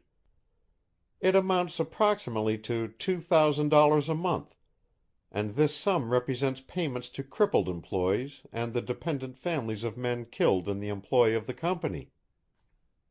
In addition to these payments, your father owns 32 30-acre farms which he has cleared from his logged-over lands. These little farms are equipped with bungalows and outbuildings built by your father and represent a considerable investment. As you know, these farms are wonderfully rich, and are planted in apples and berries. Other lands contiguous to them sell readily at $200 an acre, and so you will see that your father has approximately $200,000 tied up in these little farms. But he has given a life lease at nothing a year for each farm to former employees who have been smashed beyond the possibility of doing the hard work of the mill and woods," Bryce reminded the manager. "Hence you must not figure those farms among our assets." "Why not?" Sinclair replied evenly. "Formal leases have never been executed, and the tenants occupy the property at your father's pleasure." "I think that will be about as far as the discussion on that point need proceed," Bryce replied smilingly. "My father's word has always been considered sufficient in this country. His verbal promise to pay has always been collateral enough for those who know him." "But, my dear boy," Sinclair protested, "while that sort of philanthropy is very delightful when one can afford the luxury, it is scarcely practical when one is teetering on the verge of financial ruin. After all, Bryce, self-preservation is the first law of human nature, and the sale of those farms would go a long way toward helping the Cardigan Redwood Lumber Company out of the hole it is in at present." "And we're really teetering on the edge of financial ruin, huh?" Bryce queried calmly. "That is expressing your condition mildly. The semi-annual payment of interest on the bonded indebtedness falls due on July 1st, and we're going to default on it, sure as death and taxes. Colonel Pennington holds a majority of our bonds, and that means prompt suit for foreclosure." "Well, then, Sinclair," Bryce retorted, carefully pigeonholing the documents the manager had handed him, "I'll tell you what we'll do. For 50 years my father has played the game in this community like a sport and a gentleman. And I'll be damned if his son will dog it now, at the finish. I gather from your remarks that we could find ready sale for those 32 little farms?" "I am continually receiving offers for them." "Then they were not included in the list of properties covered by our bonded indebtedness?" "No, your father refused to include them. He said he would take a chance on the financial future of himself and his boy, but not on his helpless dependents." "Good old John Cardigan. Well, Sinclair, I'll not take a chance on them either. So tomorrow morning you will instruct our attorney to draw up formal life leases on those farms, and to make certain they are absolutely unassailable. Colonel Pennington may have the land sold to satisfy a deficiency judgment against us, but while those life leases from the former owner are in force, my father's protégés cannot be dispossessed. After they are dead, of course, Pennington may take the farms, and be damned to him." Sinclair stared in frank amazement at his youthful superior. "You are throwing away $200,000, he said distinctly. "I haven't thrown it away yet. You forget, Sinclair, that we're going to fight first, and fight like fiends. Then, if we lose, well, the tail goes with the hide. By the way, Sinclair, are any of those farms untenanted at the present time?" "Yes. Old Bill Tarpey, who lost his 3 boys in a forest fire over on the San Hedrin, passed out last week. The Tarpey boys died in the Cardigan employ, and so your father gave Bill the use of a farm out near Freshwater." "Well, you'd better be his successor, Sinclair. You're no longer a young man, and you've been 30 years in this office. Play safe, Sinclair, and include yourself in one of those life leases." "My dear boy—" "Nonsense. United we stand, divided we fall, Sinclair. And let there be no moaning of the bar when a Cardigan puts out to sea." Smiling, he rose from his desk, patted the bewildered Sinclair on the latter's grizzled head, and then reached for his hat. "I'm dining out tonight, Sinclair, and I wouldn't be a killjoy at the feast for a ripe peach.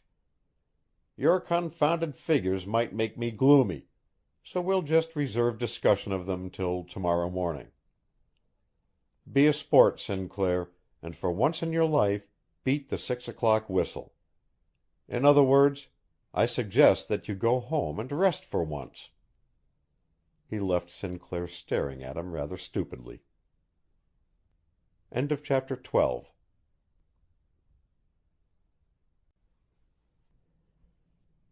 Chapter 13. Colonel Pennington's imported British butler showed Bryce into the Pennington living room at 6:30, announcing him with due ceremony. Shirley rose from the piano where she had been idly fingering the keys and greeted him with every appearance of pleasure. Following which, she turned to present her visitor to Colonel Pennington, who was standing in his favorite position with his back to the fireplace. "Uncle Seth, this is Mr. Cardigan, who was so very nice to me the day I landed in Red Bluff." The Colonel bowed. "I have to thank you, sir, for your courtesy to my niece." He had assumed an air of reserve, of distinct aloofness, despite his studied politeness.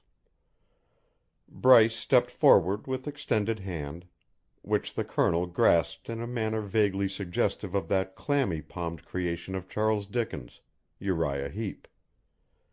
Bryce was tempted to squeeze the lax fingers until the Colonel should bellow with pain, but, resisting the ungenerous impulse, he replied instead: "Your niece, Colonel, is one of those fortunate beings the world will always clamor to serve."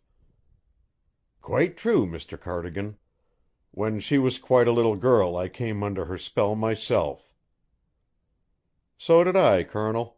Miss Sumner has doubtless told you of our first meeting some 12 years ago?" "Quite so. May I offer you a cocktail, Mr. Cardigan?" "Thank you, certainly. Dad and I have been pinning one on about this time every night since my return." "Shirley belongs to the Band of Hope," the Colonel explained. "She's ready at any time to break a lance with the demon rum. Back in Michigan, where we used to live, she saw too many woodsmen around after the spring drive. So we'll have to drink her share, Mr. Cardigan. Pray be seated." Bryce seated himself. "Well, we lumbermen are a low lot and naturally fond of dissipation," he agreed. "I fear Miss Sumner's prohibition tendencies will be still further strengthened after she has seen the mad train." "What is that?" Shirley queried. "The mad train runs over your uncle's logging railroad up into Township 9, where his timber and ours is located. It is the only train operated on Sunday, and it leaves Sequoia at 5 p.m. to carry the Pennington and Cardigan crews back to the woods after their Saturday night celebration in town. As a usual thing, all hands, with the exception of the brakemen, engineers, and firemen, are singing, weeping, or fighting drunk." "But why do you provide transportation for them to come to town Saturday nights?" Shirley protested. "They ride in on the last trainload of logs, and if we didn't let them do it, they'd ask for their time. It's the way of the gentle lumberjack. And of course, once they get in, we have to round them up on Sunday afternoon and get them back on the job. Hence the mad train." "Do they fight, Mr. Cardigan?" "Frequently. I might say usually. It's quite an inspiring sight to see a couple of lumberjacks going to it in a flat car traveling 30 miles an hour." "But aren't they liable to fall off and get killed?" "No. You see, they're used to fighting that way. Moreover, the engineer looks back, and if he sees any signs of Donnybrook Fair, he slows down." "How horrible!" "Yes, indeed. The right of way is lined with empty whiskey bottles." Colonel Pennington spoke up. "We don't have any fighting on the mad train any more," he said blandly. "Indeed? How do you prevent it?" Bryce asked. "My woods boss, Jules Rondeau, makes them keep the peace," Pennington replied with a small smile. "If there's any fighting to be done, he does it."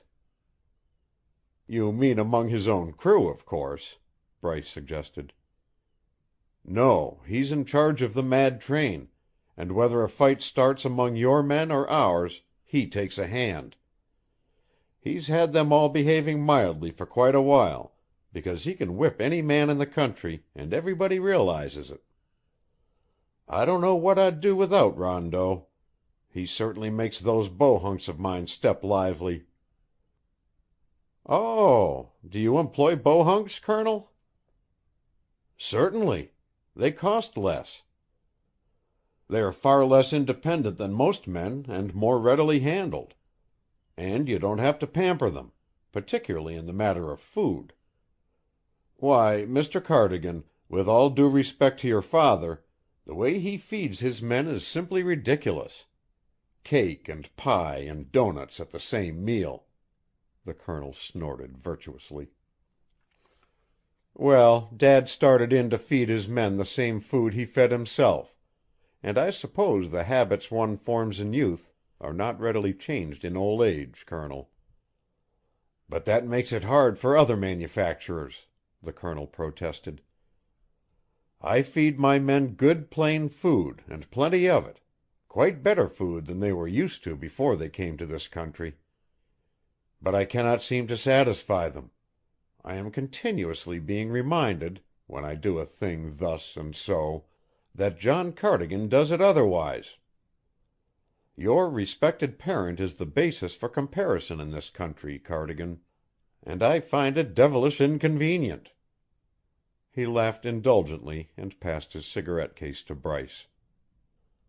"Uncle Seth always grows restless when some other man is the leader," Shirley volunteered with a mischievous glance at Pennington.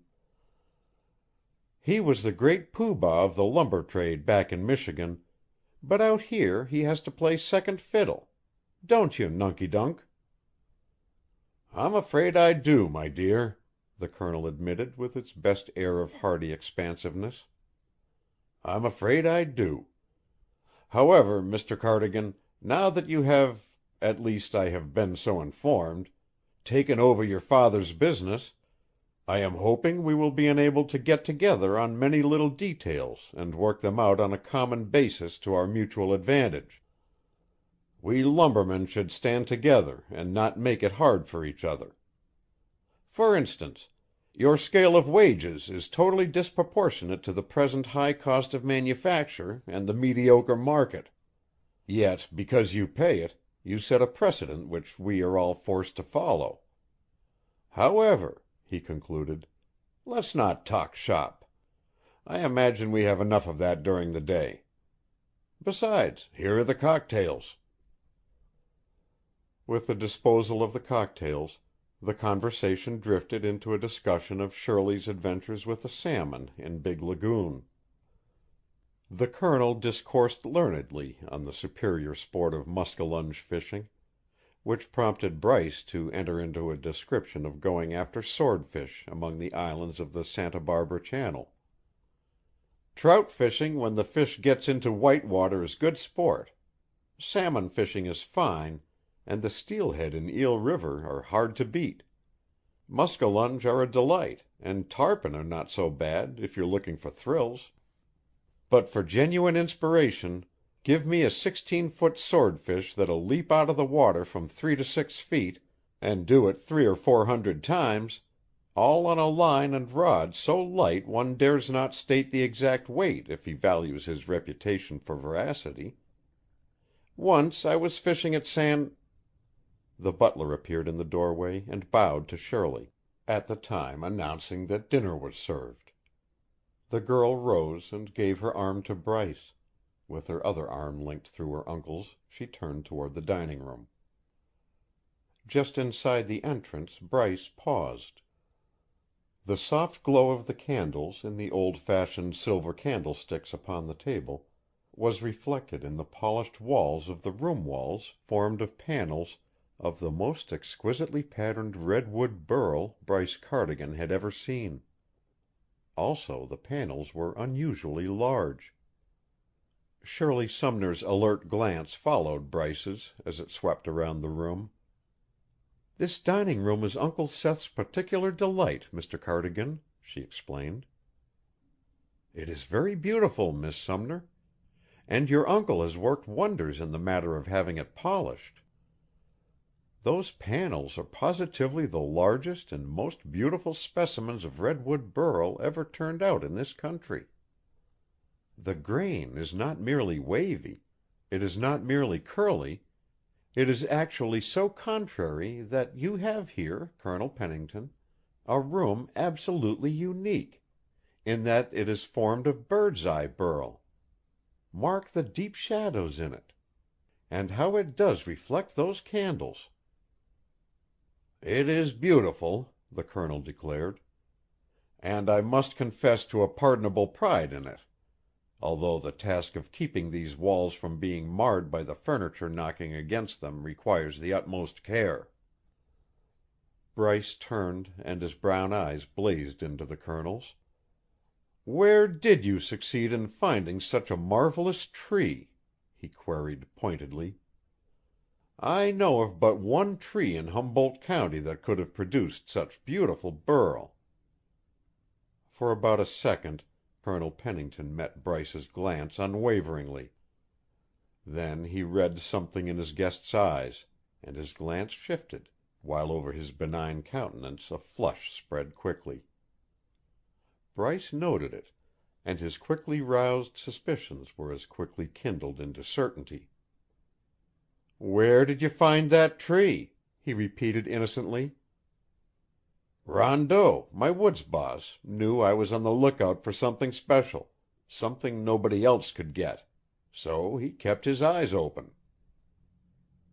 "Indeed!" There was just a trace of irony in Bryce's tones as he drew Shirley's chair and held it for her.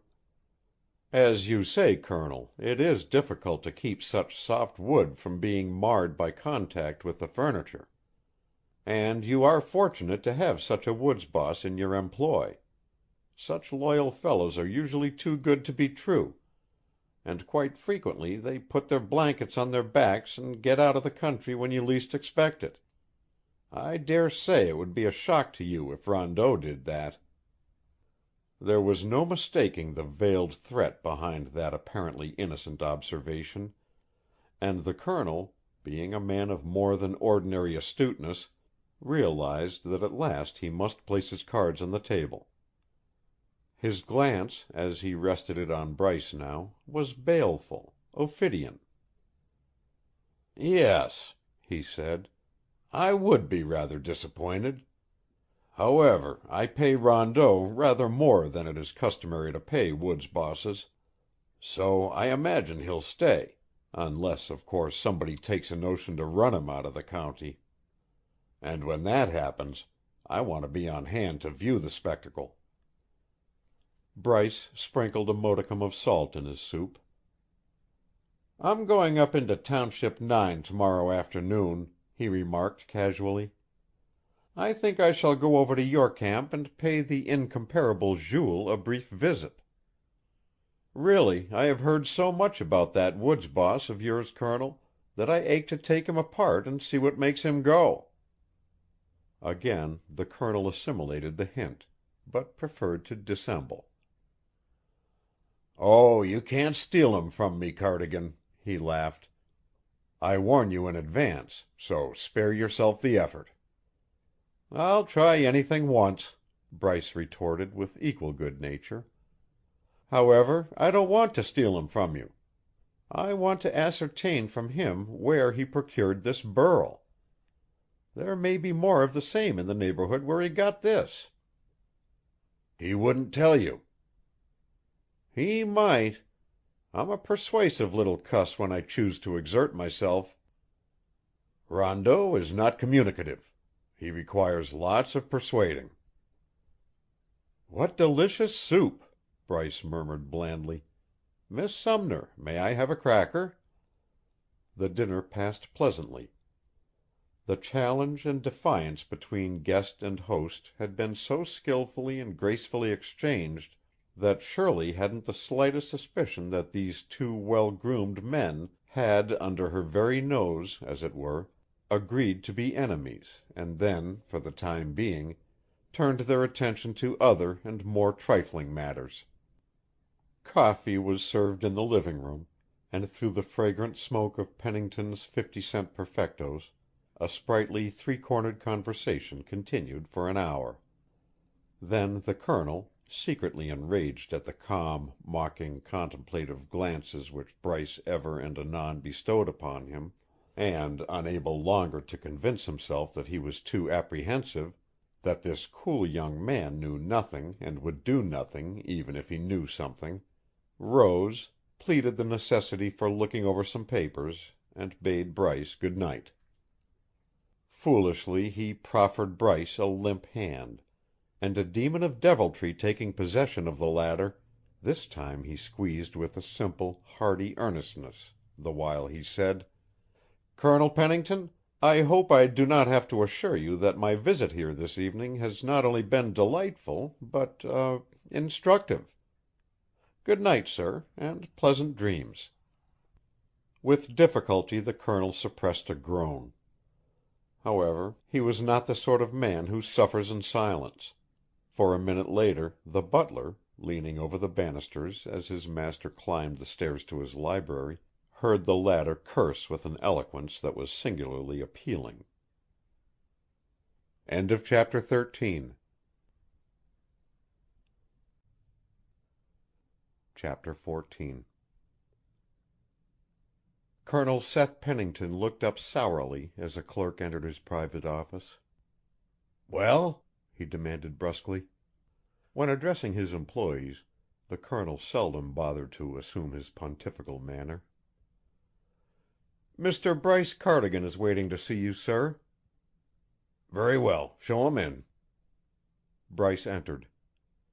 "Good morning, Colonel," he said pleasantly and brazenly thrust out his hand. "Not for me, my boy," the colonel assured him. "I had enough of that last night. We'll just consider the handshaking all attended to, if you please. Have a chair, sit down, and tell me what I can do to make you happy." "I'm delighted to find you in such a generous frame of mind, Colonel. You can make me genuinely happy by renewing, for 10 years on the same terms as the original contract, your arrangement to freight the logs of the Cardigan Redwood Lumber Company from the woods to Tidewater." Colonel Pennington cleared his throat with a propitiatory ahem. Then he removed his gold spectacles and carefully wiped them with a silk handkerchief, as carefully replaced them upon his aristocratic nose, and then gazed curiously at Bryce. "Upon my soul," he breathed. "I realized, of course, that this is reopening an issue which you have been pleased to regard as having been settled in the last letter my father had from you, and wherein you named terms that were absolutely prohibitive." "My dear young friend, my very dear young friend, I must protest at being asked to discuss this matter. Your father and I have been over it in detail. We failed to agree, and that settles it. As a matter of fact, I am not in position to handle your logs with my limited rolling stock, and that old hauling contract which I took over when I bought the mills, timberlands, and logging railroad from the late Mr. Henderson and incorporated into the Laguna Grande Lumber Company has been an embarrassment I have longed to rid myself of. Under those circumstances you could scarcely expect me to saddle myself with it again, at your mere request and solely to oblige you." "I did not expect you to agree to my request. I'm not quite that optimistic," Bryce replied evenly. "Then why did you ask me?" "I thought that possibly, if I reopened negotiations, you might have a reasonable counterproposal to suggest." "I haven't thought of any." "I suppose if I agreed to sell you that quarter section of timber in the little valley over yonder," he pointed to the east, "and the natural outlet for your Squaw Creek timber, you'd quickly think of one," Bryce suggested pointedly. "No, I'm not in the market for that Valley of the Giants, as your idealistic father prefers to call it. Once I would have purchased it for double its value, but at present I am not interested." "Nevertheless, it would be an advantage for you to possess it."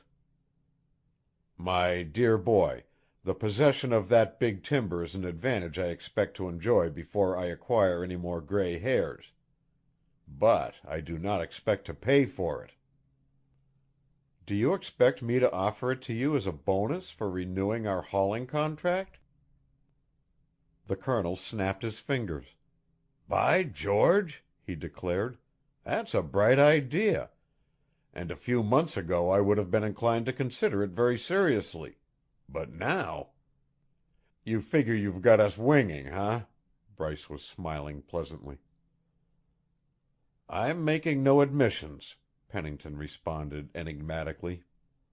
"Nor any hauling contracts for my neighbor's logs," he added. "You may change your mind."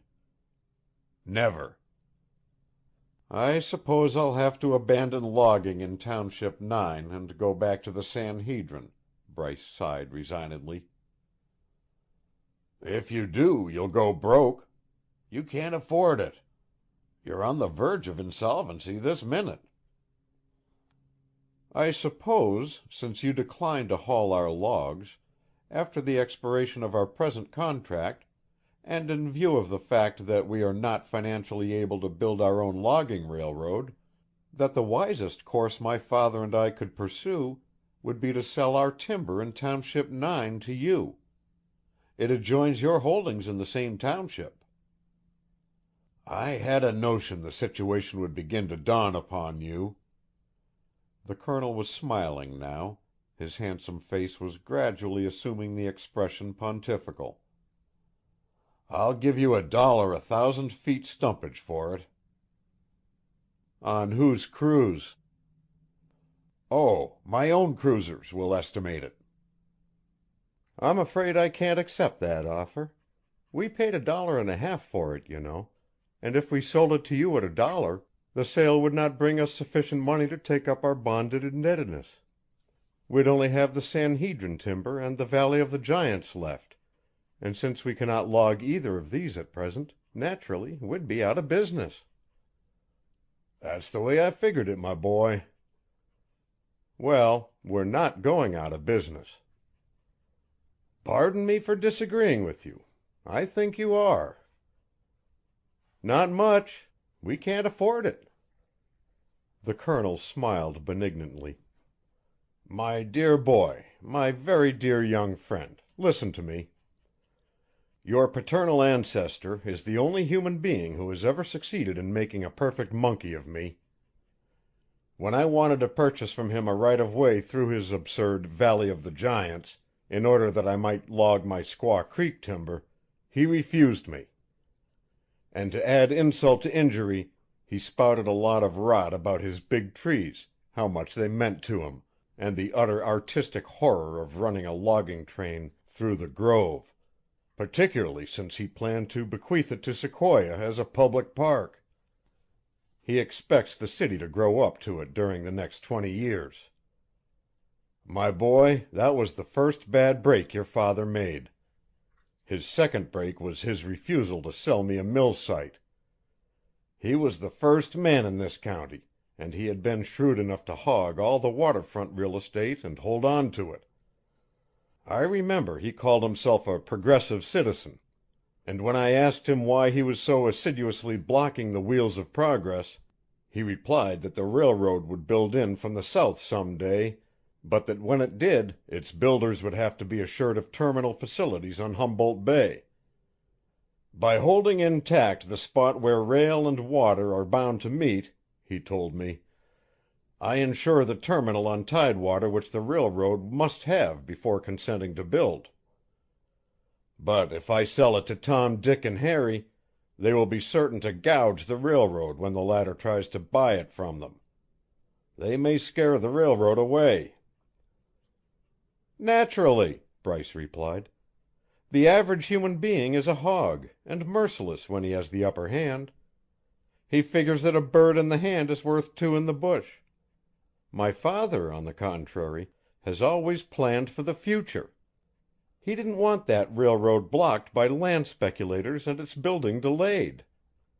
The country needed rail connection with the outside world, and moreover his San Hedrin timber isn't worth a hoot until that feeder to a transcontinental road shall be built to tap it." "But he sold Bill Henderson the mill site on tidewater that he refused to sell me. And later I had to pay Henderson's heirs a whopping price for it, and I haven't half the land I need." "But he needed Henderson then. They had a deal on together. You must remember, Colonel, that while Bill Henderson held that Squaw Creek timber he later sold you, my father would never sell him a mill site. Can't you see the sporting point of view involved? My father and Bill Henderson were good-natured rivals. For 30 years they had tried to outgame each other on that Squaw Creek timber.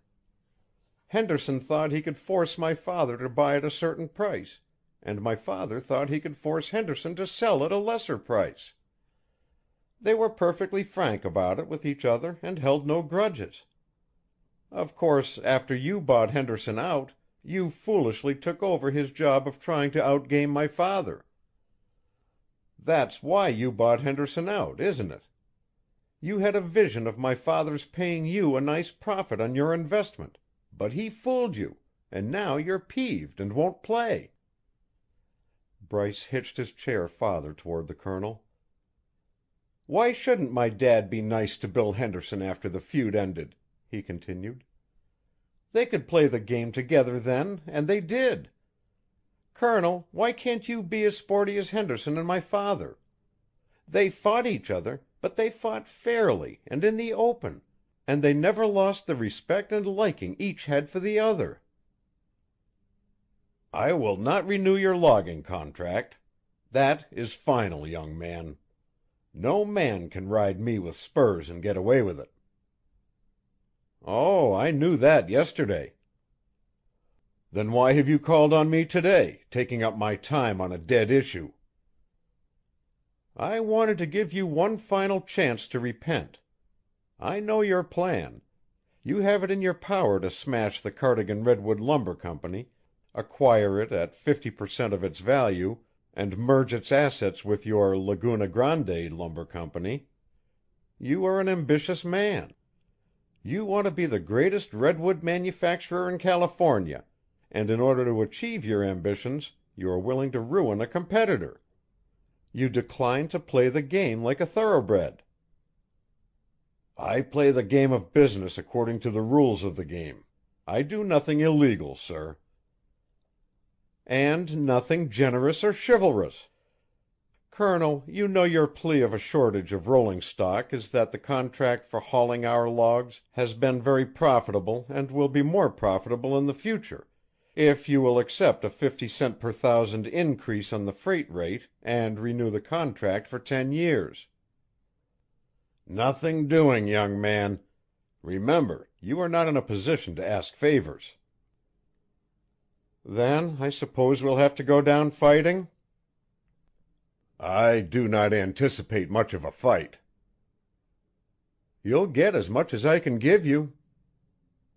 "I'm not at all apprehensive." "And I'll begin by running your woods boss out of the country." "Ah!" "You know why, of course. Those burl panels in your dining room. Rondeau felled a tree in our Valley of the Giants to get that burl for you, Colonel Pennington." Pennington flushed. "I defy you to prove that," he almost shouted. "Very well. I'll make Rondeau confess. Perhaps he'll even tell me who sent him after the burl. Upon my word, I think you inspired that dastardly raid. At any rate, I know Rondeau is guilty, and you, as his employer and the beneficiary of his crime, must accept the odium." The Colonel's face went white. "I do not admit anything except that you appear to have lost your head, young man. However, for the sake of argument, granting that Rondeau felled that tree, he did it under the apprehension that your Valley of the Giants is a part of my Squaw Creek timber adjoining." "I do not believe that. There was malice in the act, brutality even, for my mother's grave identified the land as ours, and Rondeau felled the tree on her tombstone." "If that is so, and Rondeau felled that tree, I do not believe he did. I am sincerely sorry, Cardigan. Name your price, and I will pay you for the tree. I do not desire any trouble to develop over this affair." "You can't pay for that tree!" Bryce burst forth. "No pitiful human being can pay in dollars and cents for the wanton destruction of God's handiwork. You wanted that burl, and when my father was blind and could no longer make his Sunday pilgrimage up to that grove, your woods boss went up and stole that which you knew you could not buy." "That will be about all from you, young man. Get out of my office. And, by the way, forget that you have met my niece." "It's your office, so I'll get out. As for your second command," he snapped his fingers in Pennington's face, "Phooey!" When Bryce had gone, the Colonel hurriedly called his logging camp on the telephone and asked for Jules Rondeau, only to be informed, by the timekeeper who answered the telephone, that Rondeau was up in the green timber with the choppers and could not be gotten to the telephone in less than 2 hours. "Do not send for him, then," Pennington commanded. "I'm coming up on the 11:15 train, and will talk to him when he comes in for his lunch." At 11 o'clock, and just as the Colonel was leaving to board the 11:15 logging train bound empty for the woods, Shirley Sumner made her appearance in his office. "Uncle Seth," she complained, "I'm lonesome. The bookkeeper tells me you're going up to the logging camp. May I go with you?" "By all means. Usually I ride in the cab with the engineer and fireman, but if you're coming, I'll have them hook on the caboose. Step lively, my dear, or they'll be holding the train for us and upsetting our schedule." End of chapter 14.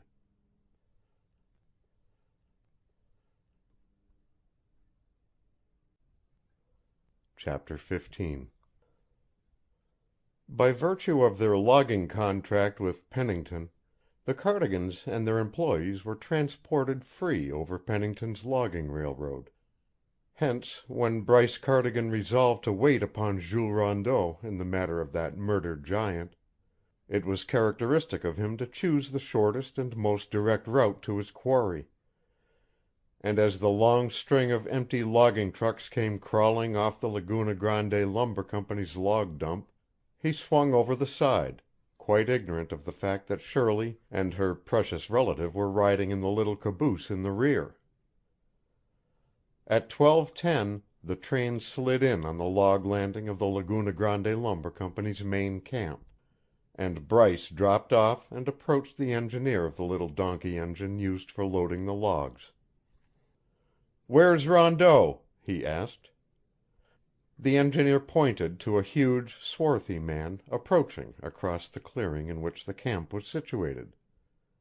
"That's him," he replied. And without further ado Bryce strode to meet his man. "Are you Jules Rondeau?" he demanded as he came up to the woods boss.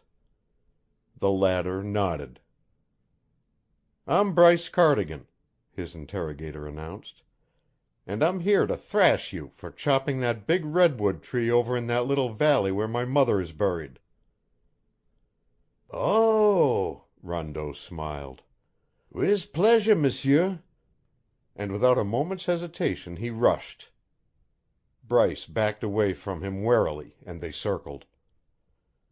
"When I get through with you, Rondeau," Bryce said distinctly, "it'll take a good man to lead you to your meals.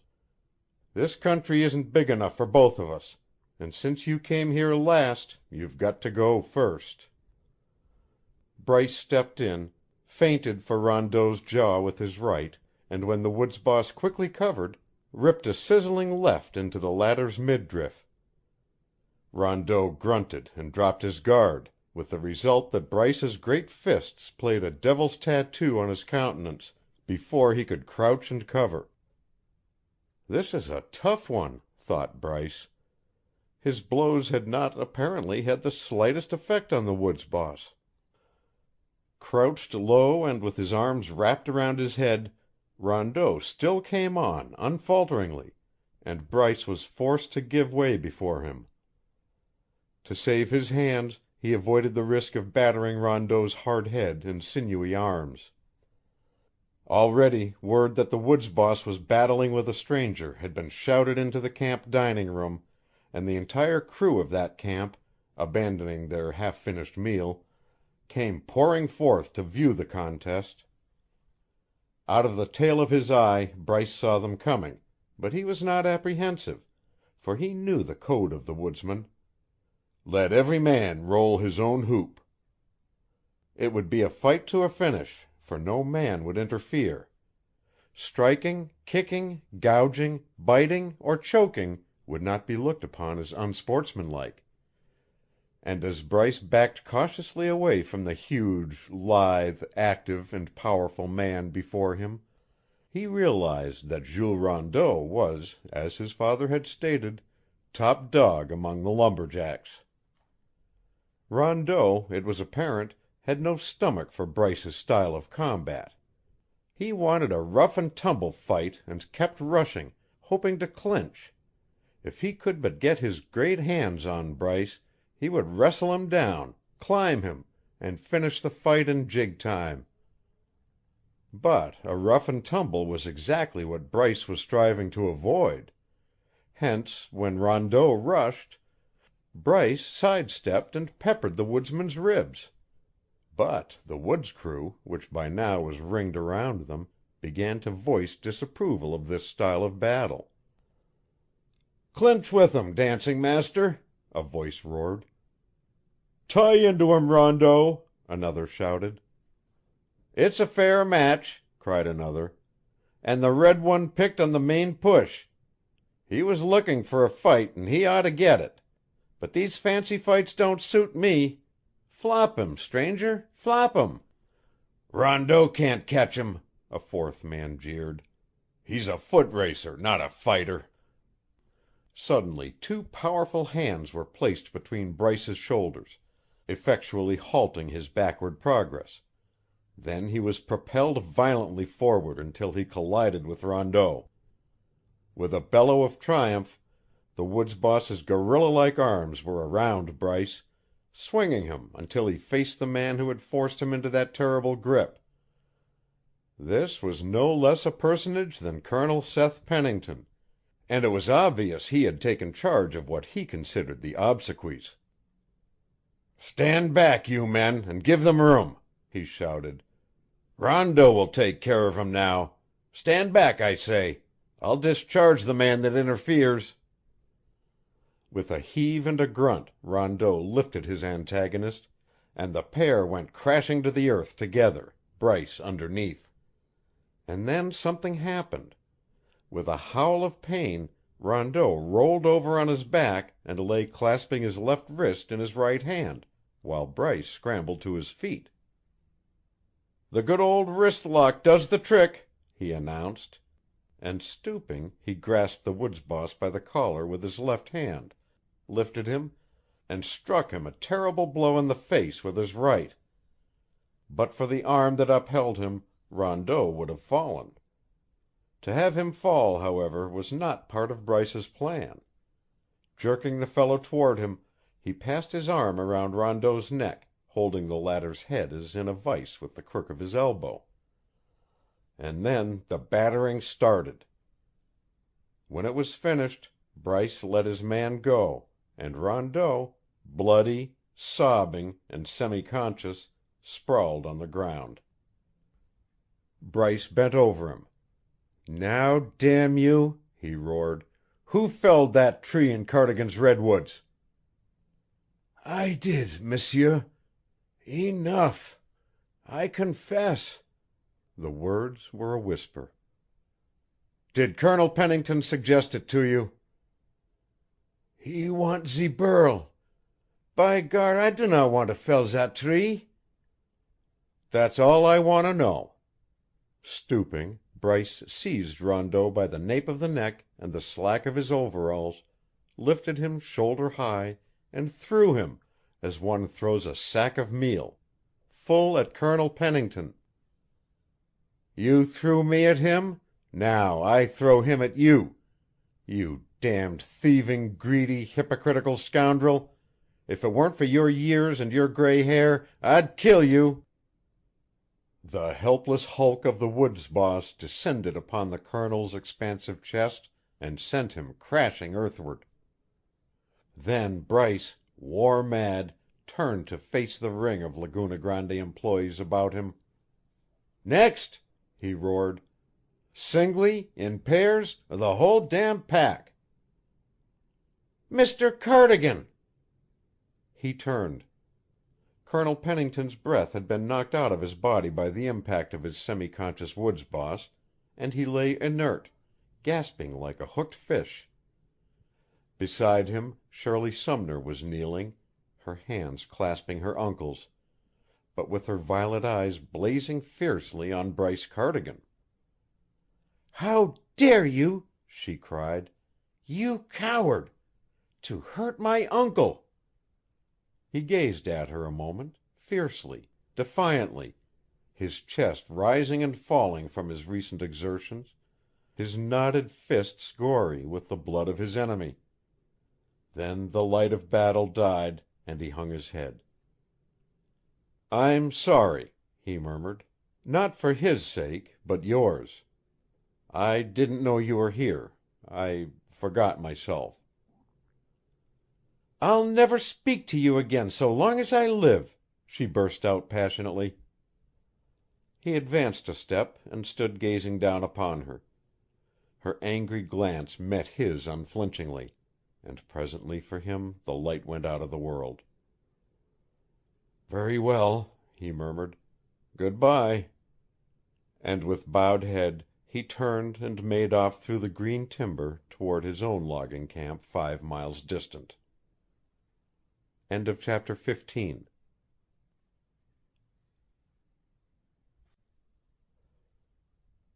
16. With the descent upon his breast of the limp body of his big woods bully, Colonel Pennington had been struck to earth as effectively as if a fair-sized tree had fallen on him. Indeed, with such force did his proud head collide with terra firma that had it not been for the soft cushion of ferns and tidy redwood twigs, his neck must have been broken by the shock. To complete his withdrawal from active service, the last whiff of breath had been driven from his lungs, and for the space of a minute during which Jules Rondeau lay heavily across his midriff, the Colonel was quite unable to get it back. Pale, gasping, and jarred from sole to suspenders, he was merely aware that something unexpected and disconcerting had occurred. While the Colonel fought for his breath, his woodsmen remained in the offing, paralyzed into inactivity by reason of the swiftness and thoroughness of Bryce Cardigan's work. Then Shirley motioned to them to remove the wreckage, and they hastened to obey. Freed from the weight on the geometric center of his being, Colonel Pennington stretched his legs, rolled his head from side to side, and snorted violently several times like a buck. After the 6th snort he felt so much better that a clear understanding of the exact nature of the catastrophe came to him. He struggled and sat up, looking around a little wildly. "Where did Cardigan go?" he gasped. One of his men pointed to the timber into which the enemy had just disappeared. "Surround him! Take him!" Pennington ordered. "I'll give a month's pay to each of the 6 men that bring that scoundrel to me. Get him! Quickly! Understand?" Not a man moved. Pennington shook with fury. "Get him!" he croaked. "There are enough of you to do the job. Close in on him, everybody. I'll give a month's pay to everybody." A man of that indiscriminate mixture of Spaniard and Indian known in California as Cholo swept the circle of men with an alert and knowing glance. His name was Flavio Atelan, but his straight black hair, dark russet complexion, beady eyes, and hawk nose gave him such a resemblance to a fowl that he was known among his fellows as the Black Minorca, regardless of the fact that this sobriquet was scarcely fair to a very excellent breed of chicken. "That offer's good enough for me," he remarked in business-like tones. "Come on, everybody. A month's pay for 5 minutes' work. I wouldn't tackle the job with 6 men, but there are 20 of us here." "Hurry," the Colonel urged them. Shirley Sumner's flashing glance rested upon the Black Minorca. "Don't you dare!" she cried. 20 to 1! For shame!" "For a month's pay," he replied impudently, and grinned evilly. "And I'm taking orders from my boss." He started on a dog trot for the timber, and a dozen men trailed after him. Shirley turned helplessly on her uncle, seized his arm, and shook it frantically. "Call them back! Call them back!" she pleaded. Her uncle got uncertainly to his feet. "Not on your life," he growled, and in his cold gray eyes there danced the lights of 1,000 devils. "I told you the fellow was a ruffian. Now perhaps you'll believe me.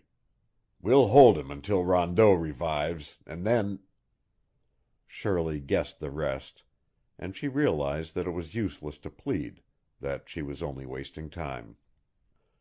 "Bryce! Bryce!" she called. "Run! They're after you! 20 of them! Run! Run! For my sake!" His voice answered her from the timber. "Run? From those cattle? Not from man or devil." A silence. Then, "So you've changed your mind, have you? You've spoken to me again." There was triumph, exultation in his voice. "The timber's too thick, Shirley. I couldn't get away, anyhow, so I'm coming back." She saw him burst through a thicket of alder saplings into the clearing, saw 6 of her uncle's men close in around him like wolves around a sick steer, and at the shock of their contact she moaned and hid her face in her trembling hands. Half man and half tiger that he was, the Black Minorca, as self-appointed leader, reached Bryce first. The cholo was a squat, powerful little man with more bounce to him than a rubber ball. Leading his men by a dozen yards, he hesitated not an instant but dodged under the blow Bryce lashed out at him and came up inside the latter's guard, feeling for Bryce's throat. Instead, he met Bryce's knee in his abdomen, and forthwith he folded up like an accordion. The next instant Bryce had stooped, caught him by the slack of the trousers and the scruff of the neck, and thrown him, as he had thrown Rondeau, into the midst of the men advancing to his aid. 3 of them went down backward, and Bryce, charging over them, stretched 2 more with well-placed blows from left and right, and continued on across the clearing, running at top speed, for he realized that for all the desperation of his fight and the losses already inflicted on his assailants, the odds against him were insurmountable. Seeing him running away, the Laguna Grande woodsmen took heart and hope and pursued him. Straight for the loading donkey at the log landing Bryce ran. Beside the donkey stood a neat tier of firewood. In the chopping block, where the donkey fireman had driven it prior to abandoning his post to view the contest between Bryce and Jules Rondeau, was a double-bitted axe. Bryce jerked it loose, swung it, whirled on his pursuers, and rushed them. Like turkeys scattering before the raid of a coyote, they fled in diverse directions and from a safe distance turned to gaze apprehensively upon this demon they had been ordered to bring in. Bryce lowered the axe, removed his hat, and mopped his moist brow. From the center of the clearing men were crawling or staggering to safety, with the exception of the Black Minorca, who lay moaning softly. Colonel Pennington, seeing his fondest hopes expire, lost his head completely. "Get off my property, you savage!" he shrilled. "Don't be a nut, Colonel," Bryce returned soothingly. "I'll get off when I get good and ready, and not a second sooner. In fact, I was trying to get off as rapidly as I could when you sent your men to bring me back. Prithee, why, old thing? Didst crave more conversation with me, or didst want thy camp cleaned out?" He started toward Pennington, who backed hastily away. Shirley stood her ground, bending upon Bryce as he approached her, a cold and disapproving glance. "I'll get you yet," the Colonel declared from the shelter of an old stump behind which he had taken refuge. "Barking dogs never bite, Colonel. And that reminds me, I've heard enough from you. One more cheep out of you, my friend, and I'll go up to my own logging camp, return here with a crew of Blue Noses and Wild Irish, and run your wops, bohunks, and cholos out of the county. I don't fancy the class of labor you're importing into this county, anyhow." The Colonel, evidently deciding that discretion was the better part of valor, promptly subsided, although Bryce could see that he was mumbling threats to himself, though not in an audible voice. The demon Cardigan halted beside Shirley and stood gazing down at her. He was smiling at her whimsically. She met his glance for a few seconds, then her lids were lowered and she bit her lip with vexation. "Shirley," he said. "You are presumptuous," she quavered. "You set me an example in presumption," he retorted good-humoredly. "Did you not call me by my first name a minute ago?" He glanced toward Colonel Pennington and observed the latter with his neck craned across his protecting stump. He was all ears. Bryce pointed sternly across the clearing, and the Colonel promptly abandoned his refuge and retreated hastily in the direction indicated. The heir to Cardigan's redwoods bent over the girl. "You spoke to me after your promise not to, Shirley," he said gently. "You will always speak to me." She commenced to cry softly. "I loathe you," she sobbed. "For you I have the utmost respect and admiration," he replied. "No, you haven't. If you had, you wouldn't hurt my uncle, the only human being in all the world who is dear to me." "Gosh," he murmured plaintively. "I'm jealous of that man. However, I'm sorry I hurt him. He is no longer young, while well, I forgot the chivalry my daddy taught me. I give you my word I came here to fight fairly."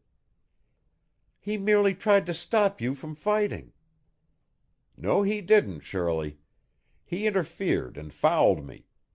Still, despite that, if I had known you were a spectator, I think I should have controlled myself and refrained from pulling off my vengeance in your presence.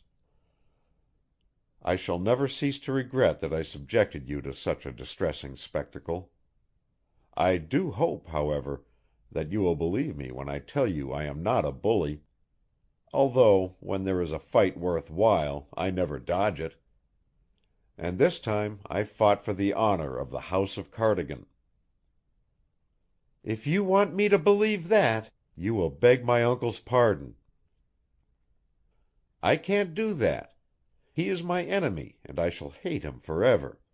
I shall fight him and his way of doing business until he reforms or I am exhausted." She looked up at him, showing a face in which resentment, outrage, and wistfulness were mirrored. "You realize, of course, what your insistence on that plan means, Mr. Cardigan?" "Call me Bryce," he pleaded.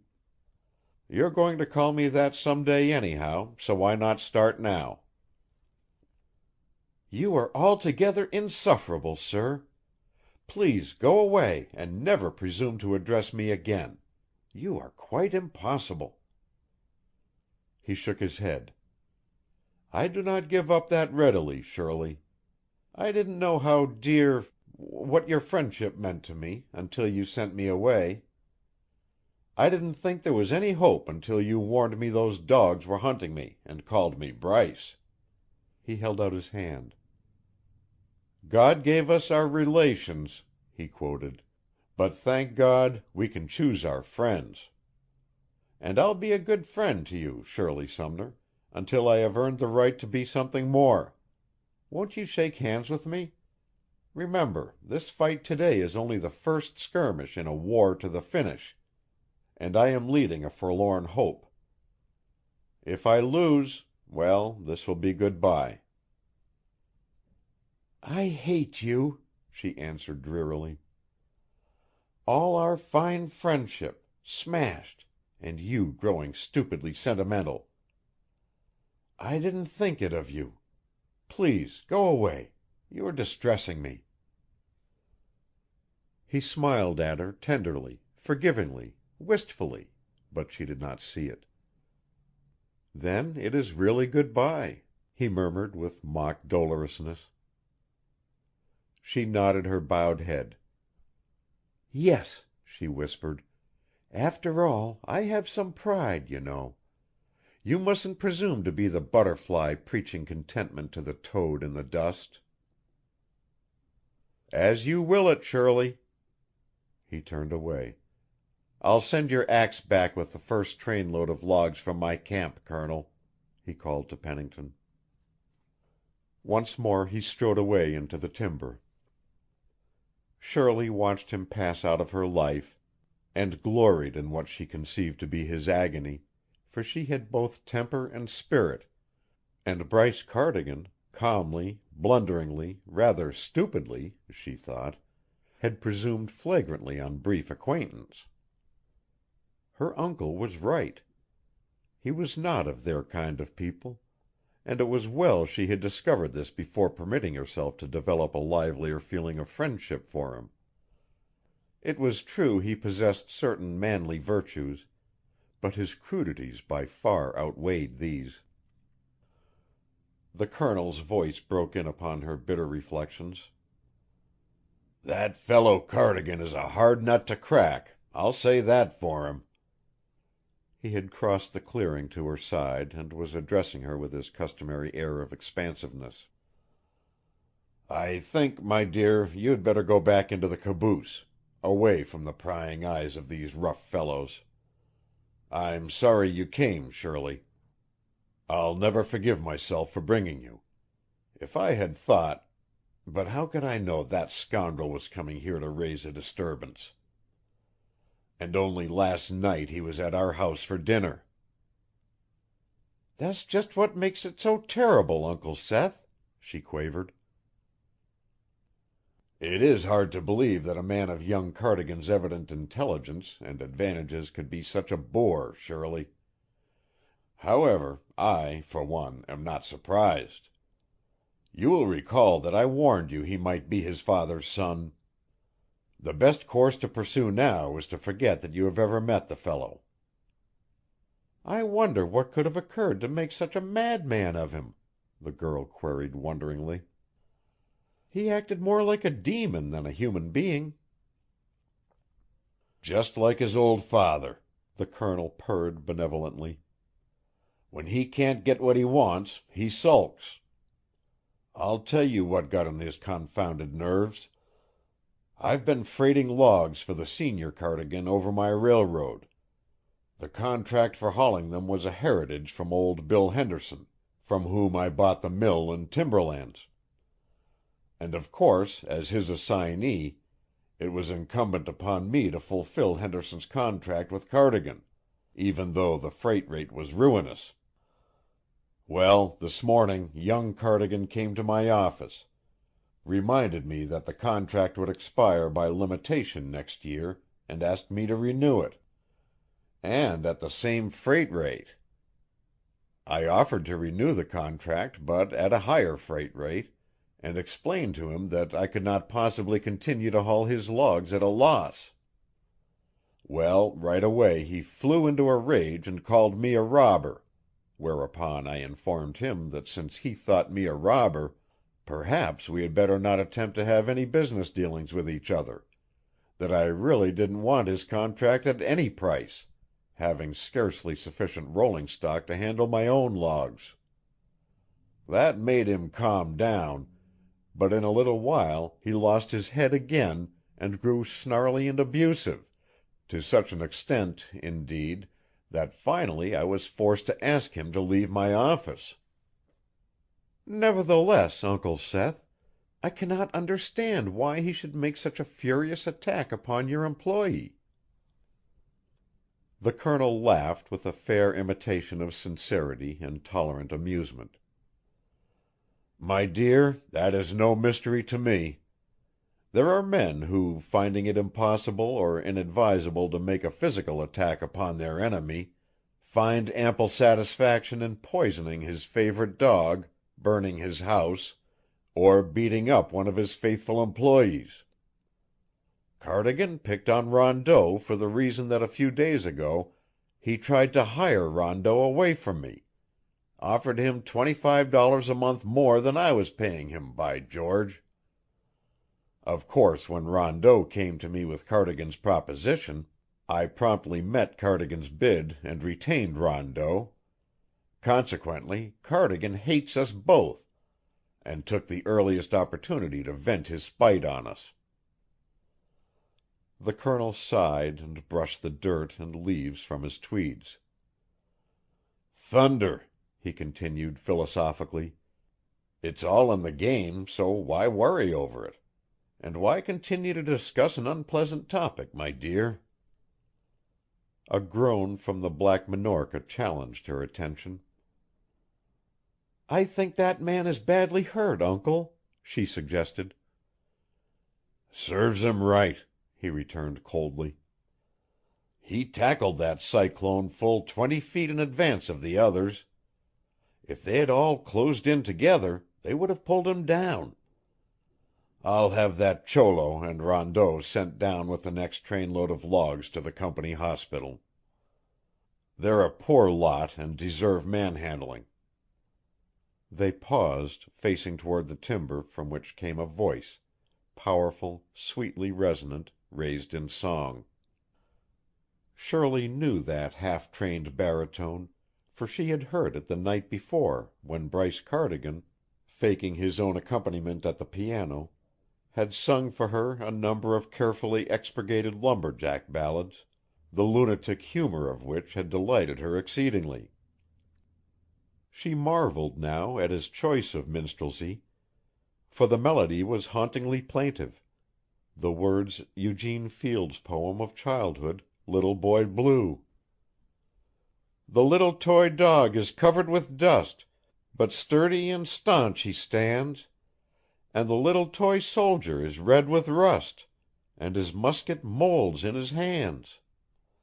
Time was when the little toy dog was new, and the soldier was passing fair, and that was the time when our little boy Blue kissed them and put them there."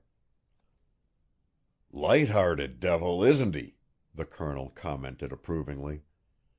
"And his voice isn't half bad. Just singing to be defiant, I suppose." Shirley did not answer. But a few minutes previously she had seen the singer a raging fury, brandishing an axe and driving men before him. She could not understand, and presently the song grew faint among the timber and died away entirely. Her uncle took her gently by the arm and steered her toward the caboose. "Well, what do you think of your company now?" he demanded gaily. "I think," she answered soberly, "that you have gained an enemy worth while, and that it behooves you not to underestimate him." End of chapter 16.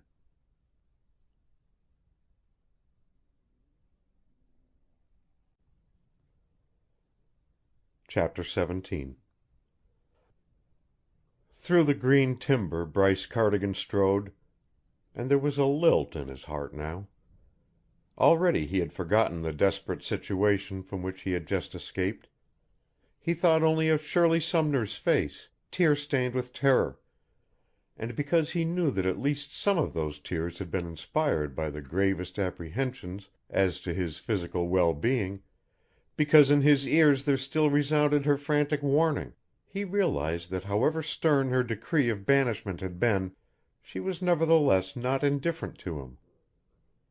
And it was this knowledge that had thrilled him into song and which when his song was done had brought to his firm mouth a mobility that presaged his old whimsical smile, to his brown eyes a beaming light of confidence and pride. The climax had been reached, and passed, and the result had been far from the disaster he had painted in his mind's eye ever since the knowledge had come to him that he was doomed to battle to a knockout with Colonel Pennington, and that one of the earliest fruits of hostilities would doubtless be the loss of Shirley Sumner's prized friendship. Well, he had lost her friendship, but a still small voice whispered to him that the loss was not irreparable, whereat he swung his axe as a bandmaster swings his baton. He was glad that he had started the war and was now free to fight it out unhampered. Up hill and down dale he went. Because of the tremendous trees he could not see the sun, yet with the instinct of the woodsman, an instinct as infallible as that of a homing pigeon, he was not puzzled as to direction. Within 2 hours his long, tireless stride brought him out into a clearing in the valley where his own logging camp stood. He went directly to the log landing, where in a listless and half-hearted manner the loading crew were piling logs on Pennington's logging trucks. Bryce looked at his watch. It was 2 o'clock. At 2:15 Pennington's locomotive would appear, to back in and couple to the long line of trucks. And the train was only half loaded. "Where's McTavish?" Bryce demanded of the donkey driver. The man mouthed his quid, spat copiously, wiped his mouth with the back of his hand, and pointed. "Up at his shanty," he made answer, and grinned at Bryce knowingly. Up through the camp's single short street, flanked on each side with the woodsmen's shanties, Bryce went. Dogs barked at him, for he was a stranger in his own camp. Children, playing in the dust, gazed upon him owlishly. At the most pretentious shanty on the street Bryce turned in. He had never seen it before, but he knew it to be the woods boss's home, for unlike its neighbors the house was painted with the coarse red paint that is used on box cars, while a fence, made of fancy pointed pickets painted white, enclosed a tiny garden in front of the house. As Bryce came through the gate, a young girl rose from where she knelt in a bed of freshly transplanted pansies. Bryce lifted his hat. "Is Mr. McTavish at home?" he asked. She nodded. "He cannot see anybody," she hastened to add. "He's sick." "I think he'll see me. And I wonder if you're Moira McTavish?" "Yes, I'm Moira." "I'm Bryce Cardigan." A look of fright crept into the girl's eyes. "Are you Bryce Cardigan?" she faltered, and looked at him more closely. "Yes, you're Mr. Bryce. You've changed. But then it's been 6 years since we last saw you, Mr. Bryce." He came toward her with outstretched hand. "And you were a little girl when I saw you last. Now you're a woman." She grasped his hand with the frank heartiness of a man. "I'm mighty glad to meet you again, Moira. I just guessed who you were, for of course I should never have recognized you. When I saw you last, you wore your hair in a braid down your back." "I'm 20 years old," she informed him. "Stand right where you are until I have looked at you," he commanded, and backed off a few feet, the better to contemplate her. He saw a girl slightly above medium height, tanned, robust, simply gowned in a gingham dress. Her hands were soiled from her recent labors in the pansy bed, and her shoes were heavy and coarse. Yet neither hands nor feet were large or ungraceful. Her head was well formed. Her hair, jet black and of unusual luster and abundance, was parted in the middle and held in an old-fashioned coil at the nape of a neck, the beauty of which was revealed by the low cut of her simple frock. Moira was a decided brunette, with that wonderful quality of skin to be seen only among brunettes who have roses in their cheeks.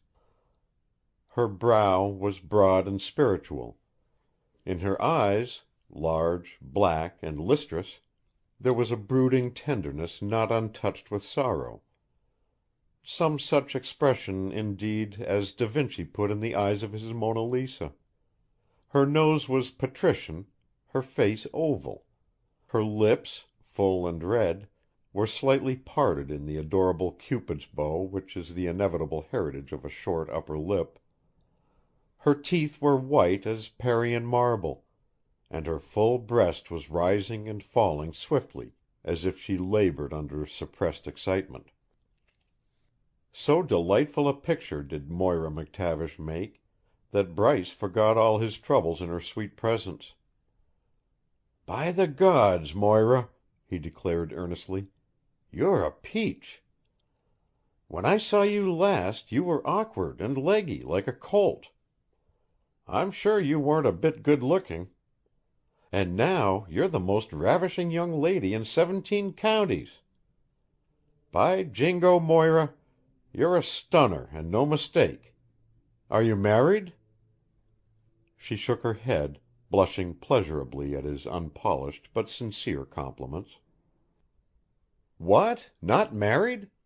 Why, what the deuce can be the matter with the eligible young fellows hereabouts?" "There aren't any eligible young fellows hereabouts, Mr. Bryce. And I've lived in these woods all my life." "That's why you haven't been discovered."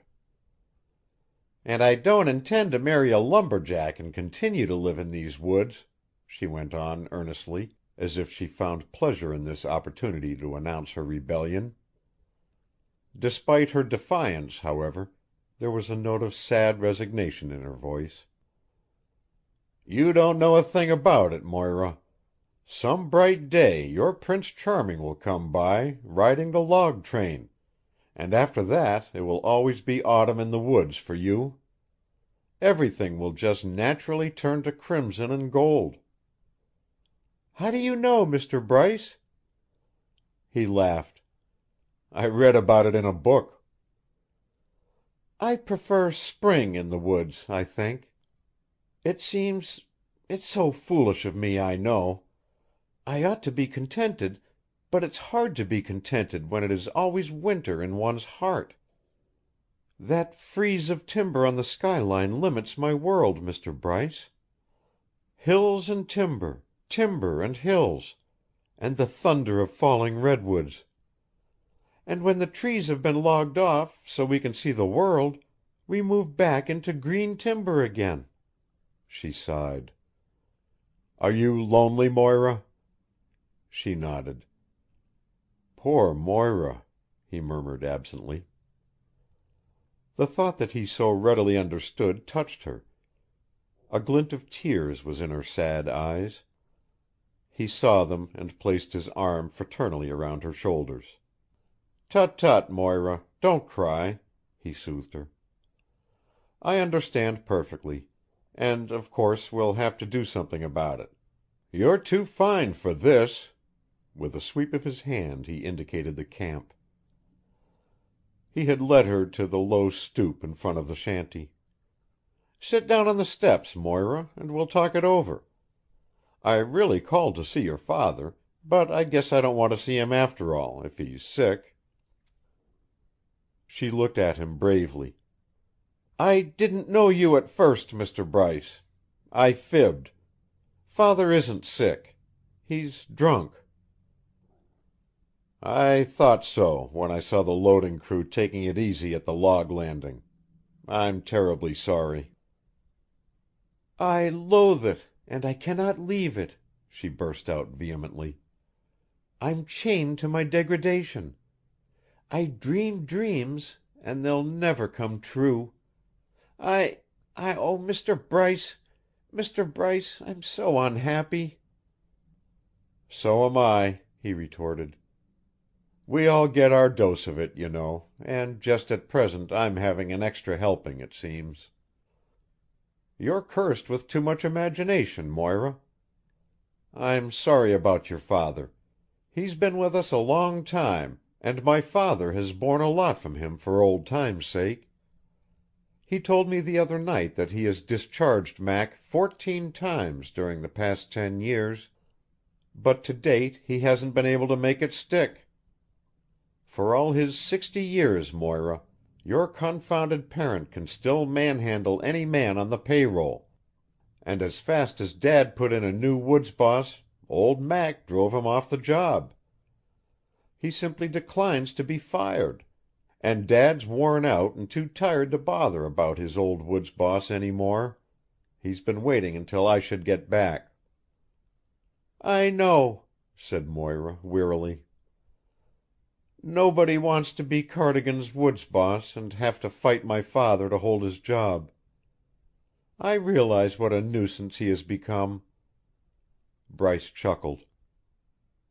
"I asked Father why he didn't stand pat and let Mac work for nothing. Having discharged him, my father was under no obligation to give him his salary just because he insisted on being woods boss. Dad might have starved your father out of these woods, but the trouble was that old Mac would always come and promise reform and end up by borrowing a couple of $100, and then Dad had to hire him again to get it back. Of course the matter simmers down to this. Dad is so fond of your father that he just hasn't got the moral courage to work him over. And now that job is up to me. Moira, I'm not going to beat about the bush with you. They tell me your father is a hopeless inebriate." "I'm afraid he is, Mr. Bryce." "How long has he been drinking to excess?" "About 10 years, I think.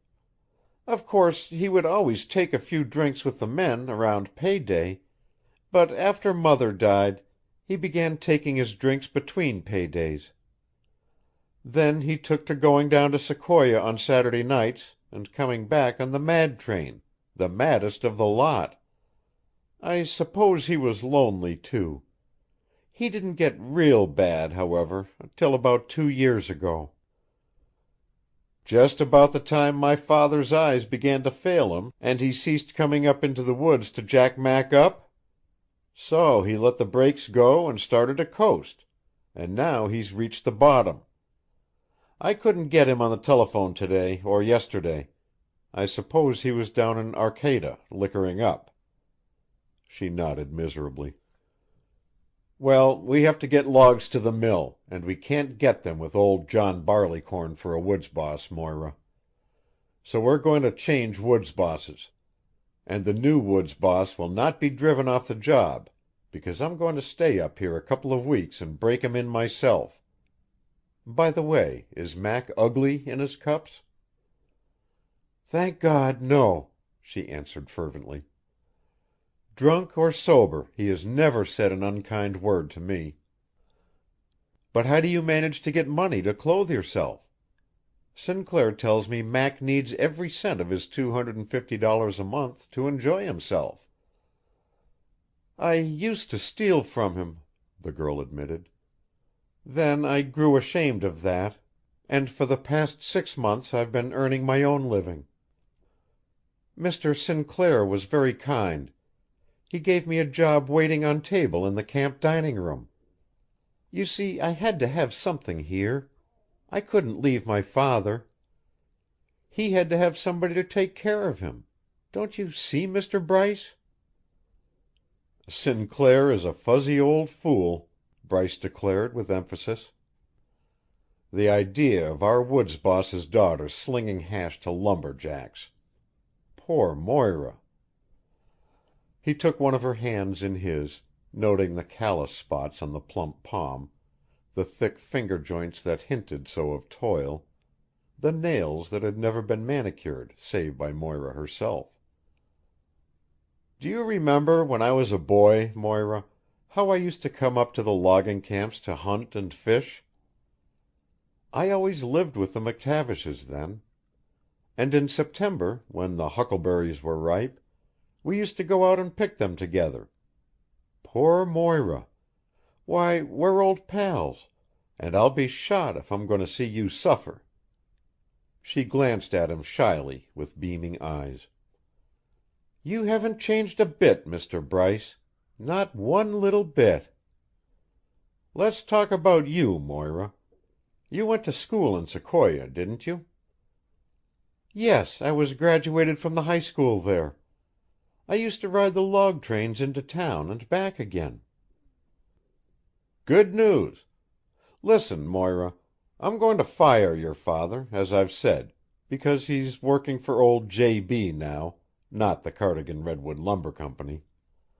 I really ought to pension him after his long years in the Cardigan service, but I'll be hanged if we can afford pensions any more, particularly to keep a man in booze. So the best our old woods boss gets from me is this shanty, or another like it when we move to new cuttings, and a perpetual meal ticket for our camp dining room while the Cardigans remain in business. I'd finance him for a trip to some state institution where they sometimes reclaim such wreckage, if I didn't think he's too old a dog to be taught new tricks. Perhaps," she suggested sadly, "you had better talk the matter over with him." "No, I'd rather not. I'm fond of your father, Moira. He was a man when I saw him last. Such a man as these woods will never see again. And I don't want to see him again until he's cold sober. I'll write him a letter. As for you, Moira, you're fired too. I'll not have you waiting on table in my logging camp, not by a jugful. You're to come down to Sequoia and go to work in our office. We can use you on the books, helping Sinclair, and relieve him of the task of billing, checking tallies, and looking after the payroll.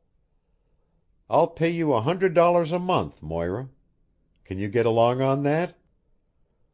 Her hard hand closed over his tightly, but she did not speak. "All right, Moira. It's a go, then. Hills and timber, timber and hills, and I'm going to set you free. Perhaps in Sequoia you'll find your Prince Charming." "There, there, girl, don't cry. We Cardigans had 25 years of faithful service from Donald McTavish before he commenced slipping. After all, we owe him something, I think." She drew his hand suddenly to her lips and kissed it. Her hot tears of joy fell on it, but her heart was too full for mere words. "Fiddle-dee-dee, Moira! Buck up!" he protested, hugely pleased, but embarrassed withal. "The way you take this, one would think you had expected me to go back on an old pal, and had been pleasantly surprised when I didn't. Cheer up, Moira. Cherries are ripe, or at any rate they soon will be, and if you'll just cease shedding the scalding, and listen to me, I'll tell you what I'll do. I'll advance you 2 months' salary for well, you'll need a lot of clothes and things in Sequoia that you don't need here. And I'm glad I've managed to settle the McTavish hash without kicking up a row and hurting your feelings. Poor old Mac. I'm sorry I can't bear with him, but we simply have to have the logs, you know." He rose, stooped, and pinched her ear, for he had not known her since childhood, and had they not gathered huckleberries together in the long ago? She was sister to him, just another one of his problems, and nothing more. "Report on the job as soon as possible, Moira," he called to her from the gate. Then the gate banged behind him, and with a smile and a debonair wave of his hand he was striding down the little camp street where the dogs and the children played in the dust. After a while Moira walked to the gate and, leaning upon it, looked down the street toward the log landing where Bryce was ragging the laggard crew into something like their old-time speed. Presently the locomotive backed in and coupled to the log tram, and when she saw Bryce leap aboard and seat himself on a top log in such a position that he could not fail to see her at the gate, she waved to him. He threw her a careless kiss, and the train pulled out. Presently, when Moira lifted her Madonna glance to the frieze of timber on the skyline, there was a new glory in her eyes. And lo, it was autumn in the woods, for over that hill Prince Charming had come to her, and life was all crimson and gold. When the train loaded with Cardigan logs crawled in on the main track and stopped at the log landing in Pennington's camp, the locomotive uncoupled and backed in on the siding for the purpose of kicking the caboose, in which Shirley and Colonel Pennington had ridden to the woods, out onto the main line again, where, owing to a slight downhill grade, the caboose, controlled by the brakeman, could coast gently forward and be hooked on to the end of the log train for the return journey to Sequoia. Throughout the afternoon Shirley, following the battle royal between Bryce and the Pennington retainers, had sat dismally in the caboose.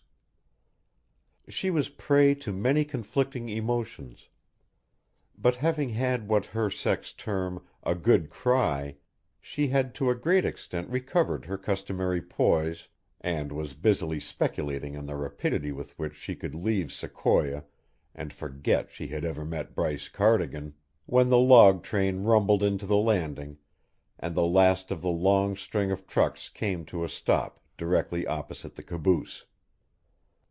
Shirley happened to be looking through the grimy caboose window at that moment. On the top log of the load the object of her unhappy speculations was seated, apparently quite oblivious of the fact that he was once more in the haunt of his enemies, although knowledge that the double-bitted axe he had so unceremoniously borrowed of Colonel Pennington was driven deep into the log beside him, with the haft convenient to his hand, probably had much to do with Bryce's air of detached indifference. He was sitting with his elbows on his knees, his chin in his cupped hands, and a pipe thrust aggressively out the corner of his mouth, the while he stared moodily at his feet. Shirley suspected she knew what he was thinking of. He was less than 6 feet from her, and a morbid fascination moved her to remain at the window and watch the play of emotions over his strong, stern face. She told herself that should he move, should he show the slightest disposition to raise his head and bring his eyes on a level with hers, she would dodge away from the window in time to escape his scrutiny. She reckoned without the engine. With a smart bump it struck the caboose and shunted it briskly up the siding. At the sound of the impact, Bryce raised his troubled glance just in time to see Shirley's body, yielding to the shock, sway into full view at the window. With difficulty he suppressed a grin. "I'll bet my immortal soul she was peeking at me," he soliloquized. "Confound the luck! Another meeting this afternoon would be embarrassing." Tactfully he resumed his study of his feet, not even looking up when the caboose, after gaining the main track, slid gently down the slight grade and was coupled to the rear logging truck. Out of the tail of his eye he caught a glimpse of Colonel Pennington, passing alongside the log train and entering the caboose. He heard the engineer shout to the brakeman, who had ridden down from the head of the train to unlock the siding switch and couple the caboose, to hurry up, lock the switch, and get back aboard the engine. "Can't get this danged key to turn in the lock," the brakeman shouted presently. "Lock's rusty, and somethin's gotten bust inside." Minutes passed. Bryce's assumed abstraction became real, for he had many matters to occupy his busy brain, and it was impossible for him to sit idle without adverting to some of them. Presently he was subconsciously aware that the train was moving gently forward. Almost immediately, it seemed to him, the long string of trucks had gathered their customary speed, and then suddenly it dawned upon Bryce that the train had started off without a single jerk, and that it was gathering headway rapidly. He looked ahead, and his hair grew creepy at the roots. There was no locomotive attached to the train. It was running away down a 2% grade, and because of the tremendous weight of the train, it was gathering momentum at a fearful rate. The reason for the runaway dawned on Bryce instantly. The road, being privately owned, was, like most logging roads, neglected as to roadbed and rolling stock. Also, it was undermanned, and the brakeman, who also acted as switchman, had failed to set the hand brakes on the leading truck after the engineer had locked the air brakes. As a result, during the 5 or 6 minutes required to "spot in" the caboose, and an extra minute or two lost while the brakeman struggled with the recalcitrant lock on the switch, The air had leaked away through the worn valves and rubber tubing, and the brakes had been released, so that the train, without warning, had quietly and almost noiselessly slid out of the log landing and started on its mad career. Before the engineer could beat it to the other switch with the locomotive, run out on the main track, let the runaway gradually catch up with him and hold it, no matter how or what happened to him or his engine, the first logging truck had cleared the switch and blocked pursuit. There was nothing to do now save watch the wild runaway and pray, for of all the mad runaways in a mad world, a loaded logging train is by far the worst. For an instant after realizing his predicament, Bryce Cardigan was tempted to jump and take his chance on a few broken bones before the train could reach a greater speed than 20 miles an hour. His impulse was to run forward and set the handbrake on the leading truck, but a glance showed him that even with the train standing still he could not hope to leap from truck to truck and land on the round, freshly peeled surface of the logs without slipping, for he had no calks on his boots. And to slip now meant swift and horrible death. "Too late," he muttered. "Even if I could get to the head of the train, I couldn't stop her with the handbrake. Should I succeed in locking the wheels, the brute would be doing 50 miles an hour by that time. The front truck would slide and skid, leave the tracks and pile up with me at the bottom of a mess of wrecked rolling stock and redwood logs." Then he remembered. In the wildly rolling caboose, Shirley Sumner rode with her uncle, while less than 2 miles ahead the track swung in a sharp curve high up along the hillside above Mad River. Bryce knew the leading truck would never make that curve at high speed, even if the ancient rolling stock should hold together until the curve was reached, but would shoot off at a tangent into the canyon, carrying trucks, logs, and caboose with it, rolling over and over down the hillside to the river. "The caboose must be cut out of this runaway," Bryce soliloquized. "And it must be cut out in a devil of a hurry. Here goes nothing in particular, and may God be good to my dear old man." He jerked his axe out of the log, drove it deep into the top log toward the end, and by using the haft to cling to, crawled toward the rear of the load and looked down at the caboose coupling. The top log was a 16-foot butt. The 2 bottom logs were 18-footers. With a silent prayer of thanks to Providence, Bryce slid down to the landing thus formed. He was still 5 feet above the coupling, however, but by leaning over the swaying, bumping edge and swinging the axe with one hand, he managed to cut through the rubber hose on the air connection. "The blamed thing might hold and drag the caboose long after I've pulled out of the coupling pin," he reflected, "and I can't afford to take chances now." Nevertheless, he took them. Axe in hand, he leaped down to the narrow ledge formed by the bumper in front of the cabooses, driving his face into the front of the caboose, and he only grasped the steel rod leading from the brake chains to the wheel on the roof in time to avoid falling half-stunned between the front of the caboose and the rear of the logging truck. The caboose had once been a boxcar, hence there was no railed front platform to which Bryce might have leaped in safety. Clinging perilously on the bumper, he reached with his foot, got his toe under the lever on the side, jerked it upward, and threw the pin out of the coupling. Then, with his free hand, he swung the axe and drove the great steel jaws of the coupling apart. The caboose was cut out. But already the deadly curve was in sight. In 2 minutes the first truck would reach it, and the caboose, though cut loose, had to be stopped, else with the headway it had gathered it, too, would follow the logging trucks to glory. For a moment Bryce clung to the brake rod, weak and dizzy from the effects of the blow when, leaping down from the loaded truck to the caboose bumper, his face had smashed into the front of the caboose. His chin was bruised, skinned, and bloody. His nose had been broken, and twin rivulets of blood ran from his nostrils.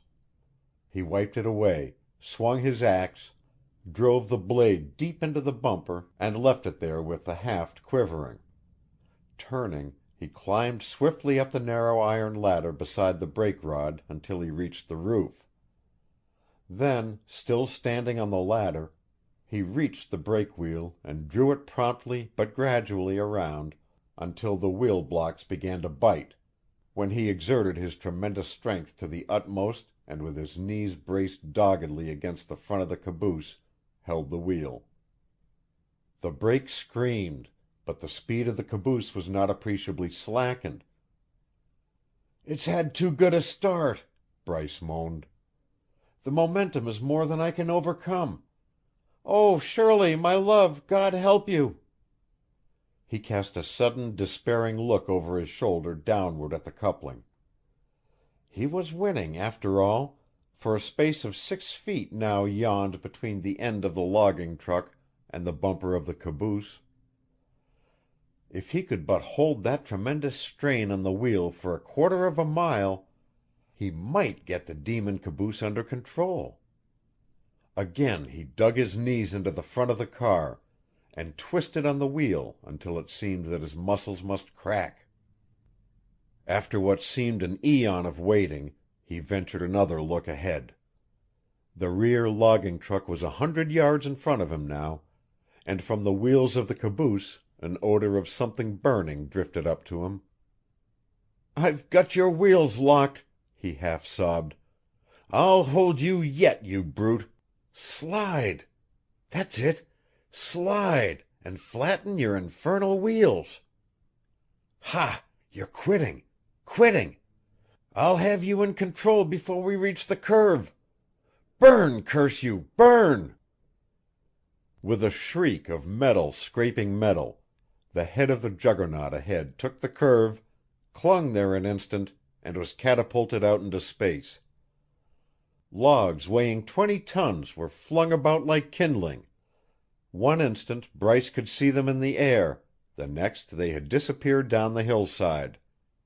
A deafening crash, a splash, a cloud of dust. With a protesting squeal, the caboose came to the point where the logging train had left the right of way, carrying rails and ties with it. The wheels on the side nearest the bank slid into the dirt first and plowed deep into the soil. The caboose came to an abrupt stop, trembled and rattled, overtopped its center of gravity, and fell over against the cut bank, wearily like a drunken hag. Bryce, still clinging to the brake, was fully braced for the shock and was not flung off. Calmly he descended the ladder, recovered the axe from the bumper, climbed back to the roof, tiptoed off the roof to the top of the bank, and sat calmly down under a manzanita bush to await results, for he was quite confident that none of the occupants of the confounded caboose had been treated to anything worse than a wild ride and a rare fright, and he was curious to see how Shirley Sumner would behave in an emergency. Colonel Pennington was first to emerge at the rear of the caboose. He leaped lightly down the steps, ran to the front of the car, looked down the track, and swore feelingly. Then he darted back to the rear of the caboose. "All clear and snug as a bug under a chip, my dear," he called to Shirley. "Thank God, the caboose became uncoupled. Guess that fool brakeman forgot to drop the pin. It was the last car, and when it jumped the track and plowed into the dirt, it just naturally quit and toppled over against the bank. Come out, my dear." Shirley came out, dry-eyed, but white and trembling. The Colonel placed his arm around her, and she hid her face on his shoulder and shuddered. "There, there," he soothed her affectionately. "It's all over, my dear. All's well that ends well." "The train," she cried in a choking voice. "Where is it?" "In little pieces, down in Mad River." He laughed happily. And the logs weren't even mine. As for the trucks, they were a lot of ratty antiques and only fit to haul Cardigan's logs.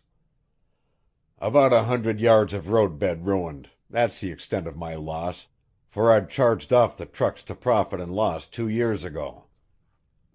"Bryce Cardigan," she sobbed. "I saw him. He was riding a top log on the train. He ah, God help him!"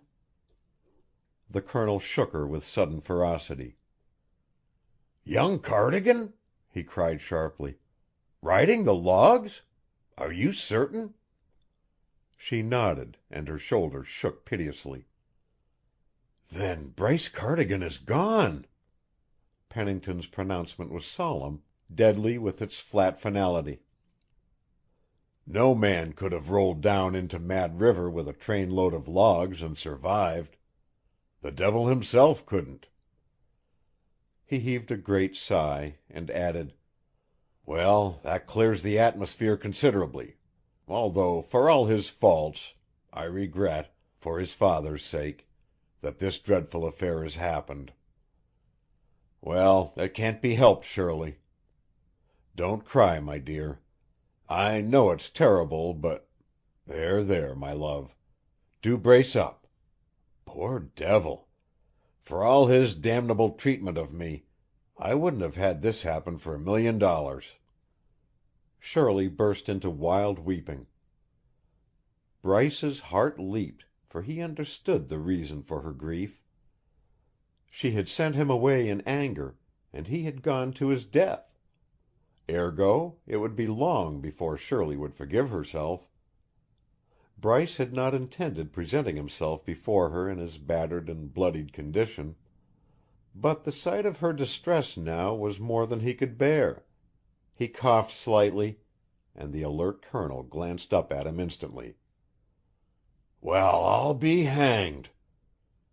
The words fell from Pennington's lips with a heartiness that was almost touching. "I thought you'd gone with the train." "Sorry to have disappointed you, old top," Bryce replied blithely, "but I'm just naturally stubborn. Too bad about the atmosphere you thought cleared up a moment ago. It's clogged worse than ever now." At the sound of Bryce's voice, Shirley raised her head, whirled and looked up at him. He held his handkerchief over his gory face that the sight might not distress her. He could have whooped with delight at the joy that flashed through her wet lids. "Bryce Cardigan," she commanded sternly, "come down here this instant." "I'm not a pretty sight, Shirley. Better let me go about my business." She stamped her foot. "Come here." "Well, since you insist," he replied, and he slid down the bank. "How did you get up there? And what do you mean by hiding there spying on me, you oh, you?" "Cuss a little, if it'll help any," he suggested. "I had to get out of your way, out of your sight, and up there was the best place. I was on the roof of the caboose when it toppled over, so all I had to do was step ashore and sit down." "Then why didn't you stay there?" she demanded furiously. "You wouldn't let me," he answered demurely. "And when I saw you weeping because I was supposed to be with the angels, I couldn't help coughing to let you know I was still hanging around, ornery as a book agent." "How did you ruin your face, Mr. Cardigan?" "Tried to take a cast of the front end of the caboose in my classic countenance, that's all." "But you were riding the top log on the last truck." "Certainly. But I wasn't hayseed enough to stay there until we struck this curve. I knew exactly what was going to happen, so I climbed down to the bumper of the caboose, uncoupled it from the truck, climbed up on the roof, and managed to get the old thing under control with the handbrake. Then I skedaddled up into the brush because I knew you were inside, and by the way, Colonel Pennington, here is your axe, which I borrowed this afternoon. Much obliged for its use. The last up train is probably waiting on the siding at Freshwater to pass the late lamented. Consequently, a walk of about a mile will bring you a means of transportation back to Sequoia. Walk leisurely. You have lots of time. As for myself, I'm in a hurry, and my room is more greatly to be desired than my company, so I'll start now." He lifted his hat, turned, and walked briskly down the ruined track. Shirley made a little gesture of dissent, half opened her lips to call him back, thought better of it, and let him go. When he was out of sight, it dawned on her that he had risked his life to save hers. "Uncle Seth," she said soberly, "what would have happened to us if Bryce Cardigan had not come up here today to thrash your woods boss?" "We'd both be in kingdom come now," he answered truthfully. "Under the circumstances, then," Shirley continued, "suppose we all agree to forget that anything unusual happened today." "I bear the young man no ill will, Shirley, but before you permit yourself to be carried away by the splendor of his action in cutting out the caboose and getting it under control, it might be well to remember that his own precious hide was at stake also. He would have cut the caboose out even if you and I had not been in it." "No, he would not," she insisted, for the thought that he had done it for her sake was very sweet to her and would persist. "Cooped up in the caboose, we did not know the train was running away until it was too late for us to jump, while Bryce Cardigan, riding out on the logs, must have known it almost immediately. He would have had time to jump before the runaway gathered too much headway. And he would have jumped, Uncle Seth, for his father's sake." "Well, he certainly didn't stay for mine, Shirley." She dried her moist eyes and blushed furiously. "Uncle Seth," she pleaded, taking him lovingly by the arm, "let's be friends with Bryce Cardigan. Let's get together and agree on an equitable contract for freighting his logs over our road." "You are now," he replied severely, "mixing sentiment and business. If you persist, the result will be chaos.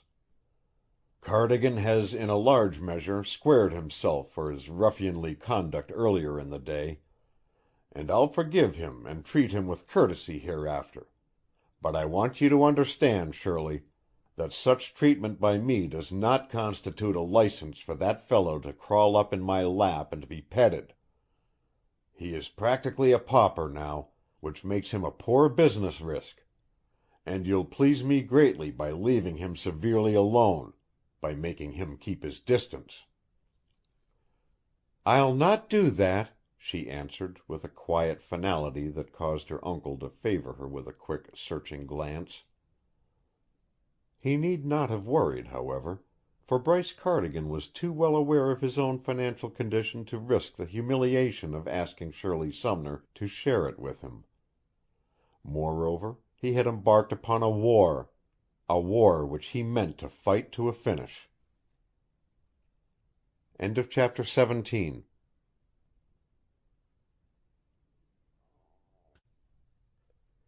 Chapter 18.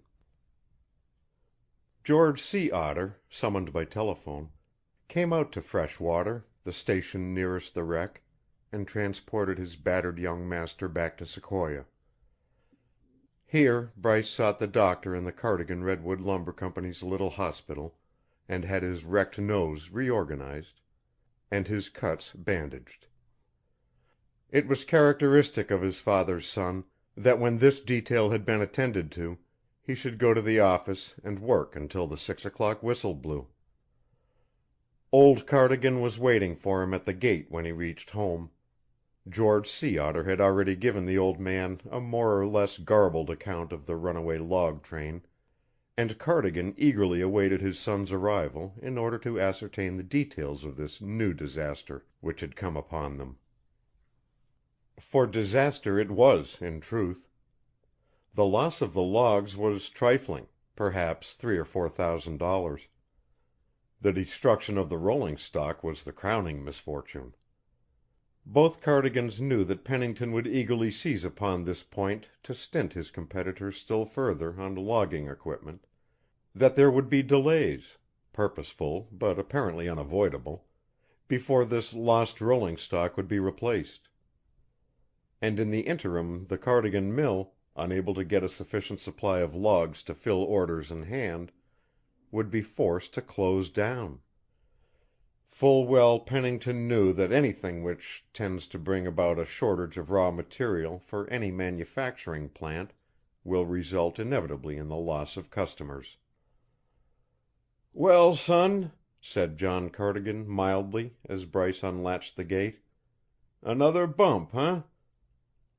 "Yes, sir, right on the nose." "I meant another bump to your heritage, my son." "I'm worrying more about my nose, partner. In fact, I'm not worrying about my heritage at all. I've come to a decision on that point. We're going to fight, and fight to the last. We're going down fighting. And, by the way, I started the fight this afternoon.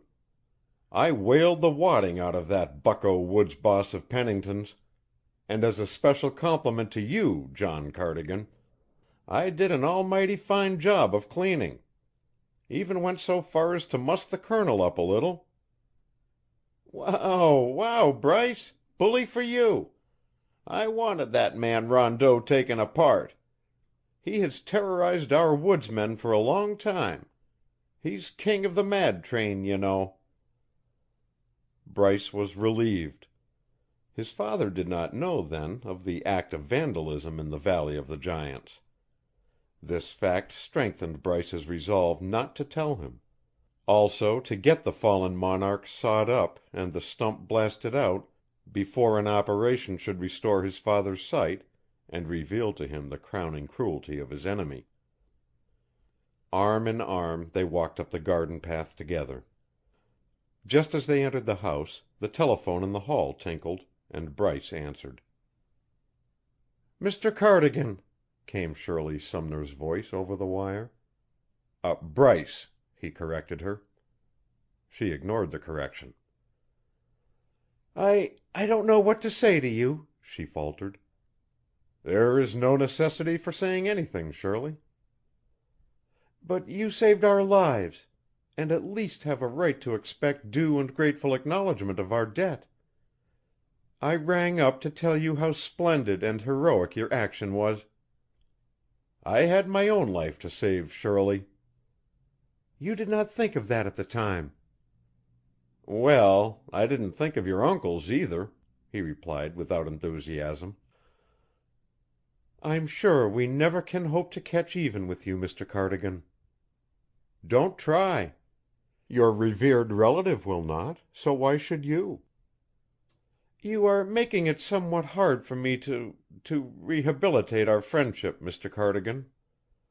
We have just passed through a most extraordinary day, and if at evening I can feel as I do now, I think you ought to do your share and help."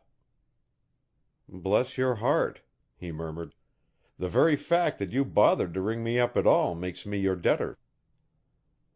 Shirley, can you stand some plain speaking? Between friends, I mean." "I think so, Mr. Cardigan." "Well, then," said Bryce, "listen to this. I am your uncle's enemy until death do us part. Neither he nor I expect to ask or to give quarter, and I'm going to smash him if I can." "If you do, you smash me," she warned him. "Likewise our friendship. I'm sorry, but it's got to be done if I can do it. Shall we say good bye, Shirley?" "Yes." There was a break in her voice. "Good bye, Mr. Cardigan. I wanted you to know." "Good bye. Well, that's cutting the mustard," he murmured sotto voce. "And there goes another bright daydream." Unknown to himself, he spoke directly into the transmitter, and Shirley, clinging half hopefully to the receiver at the other end of the wire, heard him. caught every inflection of the words, commonplace enough, but freighted with the pathos of Bryce's first real tragedy. "Oh, Bryce!" she cried sharply. But he did not hear her. He had hung up his receiver now. The week that ensued was remarkable for the amount of work Bryce accomplished in the investigation of his father's affairs. Also for a visit from Donald McTavish, the woods boss. Bryce found him sitting in the private office one morning at 7 o'clock. "Hello, McTavish," he saluted the woods boss cheerfully and extended his hand for a cordial greeting. His wayward employee stood up, took the proffered hand in both of his huge and callous ones, and held it rather childishly. "Well, 'tis the wee laddie, Hissel," he boomed. "I'm glad to see ye, boy." "You'd have seen me the day before yesterday, if you'd been seeable," Bryce reminded him with a bright smile. "Mac, old man, they tell me you've gotten to be a regular go-to-hell." "I'll nae deny I take a wee drappie now and then," the woods boss admitted frankly, albeit there was a harried, hangdog look in his eyes. Bryce sat down at his desk, lighted his pipe, and looked McTavish over soberly. The woods boss was a big, raw-boned Scotsman, with a plentiful sprinkling of silver in his thick mane of red hair, which fell far down on his shoulders. A tremendous nose rose majestically out of a face so strong and rugged one searched in vain for aught of manly beauty in it. His long arms hung gorilla-like, almost to his knees, and he was slightly stooped, as if from bearing heavy burdens. Though in the late 50s, his years had touched him lightly, but John Barleycorn had not been so considerate. Bryce noted that McTavish was carrying some 30 pounds of whiskey fat, and that the pupils of his fierce blue eyes were permanently distended, showing that alcohol had begun to affect his brain. His hands trembled as he stood before Bryce, smiling fatuously and plucking at the cuffs of his mackinaw. The latter realized that McTavish was waiting for him to broach the object of the visit. So with an effort he decided to begin the disagreeable task. "Mac, did Moira give you my message?" "Aye." "Well, I guess we understand each other, Mac. Was there something else you wanted to see me about?" McTavish sidled up to the desk. "You'll no be firing old Mac out of hand?" he pleaded hopefully. "Mon, have ye the heart to do it, after all these years?" Bryce nodded. "If you have the heart, after all these years, to draw pay you do not earn, then I have the heart to put a better man in your place." "You was never a laddie to have your bit joke." "It's no good arguing, Mac. You're off the payroll onto the pension roll, your shanty in the woods, your meals at the camp kitchen, your clothing and tobacco that I send out to you. Neither more nor less." He reached into his desk and drew forth a check. "Here's your wages to the 15th. It's the last Cardigan check you'll ever finger. I'm terribly sorry, but I'm terribly in earnest." "Who'll ye put in my place?" "I don't know. However, it won't be a difficult task to find a better man than you." "I'll na let him work." McTavish's voice deepened to a growl. "You worked that racket on my father. Try it on me, and you'll answer to me, personally. Lay the weight of your finger on your successor, Mac, and you'll die in the county poor farm. No threats, old man. You know the Cardigans. They never bluff." McTavish's glance met the youthful master's for several seconds. Then the woods boss trembled, and his gaze sought the office floor. Bryce knew he had his man whipped at last, and McTavish realized it too, for quite suddenly he burst into tears. "Dinna fire me, lad," he pleaded. I'll get back on the job and leave whiskey alone." "Nothing doing, Mac. Leave whiskey alone for a year, and I'll discharge your successor to give you back your job. For the present, however, my verdict stands. You're discharged." "Who kens the Cardigan woods as I ken them?" McTavish blubbered. "Who'll swamp a road into timber 60% clear when the mill's running on foreign orders, and the old man's calling for clear logs? Who'll fell trees with the least amount of breakage? Who'll get the work out of the men? Who'll—" "Don't plead, Mac," Bryce interrupted gently. "You're quite through, and I can't waste any more time on you." "You dinna mean it, lad. You canna mean it." "On your way, Mac. I loathe arguments. And don't forget your check." "I maun see your father about this. He'll not stand for sick treatment on an old employee." Bryce's temper flared up. "You keep away from my father. You've worried him enough in the past, you drunkard. If you go up to the house to annoy my father with your pleadings, McTavish, I'll manhandle you." He glanced at his watch. "The next train leaves for the woods in 20 minutes. If you do not go back on it and behave yourself, you can never go back to Cardigan Woods." "I will net take charity from any man," McTavish thundered. "I'll not bother the old man, and I'll not go back to yon woods to live on your bounty." "Well, go somewhere, Mac, and be quick about it. Only, when you've reformed, please come back. You'll be mighty welcome. Until then, however, you're as popular with me, that is, in a business way, as a wet dog." "You're no the man your father was," the woods boss half sobbed. "You have a heart of stone." "You've been drunk for 15 days, and I'm paying you for it, Mac," Bryce reminded him gently. "Don't leave your check behind. You'll need it." With a fine show of contempt and rage, McTavish tore the check into strips and threw them at Bryce.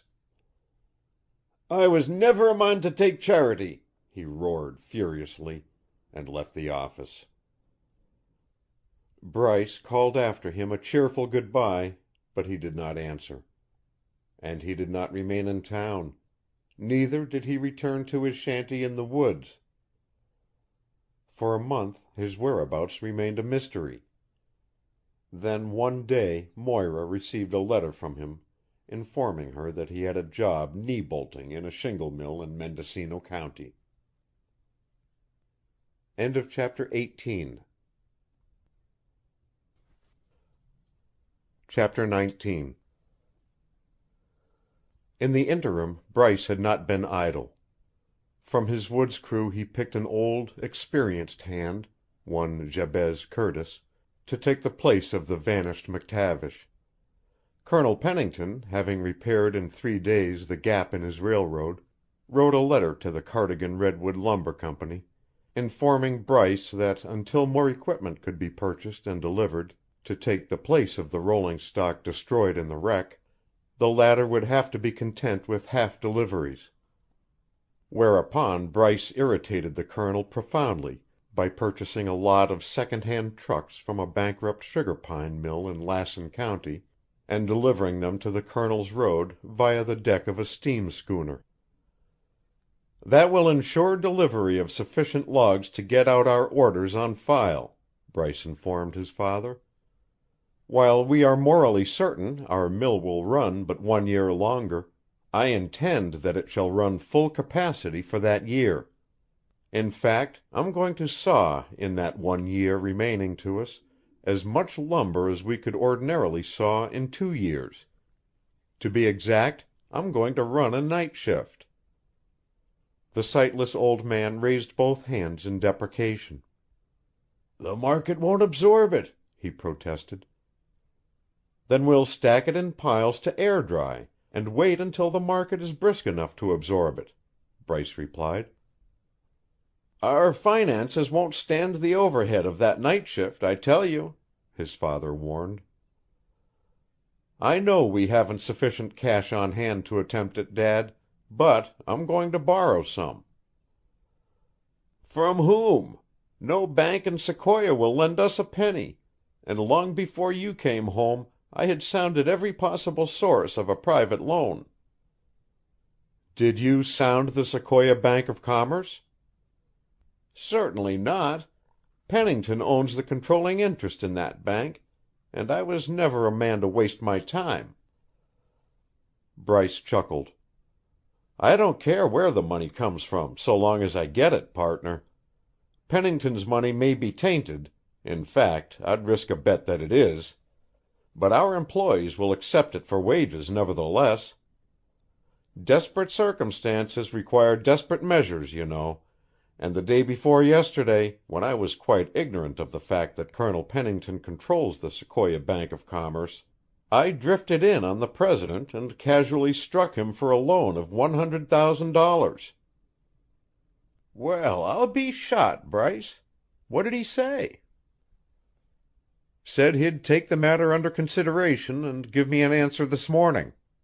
He asked me, of course, what I wanted that much money for, and I told him I was going to run a night shift, double my force of men in the woods, and buy some more logging trucks, which I can get rather cheap. Well, this morning I called for my answer. And got it. The Sequoia Bank of Commerce will loan me up to $100,000, but it won't give me the cash in a lump sum. I can have enough to buy the logging trucks now, and on the first of each month, when I present my payroll, the bank will advance me the money to meet it." "Bryce, I am amazed." "I am not. Since you tell me Colonel Pennington controls that bank, that the bank should accommodate us is the most natural procedure imaginable. Pennington is only playing safe, which is why the bank declined to give me the money in a lump sum. If we run a night shift, Pennington knows that we can't dispose of our excess output under present market conditions. The redwood trade is in the doldrums and will remain in them, to a greater or less degree, until the principal redwood centers secure a rail outlet to the markets of the country. It's a safe bet our lumber is going to pile up on the mill dock. Hence, when the smash comes and the Sequoia Bank of Commerce calls our loan and we cannot possibly meet it, the lumber on hand will prove security for the loan, will it not? In fact, it will be worth $2 or $3 per thousand more than it is now, because it will be air dried. And inasmuch as all the signs point to Pennington's gobbling us anyhow, it strikes me as a rather good business on his part to give us sufficient rope to ensure a thorough job of hanging." "But what idea have you got back of such a procedure, Bryce?" "Merely a forlorn hope, Dad. Something might turn up. The market may take a sudden spurt and go up $3 or $4. "Yes, and it may take a sudden spurt and drop $3 or $4, his father reminded him. Bryce laughed. "That would be Pennington's funeral, Dad. And whether the market goes up or comes down, it costs us nothing to make the experiment." "Quite true," his father agreed. "Then, if you'll come down to the office tomorrow morning, Dad, we'll hold a meeting of our board of directors and authorize me, as president of the company, to sign the note to the bank. We're borrowing this without collateral, you know." John Cardigan sighed. Such daring financial acrobatics were not usual with him, but as Bryce had remarked, there was no reason why, in their present predicament, they should not gamble. Hence he entered no further objection, and the following day the agreement was entered into with the bank. Bryce closed by wire for the extra logging equipment and immediately set about rounding up a crew for the woods and for the night shift in the mill. For a month Bryce was as busy as the proverbial one-armed paper hanger with the itch, and during all that time he did not see Shirley Sumner or hear of her, directly or indirectly. Only at infrequent intervals did he permit himself to think of her, for he was striving to forget, and the memory of his brief glimpse of paradise was always provocative of pain. Moira McTavish, in the meantime, had come down from the woods and entered upon her duties in the mill office. The change from her dull, drab life, giving her, as it did, an opportunity for companionship with people of greater mentality and refinement than she had been used to, quickly brought about a swift transition in the girl's nature. With the passing of the coarse shoes and calico dresses, and the substitution of the kind of clothing all women of Moira's instinctive refinement and natural beauty long for, the girl became cheerful, animated, and imbued with the optimism of her years. At first old Sinclair resented the advent of a woman in the office. Then he discovered that Moira's efforts lightened his own labors in exact proportion to the knowledge of the business which she assimilated from day to day. Moira worked in the general office, and except upon occasions when Bryce desired to look at the books, or Moira brought some document into the private office for his perusal, there were days during which his pleasant "Good morning, Moira," constituted the extent of their conversation. To John Cardigan, however, Moira was a ministering angel. Gradually she relieved Bryce of the care of the old man. She made a cushion for his easy chair in the office, she read the papers to him, and the correspondence, and discussed with him the receipt and delivery of orders, the movements of the lumber fleet, the comedies and tragedies of his people, which had become to him matters of the utmost importance. She brushed his hair, dusted his hat, and crowned him with it when he left the office at nightfall, and whenever Bryce was absent in the woods or in San Francisco, it fell to her lot to lead the old man to and from the house on the hill. To his starved heart her sweet womanly attentions were tremendously welcome, and gradually he formed the habit of speaking to her, half tenderly, half jokingly, as "my girl." Bryce had been absent in San Francisco for 10 days. He had planned to stay 3 weeks, but finding his business consummated in less time, he returned to Sequoia unexpectedly. Moira was standing at the tall bookkeeping desk, her beautiful dark head bent over the ledger, when he entered the office and set his suitcase in the corner. "Is that you, Mr. Bryce?" she queried. "The identical individual, Moira. How did you guess it was I?" She looked up at him then, and her wonderful dark eyes lighted with a flame Bryce had not seen in them heretofore. "I knew you were coming," she replied simply. "But how could you know? I didn't telegraph because I wanted to surprise my father, and the instant the boat touched the dock, I went overside and came directly here. I didn't even wait for the crew to run out the gangplank. So I know nobody could have told you I was due." "That is quite right, Mr. Bryce. Nobody told me you were coming, but I just knew, when I heard the Noyo whistling as she made the dock, that you were aboard, and I didn't look up when you entered the office because I wanted to verify my suspicion." "You had a hunch, Moira. Do you get those telepathic messages very often?" He was crossing the office to shake her hand. "I've never noticed particularly. That is, until I came to work here. But I always know when you are returning after a considerable absence." She gave him her hand. "I'm so glad you're back." "Why?" he demanded bluntly. She flushed. I really don't know, Mr. Bryce." "Well, then," he persisted, "what do you think makes you glad?" "I had been thinking how nice it would be to have you back, Mr. Bryce. When you enter the office, it's like a breeze rustling the tops of the redwoods.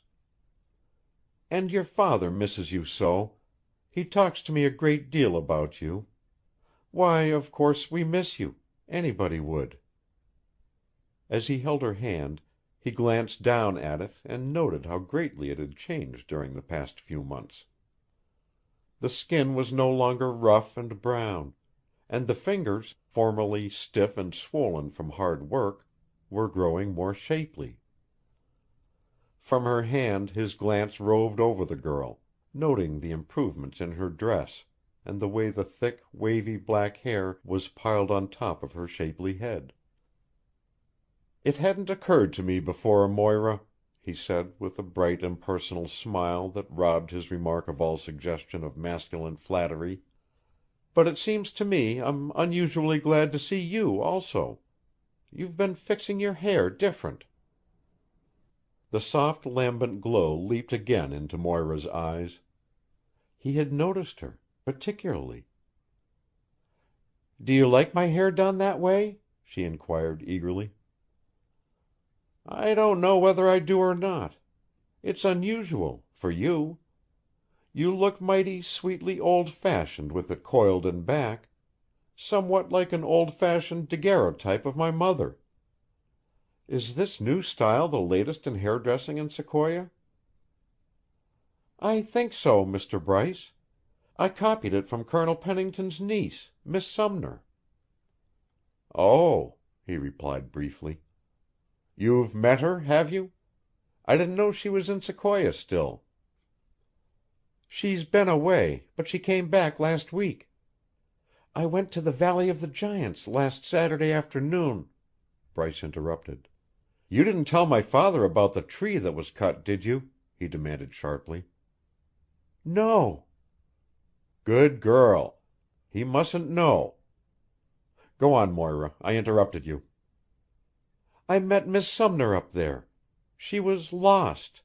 She'd followed the old trail into the timber, and when the trees shut out the sun, she lost all sense of direction. She was terribly frightened and crying when I found her and brought her home." "Well, I swan, Moira. What was she doing in our timber?" "She told me that once, when she was a little girl, you had taken her for a ride on your pony up to your mother's grave. And it seems she had a great curiosity to see that spot again, and started out without saying a word to anyone. Poor dear, she was in a sad state when I found her." "How fortunate you found her. I've met Miss Sumner 3 or 4 times. That was when she first came to Sequoia. She's a stunning girl, isn't she?" "Perfectly, Mr. Bryce. She's the first lady I've ever met. She's different." "No doubt. Her kind are not a product of homely little communities like Sequoia.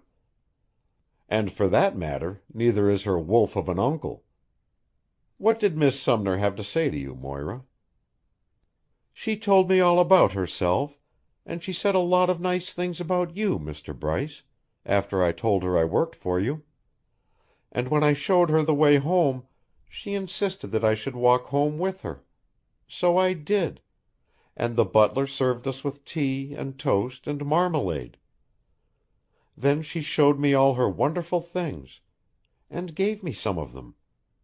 Oh, Mr. Bryce, she's so sweet. She had her maid dress my hair in half a dozen different styles until they could decide on the right style, and—" "And that's it, eh, Moira?" She nodded brightly. "I can see that you and Miss Sumner evidently hit it off just right with each other. Are you going to call on her again?" "Oh, yes. She begged me to. She says she's lonesome." "I dare say she is, Moira. Well, her choice of a pal is a tribute to the brains I suspected her of possessing. And I'm glad you've gotten to know each other. I've no doubt you find life a little lonely sometimes." "Sometimes, Mr. Bryce." "How's my father?" "Splendid. I've taken good care of him for you." "Moira, you're a sweetheart of a girl. I don't know how we ever managed to wiggle along without you." Fraternally, almost paternally, he gave her radiant cheek 3 light little pats as he strode past her to the private office. He was in a hurry to get to his desk, upon which he could see through the open door a pile of letters and orders, and a moment later he was deep in a perusal of them, oblivious to the fact that ever and anon the girl turned upon him her brooding, Madonna-like glance. That night Bryce and his father, as was their custom after dinner, repaired to the library, where the bustling and motherly Mrs. Tully served their coffee. This good soul, after the democratic fashion in vogue in many Western communities, had never been regarded as a servant, neither did she so regard herself. She was John Cardigan's housekeeper, and as such she had for a quarter of a century served father and son their meals and then seated herself at the table with them. This arrangement had but one drawback, although this did not present itself until after Bryce's return to Sequoia and his assumption of the direction of the Cardigan destinies, for Mrs. Tully had a failing common to many of her sex. She possessed for other people's business an interest absolutely incapable of satisfaction, and she was, in addition, garrulous beyond belief. The library was the one spot in the house which, at the beginning of her employment, John Cardigan had indicated to Mrs. Tully as sanctuary for him and his. Hence, having served the coffee this evening, the amiable creature withdrew, although not without a pang as she reflected upon the probable nature of their conversation and the void which must inevitably result by reason of the absence of her advice and friendly cooperation and sympathy. No sooner had Mrs. Tully departed than Bryce rose and closed the door behind her. John Cardigan opened the conversation with a contented grunt. "Plug the keyhole, son," he continued. "I believe you have something on your mind, and you know how Mrs. Tully resents the closing of that door. Estimable soul that she is, I have known her to eavesdrop.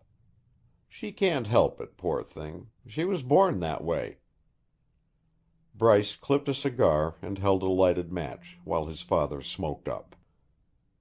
Then he slipped into the easy chair beside the old man.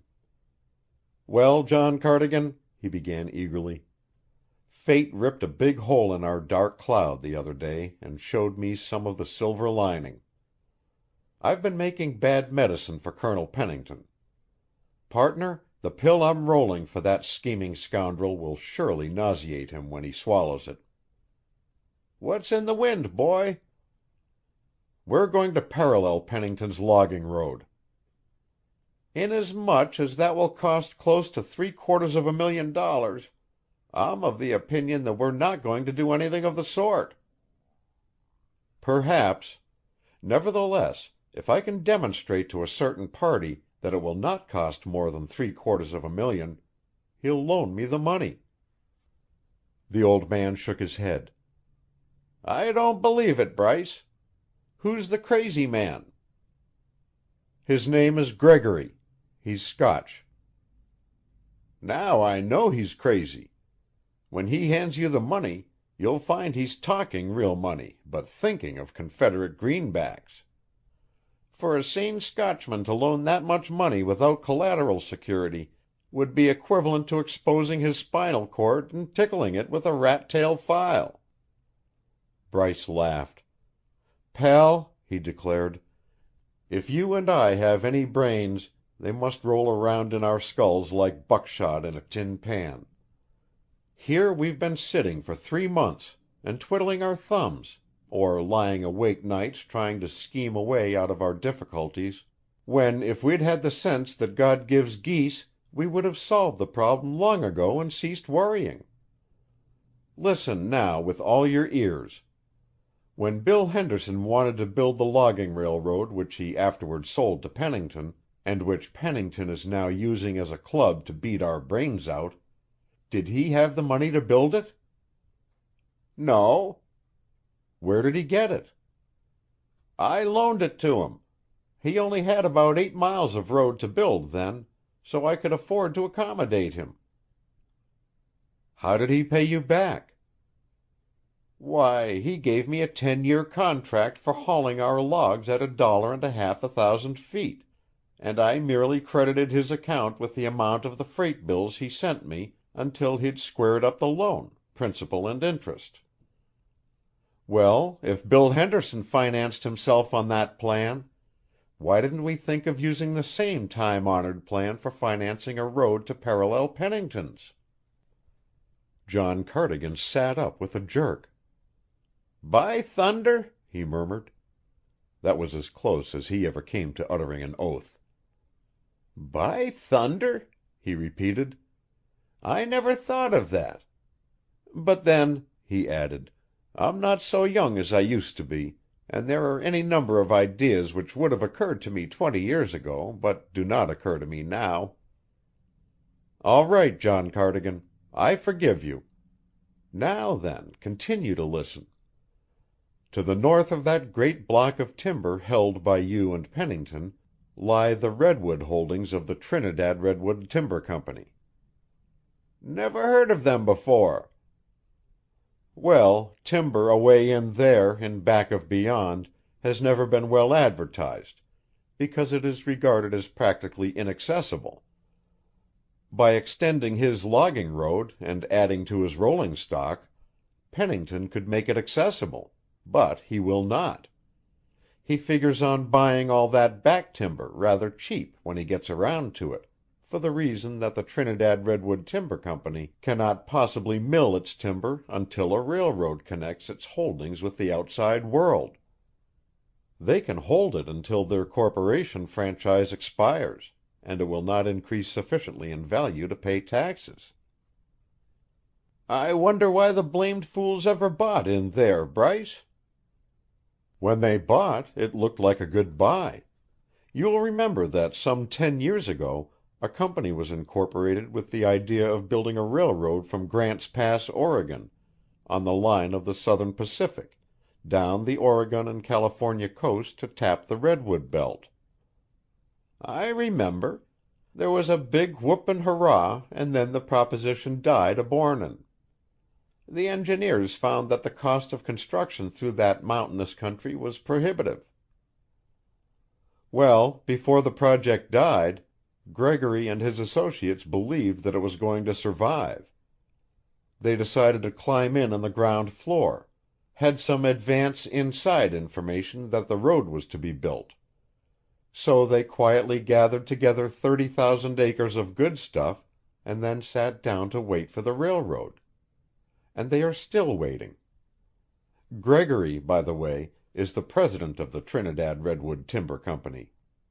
He's an Edinburgh man, and the fly American promoters got him to put up the price of the timber and then mortgage their interest to him as security for the advance. He foreclosed on their notes 5 years ago." "And there he is with his useless timber," John Cardigan murmured thoughtfully. "The poor Scotch sucker." "He isn't poor. The purchase of that timber didn't even dent his bankroll. He's what they call in England a tinned goods manufacturer, purveyor to His Majesty the King, and all that. But he would like to sell his timber, and being Scotch, naturally he desires to sell it at a profit. In order to create a market for it, however, he has to have an outlet to that market. We supply the outlet, with his help. And what happens? Why, timber that cost him 50 and 75 cents per 1,000 feet stumpage, and the actual timber will overrun the cruiser's estimate every time, will be worth $2.50, perhaps more." The elder Cardigan turned slowly in his chair and bent his sightless gaze upon his son. "Well, well!" he cried impatiently. "He loans us the money to build our road. We build it, on through our timber and into his. The collateral security which we put up will be a 25-year contract to haul his logs to tidewater on Humboldt Bay, at a base freight rate of $1.50, with an increase of 25 cents per thousand every 5 years thereafter, and an option for a renewal of the contract upon expiration, at the rate of freight last paid. We also grant him perpetual booming space for his logs in the slough which we own and where we now store our logs until needed at the mill.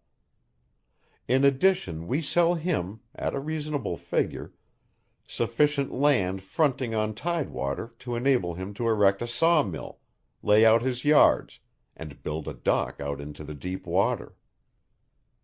Thus Gregory will have that which he hasn't got now, an outlet to his market by water, and when the railroad to Sequoia builds in from the south, it will connect with the road which we have built from Sequoia up into Township 9 to the north. Hence Gregory will also have an outlet to his market by rail. He can easily get a good manager to run his lumber business until he finds a customer for it, and in the meantime we will be charging his account with our freight bills against him, and gradually pay off the loan without pinching ourselves." "Have you talked with Gregory?"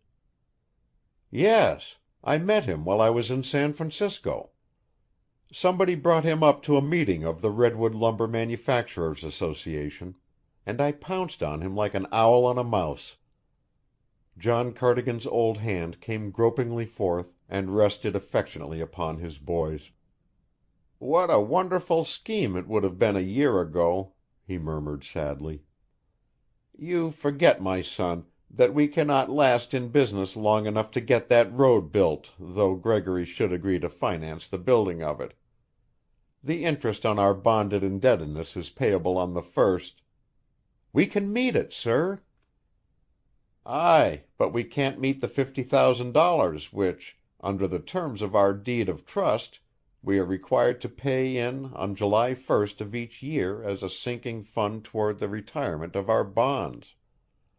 By superhuman efforts, by sacrificing a dozen cargoes, raising hob with the market, and getting ourselves disliked by our neighbors, we managed to meet half of it this year and procure an extension of 6 months on the balance due.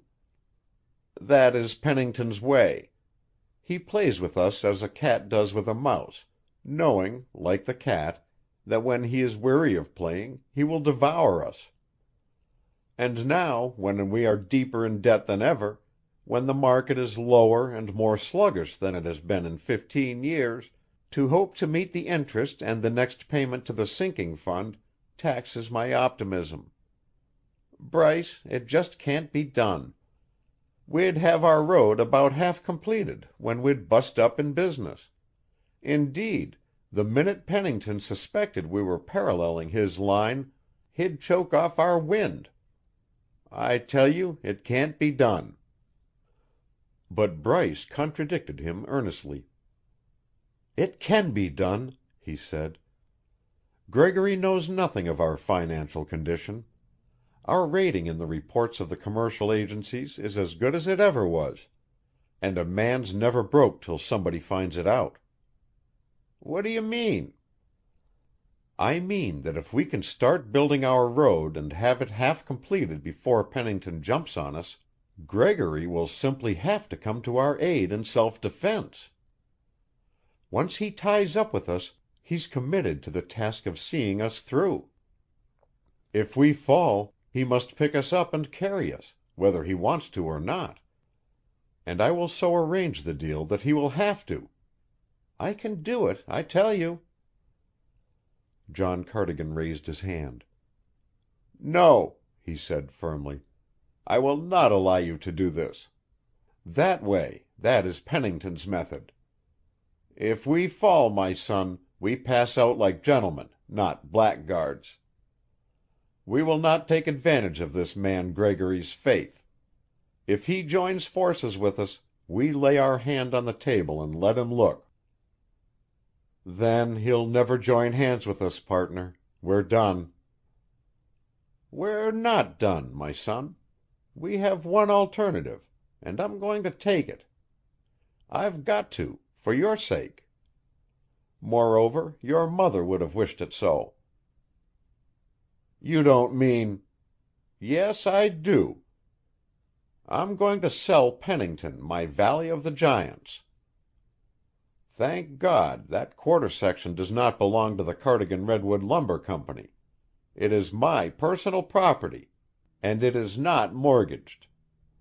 Pennington can never foreclose on it, and until he gets it, 2,500 acres of virgin timber on Squaw Creek are valueless, nay, a source of expense to him. Bryce, he has to have it, and he'll pay the price when he knows I mean business."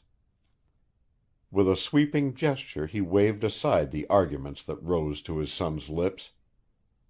"Lead me to the telephone," he commanded, and Bryce, recognizing his sire's unalterable determination, obeyed.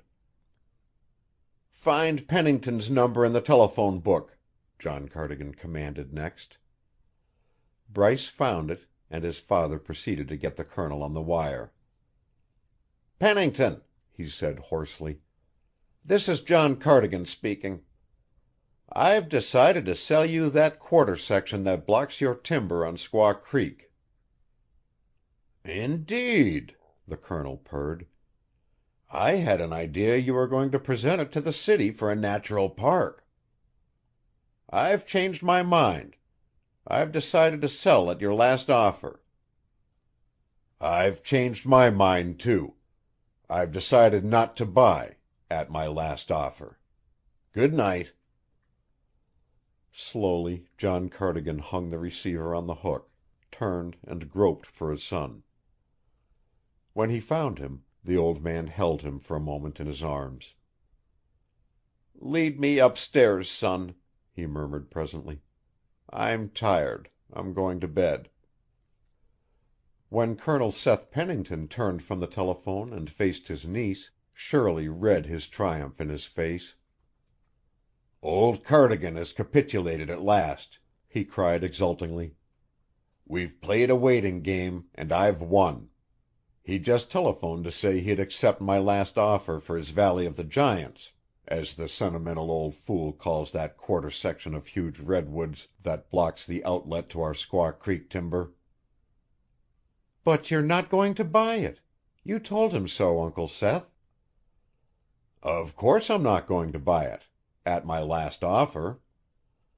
It's worth $5,000 in the open market, and once I offered him $50,000 for it.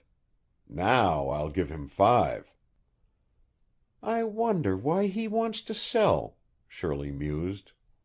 "From what Bryce Cardigan told me once, his father attaches a sentimental value to that strip of woods. His wife is buried there. It's, or rather it used to be, a sort of shrine to the old gentleman." "He's selling it because he's desperate. If he wasn't teetering on the verge of bankruptcy, he'd never let me outgame him," Pennington replied gaily. "I'll say this for the old fellow, he's no bluffer. However, since I know his financial condition almost to a dollar, I do not think it would be good business to buy his Valley of the Giants now. I'll wait until he has gone bust, and save $25,000 or $30,000.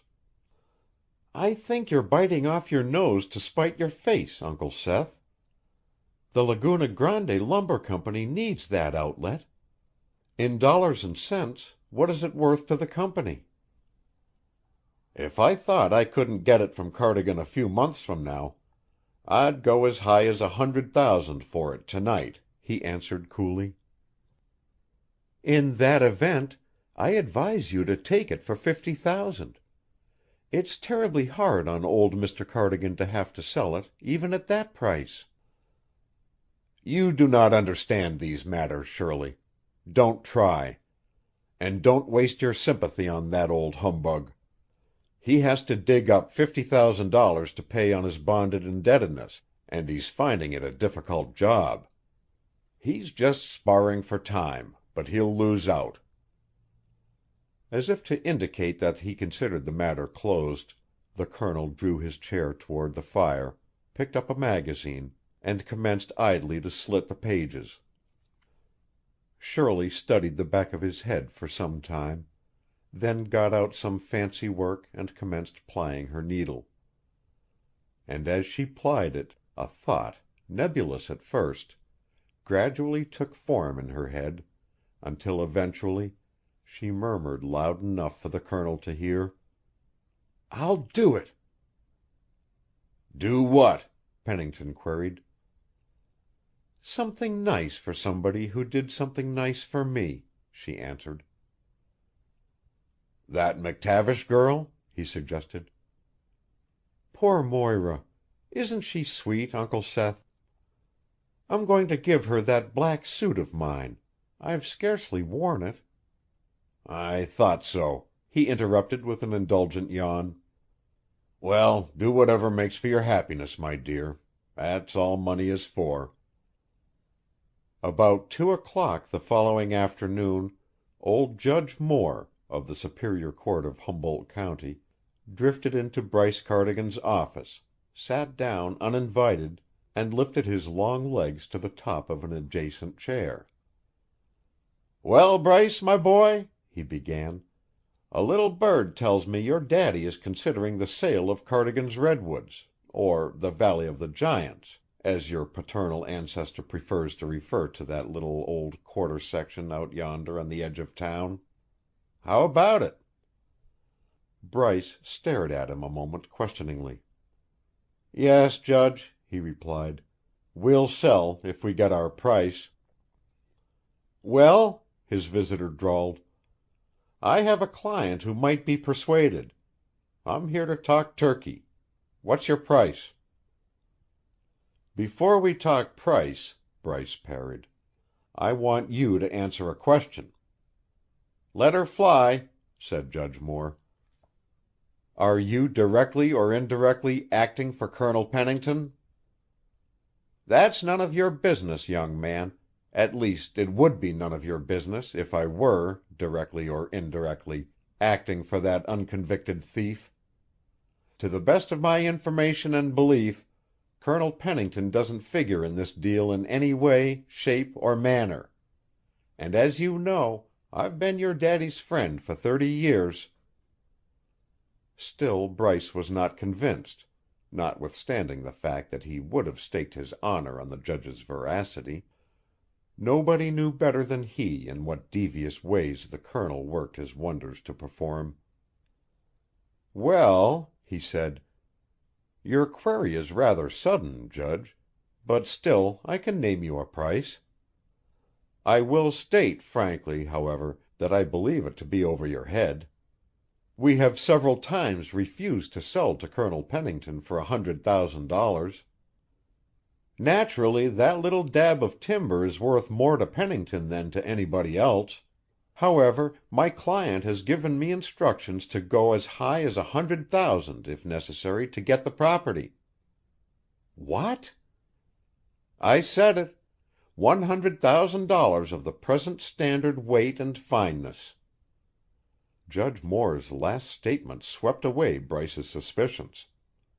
He required now no further evidence that, regardless of the identity of the judge's client, that client could not possibly be Colonel Seth Pennington or anyone acting for him, since only the night before Pennington had curtly refused to buy the property for $50,000. For a moment Bryce stared stupidly at his visitor. Then he recovered his wits. "Sold!" he almost shouted, and after the fashion of the West extended his hand to clinch the bargain. The judge shook it solemnly.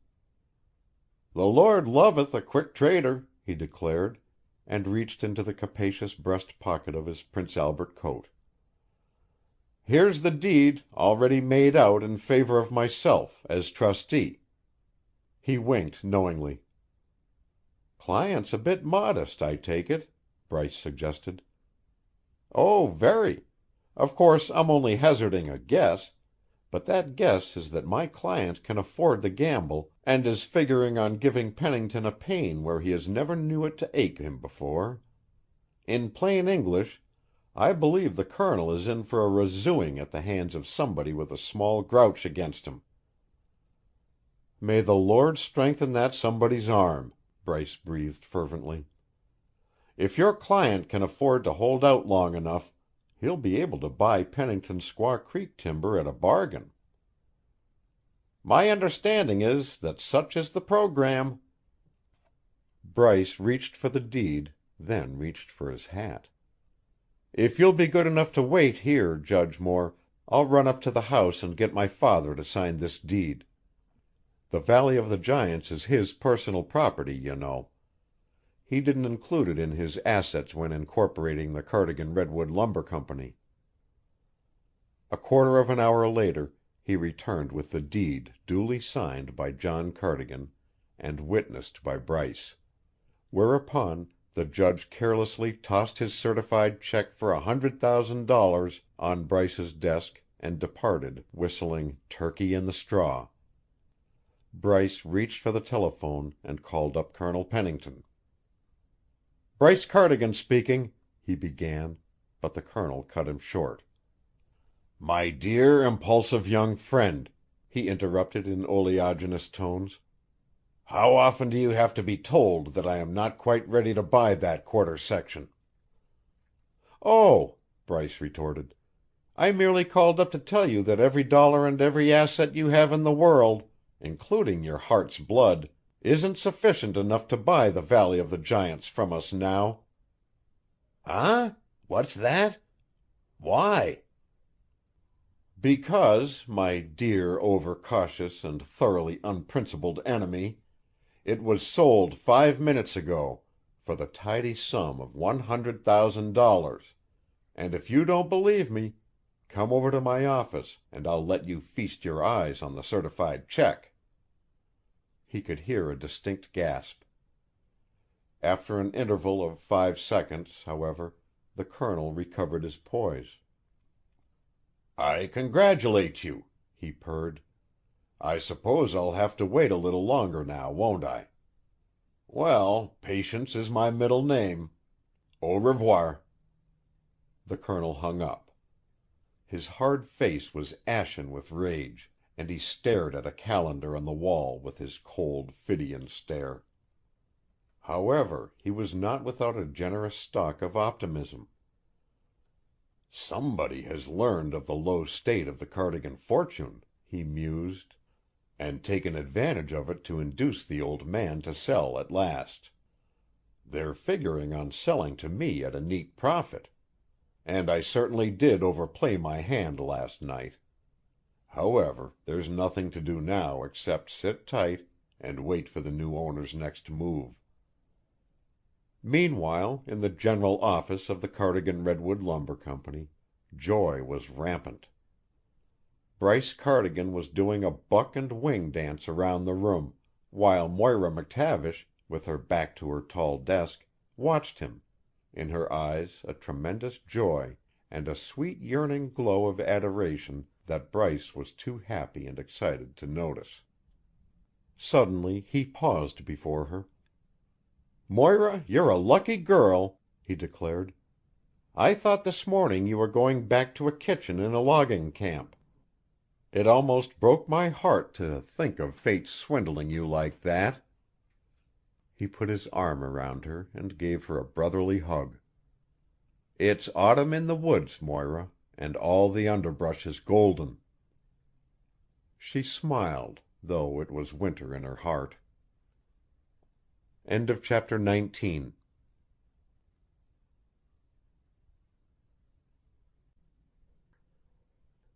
Chapter 20. Not the least of the traits which formed Shirley Sumner's character was pride.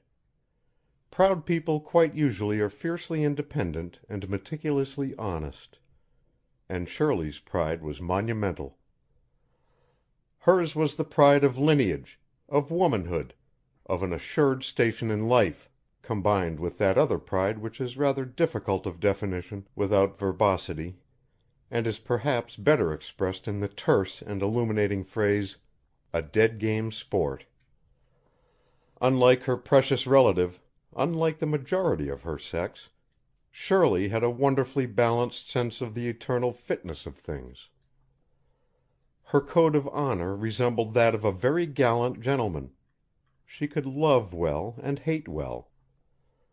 A careful analysis of Shirley's feelings toward Bryce Cardigan, immediately following the incident in Pennington's woods, had showed her that under more propitious circumstances she might have fallen in love with that tempestuous young man in sheer recognition of the many lovable and manly qualities she had discerned in him. As an offset to the credit side of Bryce's account with her, however, there appeared certain debits in the consideration of which Shirley always lost her temper and was immediately quite certain she loathed the unfortunate man. He had been an honored and, for aught Shirley knew to the contrary, welcome guest in the Pennington home one night, and the following day had assaulted his host, committed great bodily injuries upon the latter's employees for little or no reason save the satisfaction of an abominable temper, made threats of further violence, declared his unfaltering enmity to her nearest and best loved relative, and in the next breath had had the insolence to prate of his respect and admiration for her. Indeed, in cogitating on this latter incongruity, Shirley recalled that the extraordinary fellow had been forced rather abruptly to check himself in order to avoid a fervid declaration of love. And all of this under the protection of a double-bitted axe, one eye on her and the other on his enemies. However, all of these grave crimes and misdemeanors were really insignificant compared with his crowning offense. What had infuriated Shirley was the fact that she had been at some pains to inform Bryce Cardigan that she loathed him, whereat he had looked her over coolly, grinned a little, and declined to believe her. Then, seemingly as if fate had decreed that her futility should be impressed upon her still further, Bryce Cardigan had been granted an opportunity to save, in a strikingly calm, heroic, and painful manner, her and her uncle from certain and horrible death, thus placing upon Shirley an obligation that was as irritating to acknowledge as it was futile to attempt to reciprocate. That was where the shoe pinched.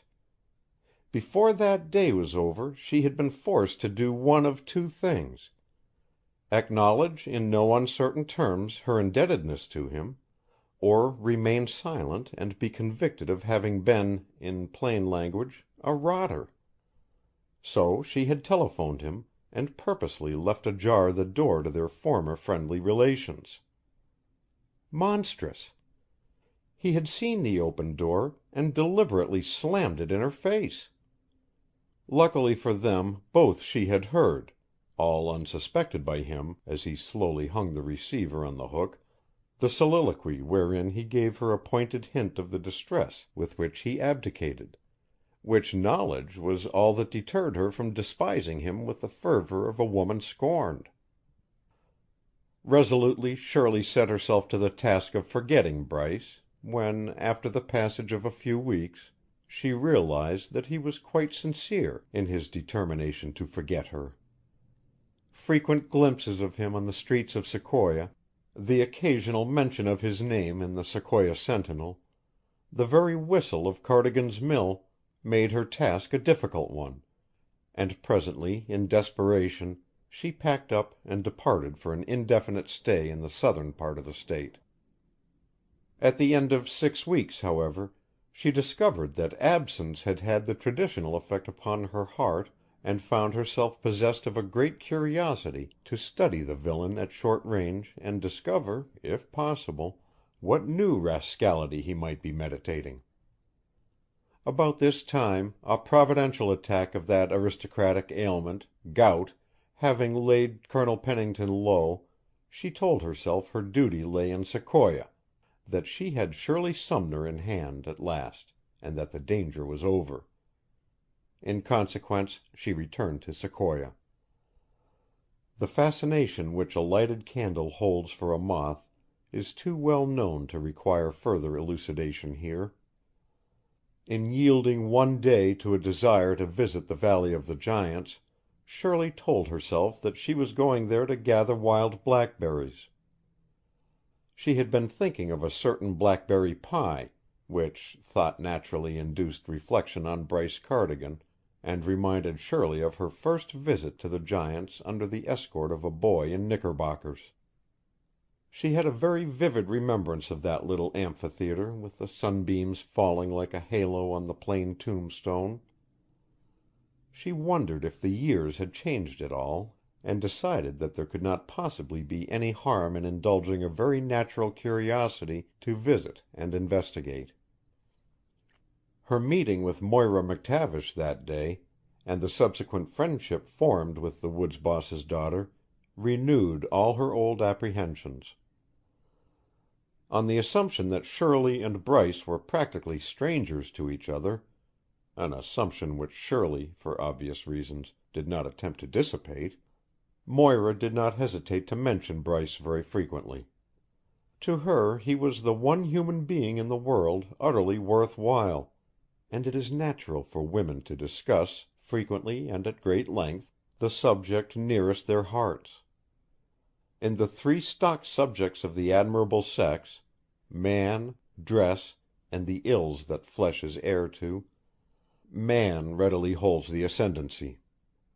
And by degrees Moira, discovering that Shirley, having all the dresses she required, several dozen more in fact, and being neither subnormal mentally nor fragile physically, gave the last two topics scant attention, formed the habit of expatiating at great length on the latter. Moira described Bryce in minute detail, and related to her eager auditor little unconscious daily acts of kindness, thoughtfulness, or humor performed by Bryce.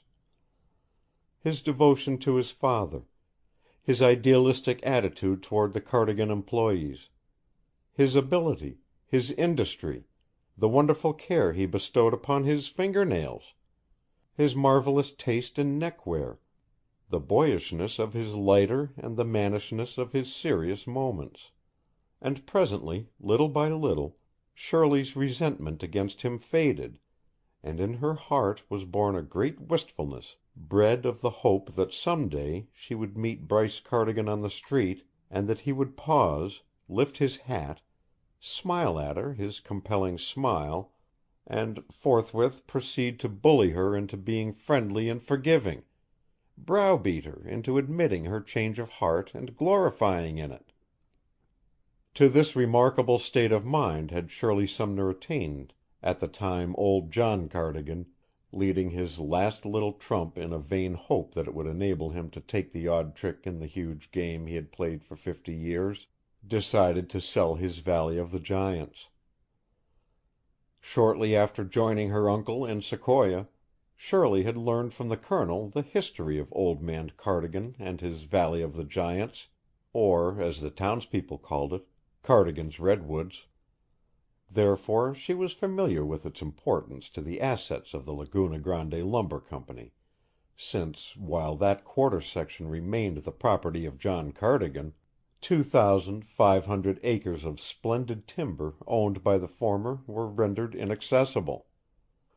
Her uncle had explained to her that ultimately this would mean the tying up of some $2 million, and inasmuch as the Colonel never figured less than 5% return on anything, he was in this instance facing a net loss of $100,000 for each year obstinate John Cardigan persisted in retaining that quarter section. "I'd gladly give him $100,000 for that miserable little dab of timber and let him keep a couple of acres surrounding his wife's grave, if the old fool would only listen to reason," the Colonel had complained bitterly to her. "I've offered him that price a score of times, and he tells me blandly the property isn't for sale. Well, he who laughs last laughs best, and if I can't get that quarter section by paying more than 10 times what it's worth in the open market, I'll get it some other way, if it costs me $1 million." "How?" Shirley had queried at the time. "Never mind, my dear," he had answered darkly. "You wouldn't understand the procedure if I told you. I'll have to run all around Robin Hood's barn and put up a deal of money, one way or another. But in the end I'll get it all back with interest, and Cardigan's Redwoods. The old man can't last forever, and what with his fool methods of doing business, he's about broke anyhow. I expect to do business with his executor, or his receiver, within a year." Shirley, as explained in a preceding chapter, had been present the night John Cardigan, desperate and brought to bay at last, had telephoned Pennington at the latter's home, accepting Pennington's last offer for the Valley of the Giants. The cruel triumph in the Colonel's handsome face as he curtly rebuffed old Cardigan had been too apparent for the girl to mistake. Recalling her conversation with him anent the impending possibility of his doing business with John Cardigan's receiver or executor, she realized now that a crisis had come in the affairs of the Cardigans, and across her vision there flashed again the vision of Bryce Cardigan's homecoming, of a tall man with his trembling arms clasped around his boy, with grizzled cheek laid against his son's, as one who, seeking comfort through bitter years, at length had found it. Presently another thought came to Shirley. She knew Bryce Cardigan was far from being indifferent to her. She had given him his opportunity to be friendly with her again, and he had chosen to ignore her, though sorely against his will. For weeks Shirley had pondered this mysterious action, and now she thought she caught a glimpse of the reason underlying it all. In Sequoia, Bryce Cardigan was regarded as the heir to the throne of Humboldt's first timber king. But Shirley knew now that, as a timber king, Bryce Cardigan bade fair to wear a tinsel crown. Was it this knowledge that had led him to avoid her? "I wonder," she mused. "He's proud.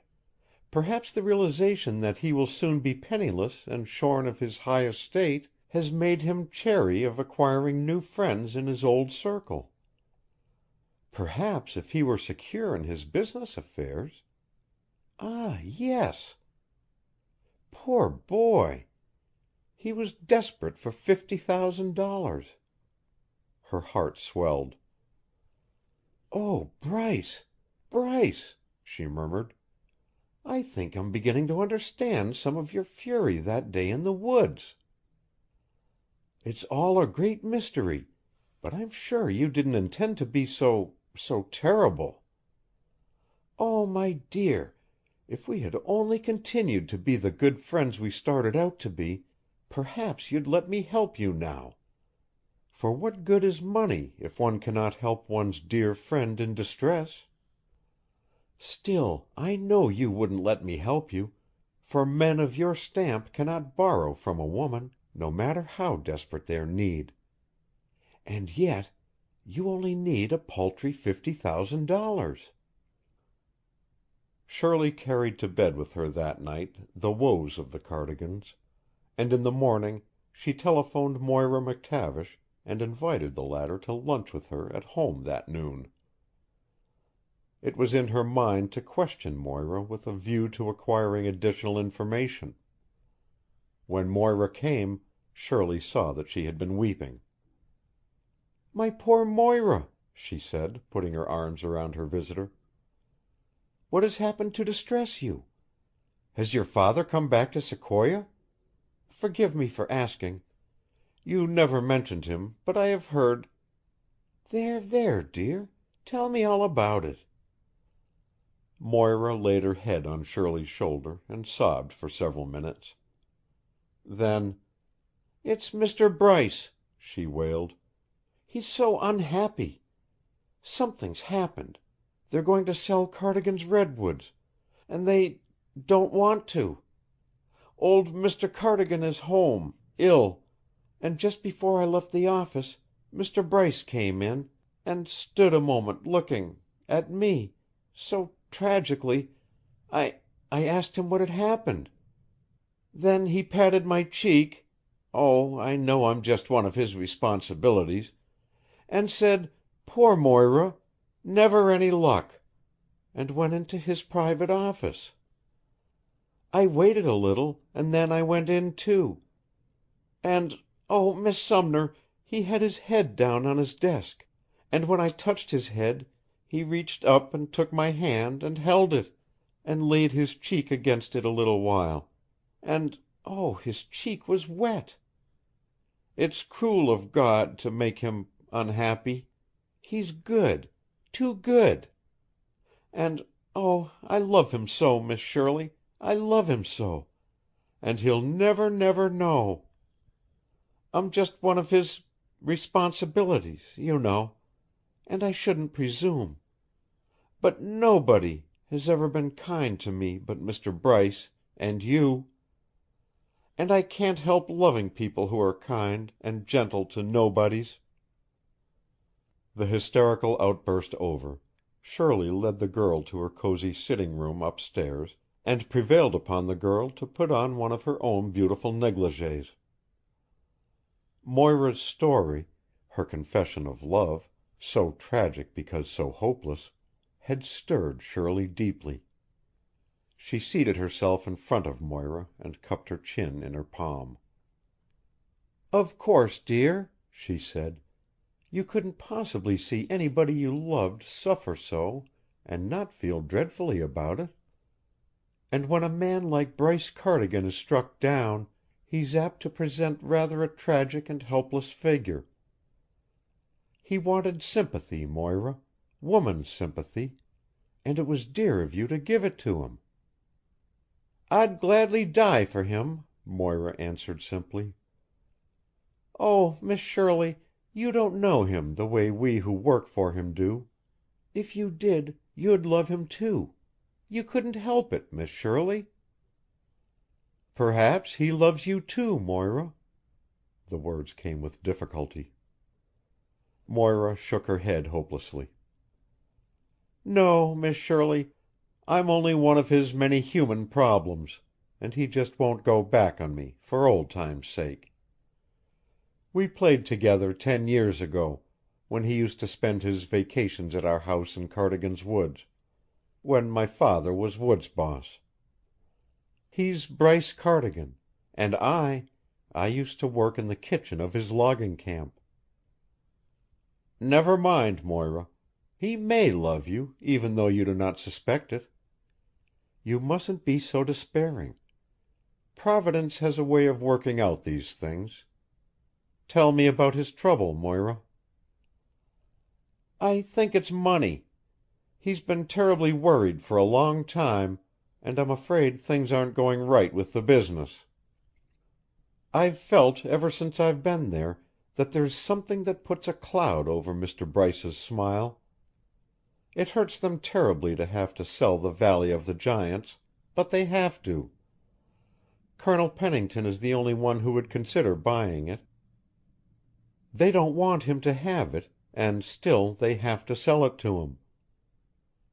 I happen to know, Moira, that he isn't going to buy it." "Yes, he is, but not at the price that will do them any good. They have always thought he would be eager to buy whenever they decided to sell, and now he says he doesn't want it. And old Mr. Cardigan is ill over it all.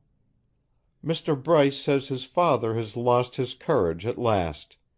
And, oh dear, things are in such a mess. Mr. Bryce started to tell me all about it, and then he stopped suddenly and wouldn't say another word." Shirley smiled. She thought she understood the reason for that. However, she did not pause to speculate on it, since the crying need of the present was the distribution of a ray of sunshine to broken-hearted Moira. "Silly," she chided. "How needlessly you are grieving.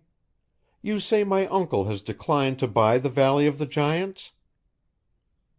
Moira nodded. "My uncle doesn't know what he's talking about, Moira. I'll see that he does buy it.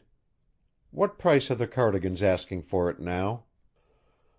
"Well, Colonel Pennington has offered them $100,000 for it time and again, but last night he withdrew that offer. Then they named a price of $50,000, and he said he didn't want it at all." "He needs it, and it's worth every cent of $100,000 to him, Moira. Don't worry, dear. He'll buy it, because I'll make him. And he'll buy it immediately. Only you must promise me not to mention a single word of what I'm telling you to Bryce Cardigan, or in fact to anybody. Do you promise?" Moira seized Shirley's hand and kissed it impulsively. "Very well, then," Shirley continued.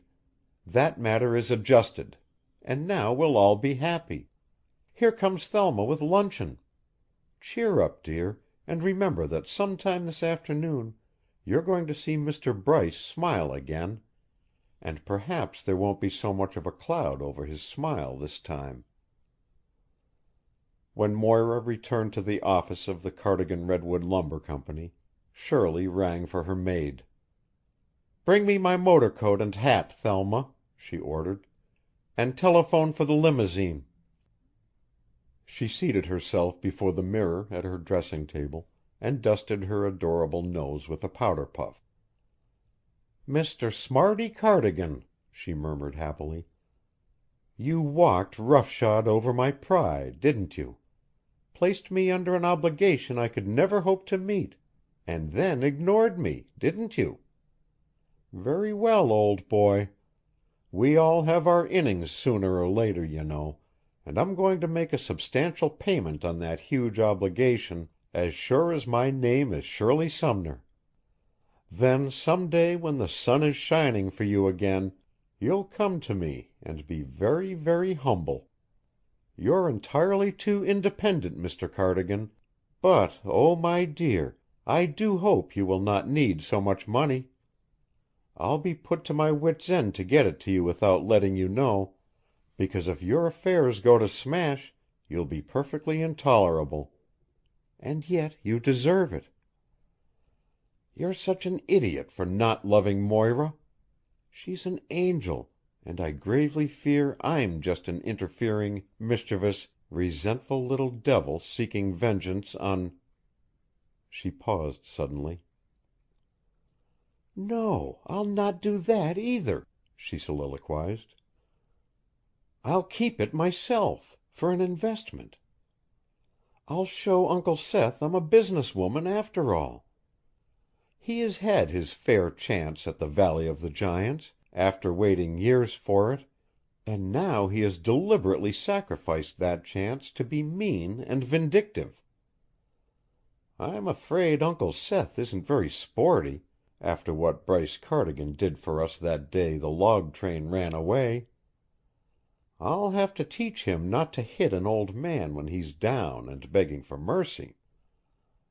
I'll buy the valley, but keep my identity secret from everybody. Then, when Uncle Seth finds a stranger in possession, he'll have a fit, and perhaps, before he recovers, he'll sell me all his Squaw Creek timber, only he'll never know I'm the buyer. And when I control the outlet, well, I think that Squaw Creek timber will make an excellent investment if it's held for a few years. Shirley, my dear, I'm pleased with you. Really, I never knew until now why men could be so devoted to business. Won't it be jolly to step in between Uncle Seth and Bryce Cardigan, hold up my hand like a policeman and say, 'Stop it, boys! No fighting, if you please. And if anybody wants to know who's boss around here, start something.'" And Shirley laid her head upon the dressing table and laughed heartily. She had suddenly bethought herself of Aesop's fable of the lion and the mouse. When her uncle came home that night, Shirley observed that he was preoccupied and disinclined to conversation. "I noticed in this evening's paper," she remarked presently, "that Mr. Cardigan has sold his Valley of the Giants. So you bought it, after all?" "No such luck," he almost barked. "I'm an idiot. I should be placed in charge of a keeper. Now, for heaven's sake, Shirley, don't discuss that timber with me, for if you do, I'll go plain lunatic crazy. I've had a very trying day." "Poor Uncle Seth," she purred sweetly. Her apparent sympathy soothed his rasped soul. He continued, "Oh, I'll get the infernal property, and it will be worth what I have to pay for it, only it certainly does gravel me to realize that I am about to be held up, with no help in sight. I'll see Judge Moore tomorrow, and offer him a quick profit for his client. That's the game, you know." "I do hope the new owner exhibits some common sense, uncle dear," she replied, and turned back to the piano. "But I greatly fear," she added to herself, "that the new owner is going to prove a most obstinate creature and frightfully hard to discover." True to his promise, the Colonel called on Judge Moore bright and early the following morning. "Act 3 of that little business drama entitled The Valley of the Giants, my dear Judge," he announced pleasantly. "I play the lead in this act. You remember me, I hope. I played a bit in Act 2. "In so far as my information goes, sir, you've been cut out of the cast in Act 3. I don't seem to find any lines for you to speak." "One line, Judge, one little line. What profit does your client want on that quarter section?" "That quarter section is not in the market, Colonel. When it is, I'll send for you, since you're the only logical prospect should my client decide to sell.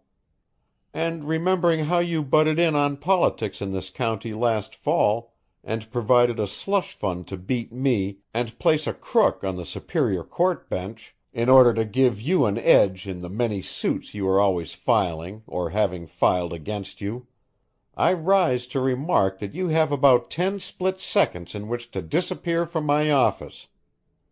If you linger longer, I'll start throwing paperweights." And as if to emphasize his remark, the judge's hand closed over one of the articles in question. The Colonel withdrew with what dignity he could muster. End of chapter 20. Thank you for listening.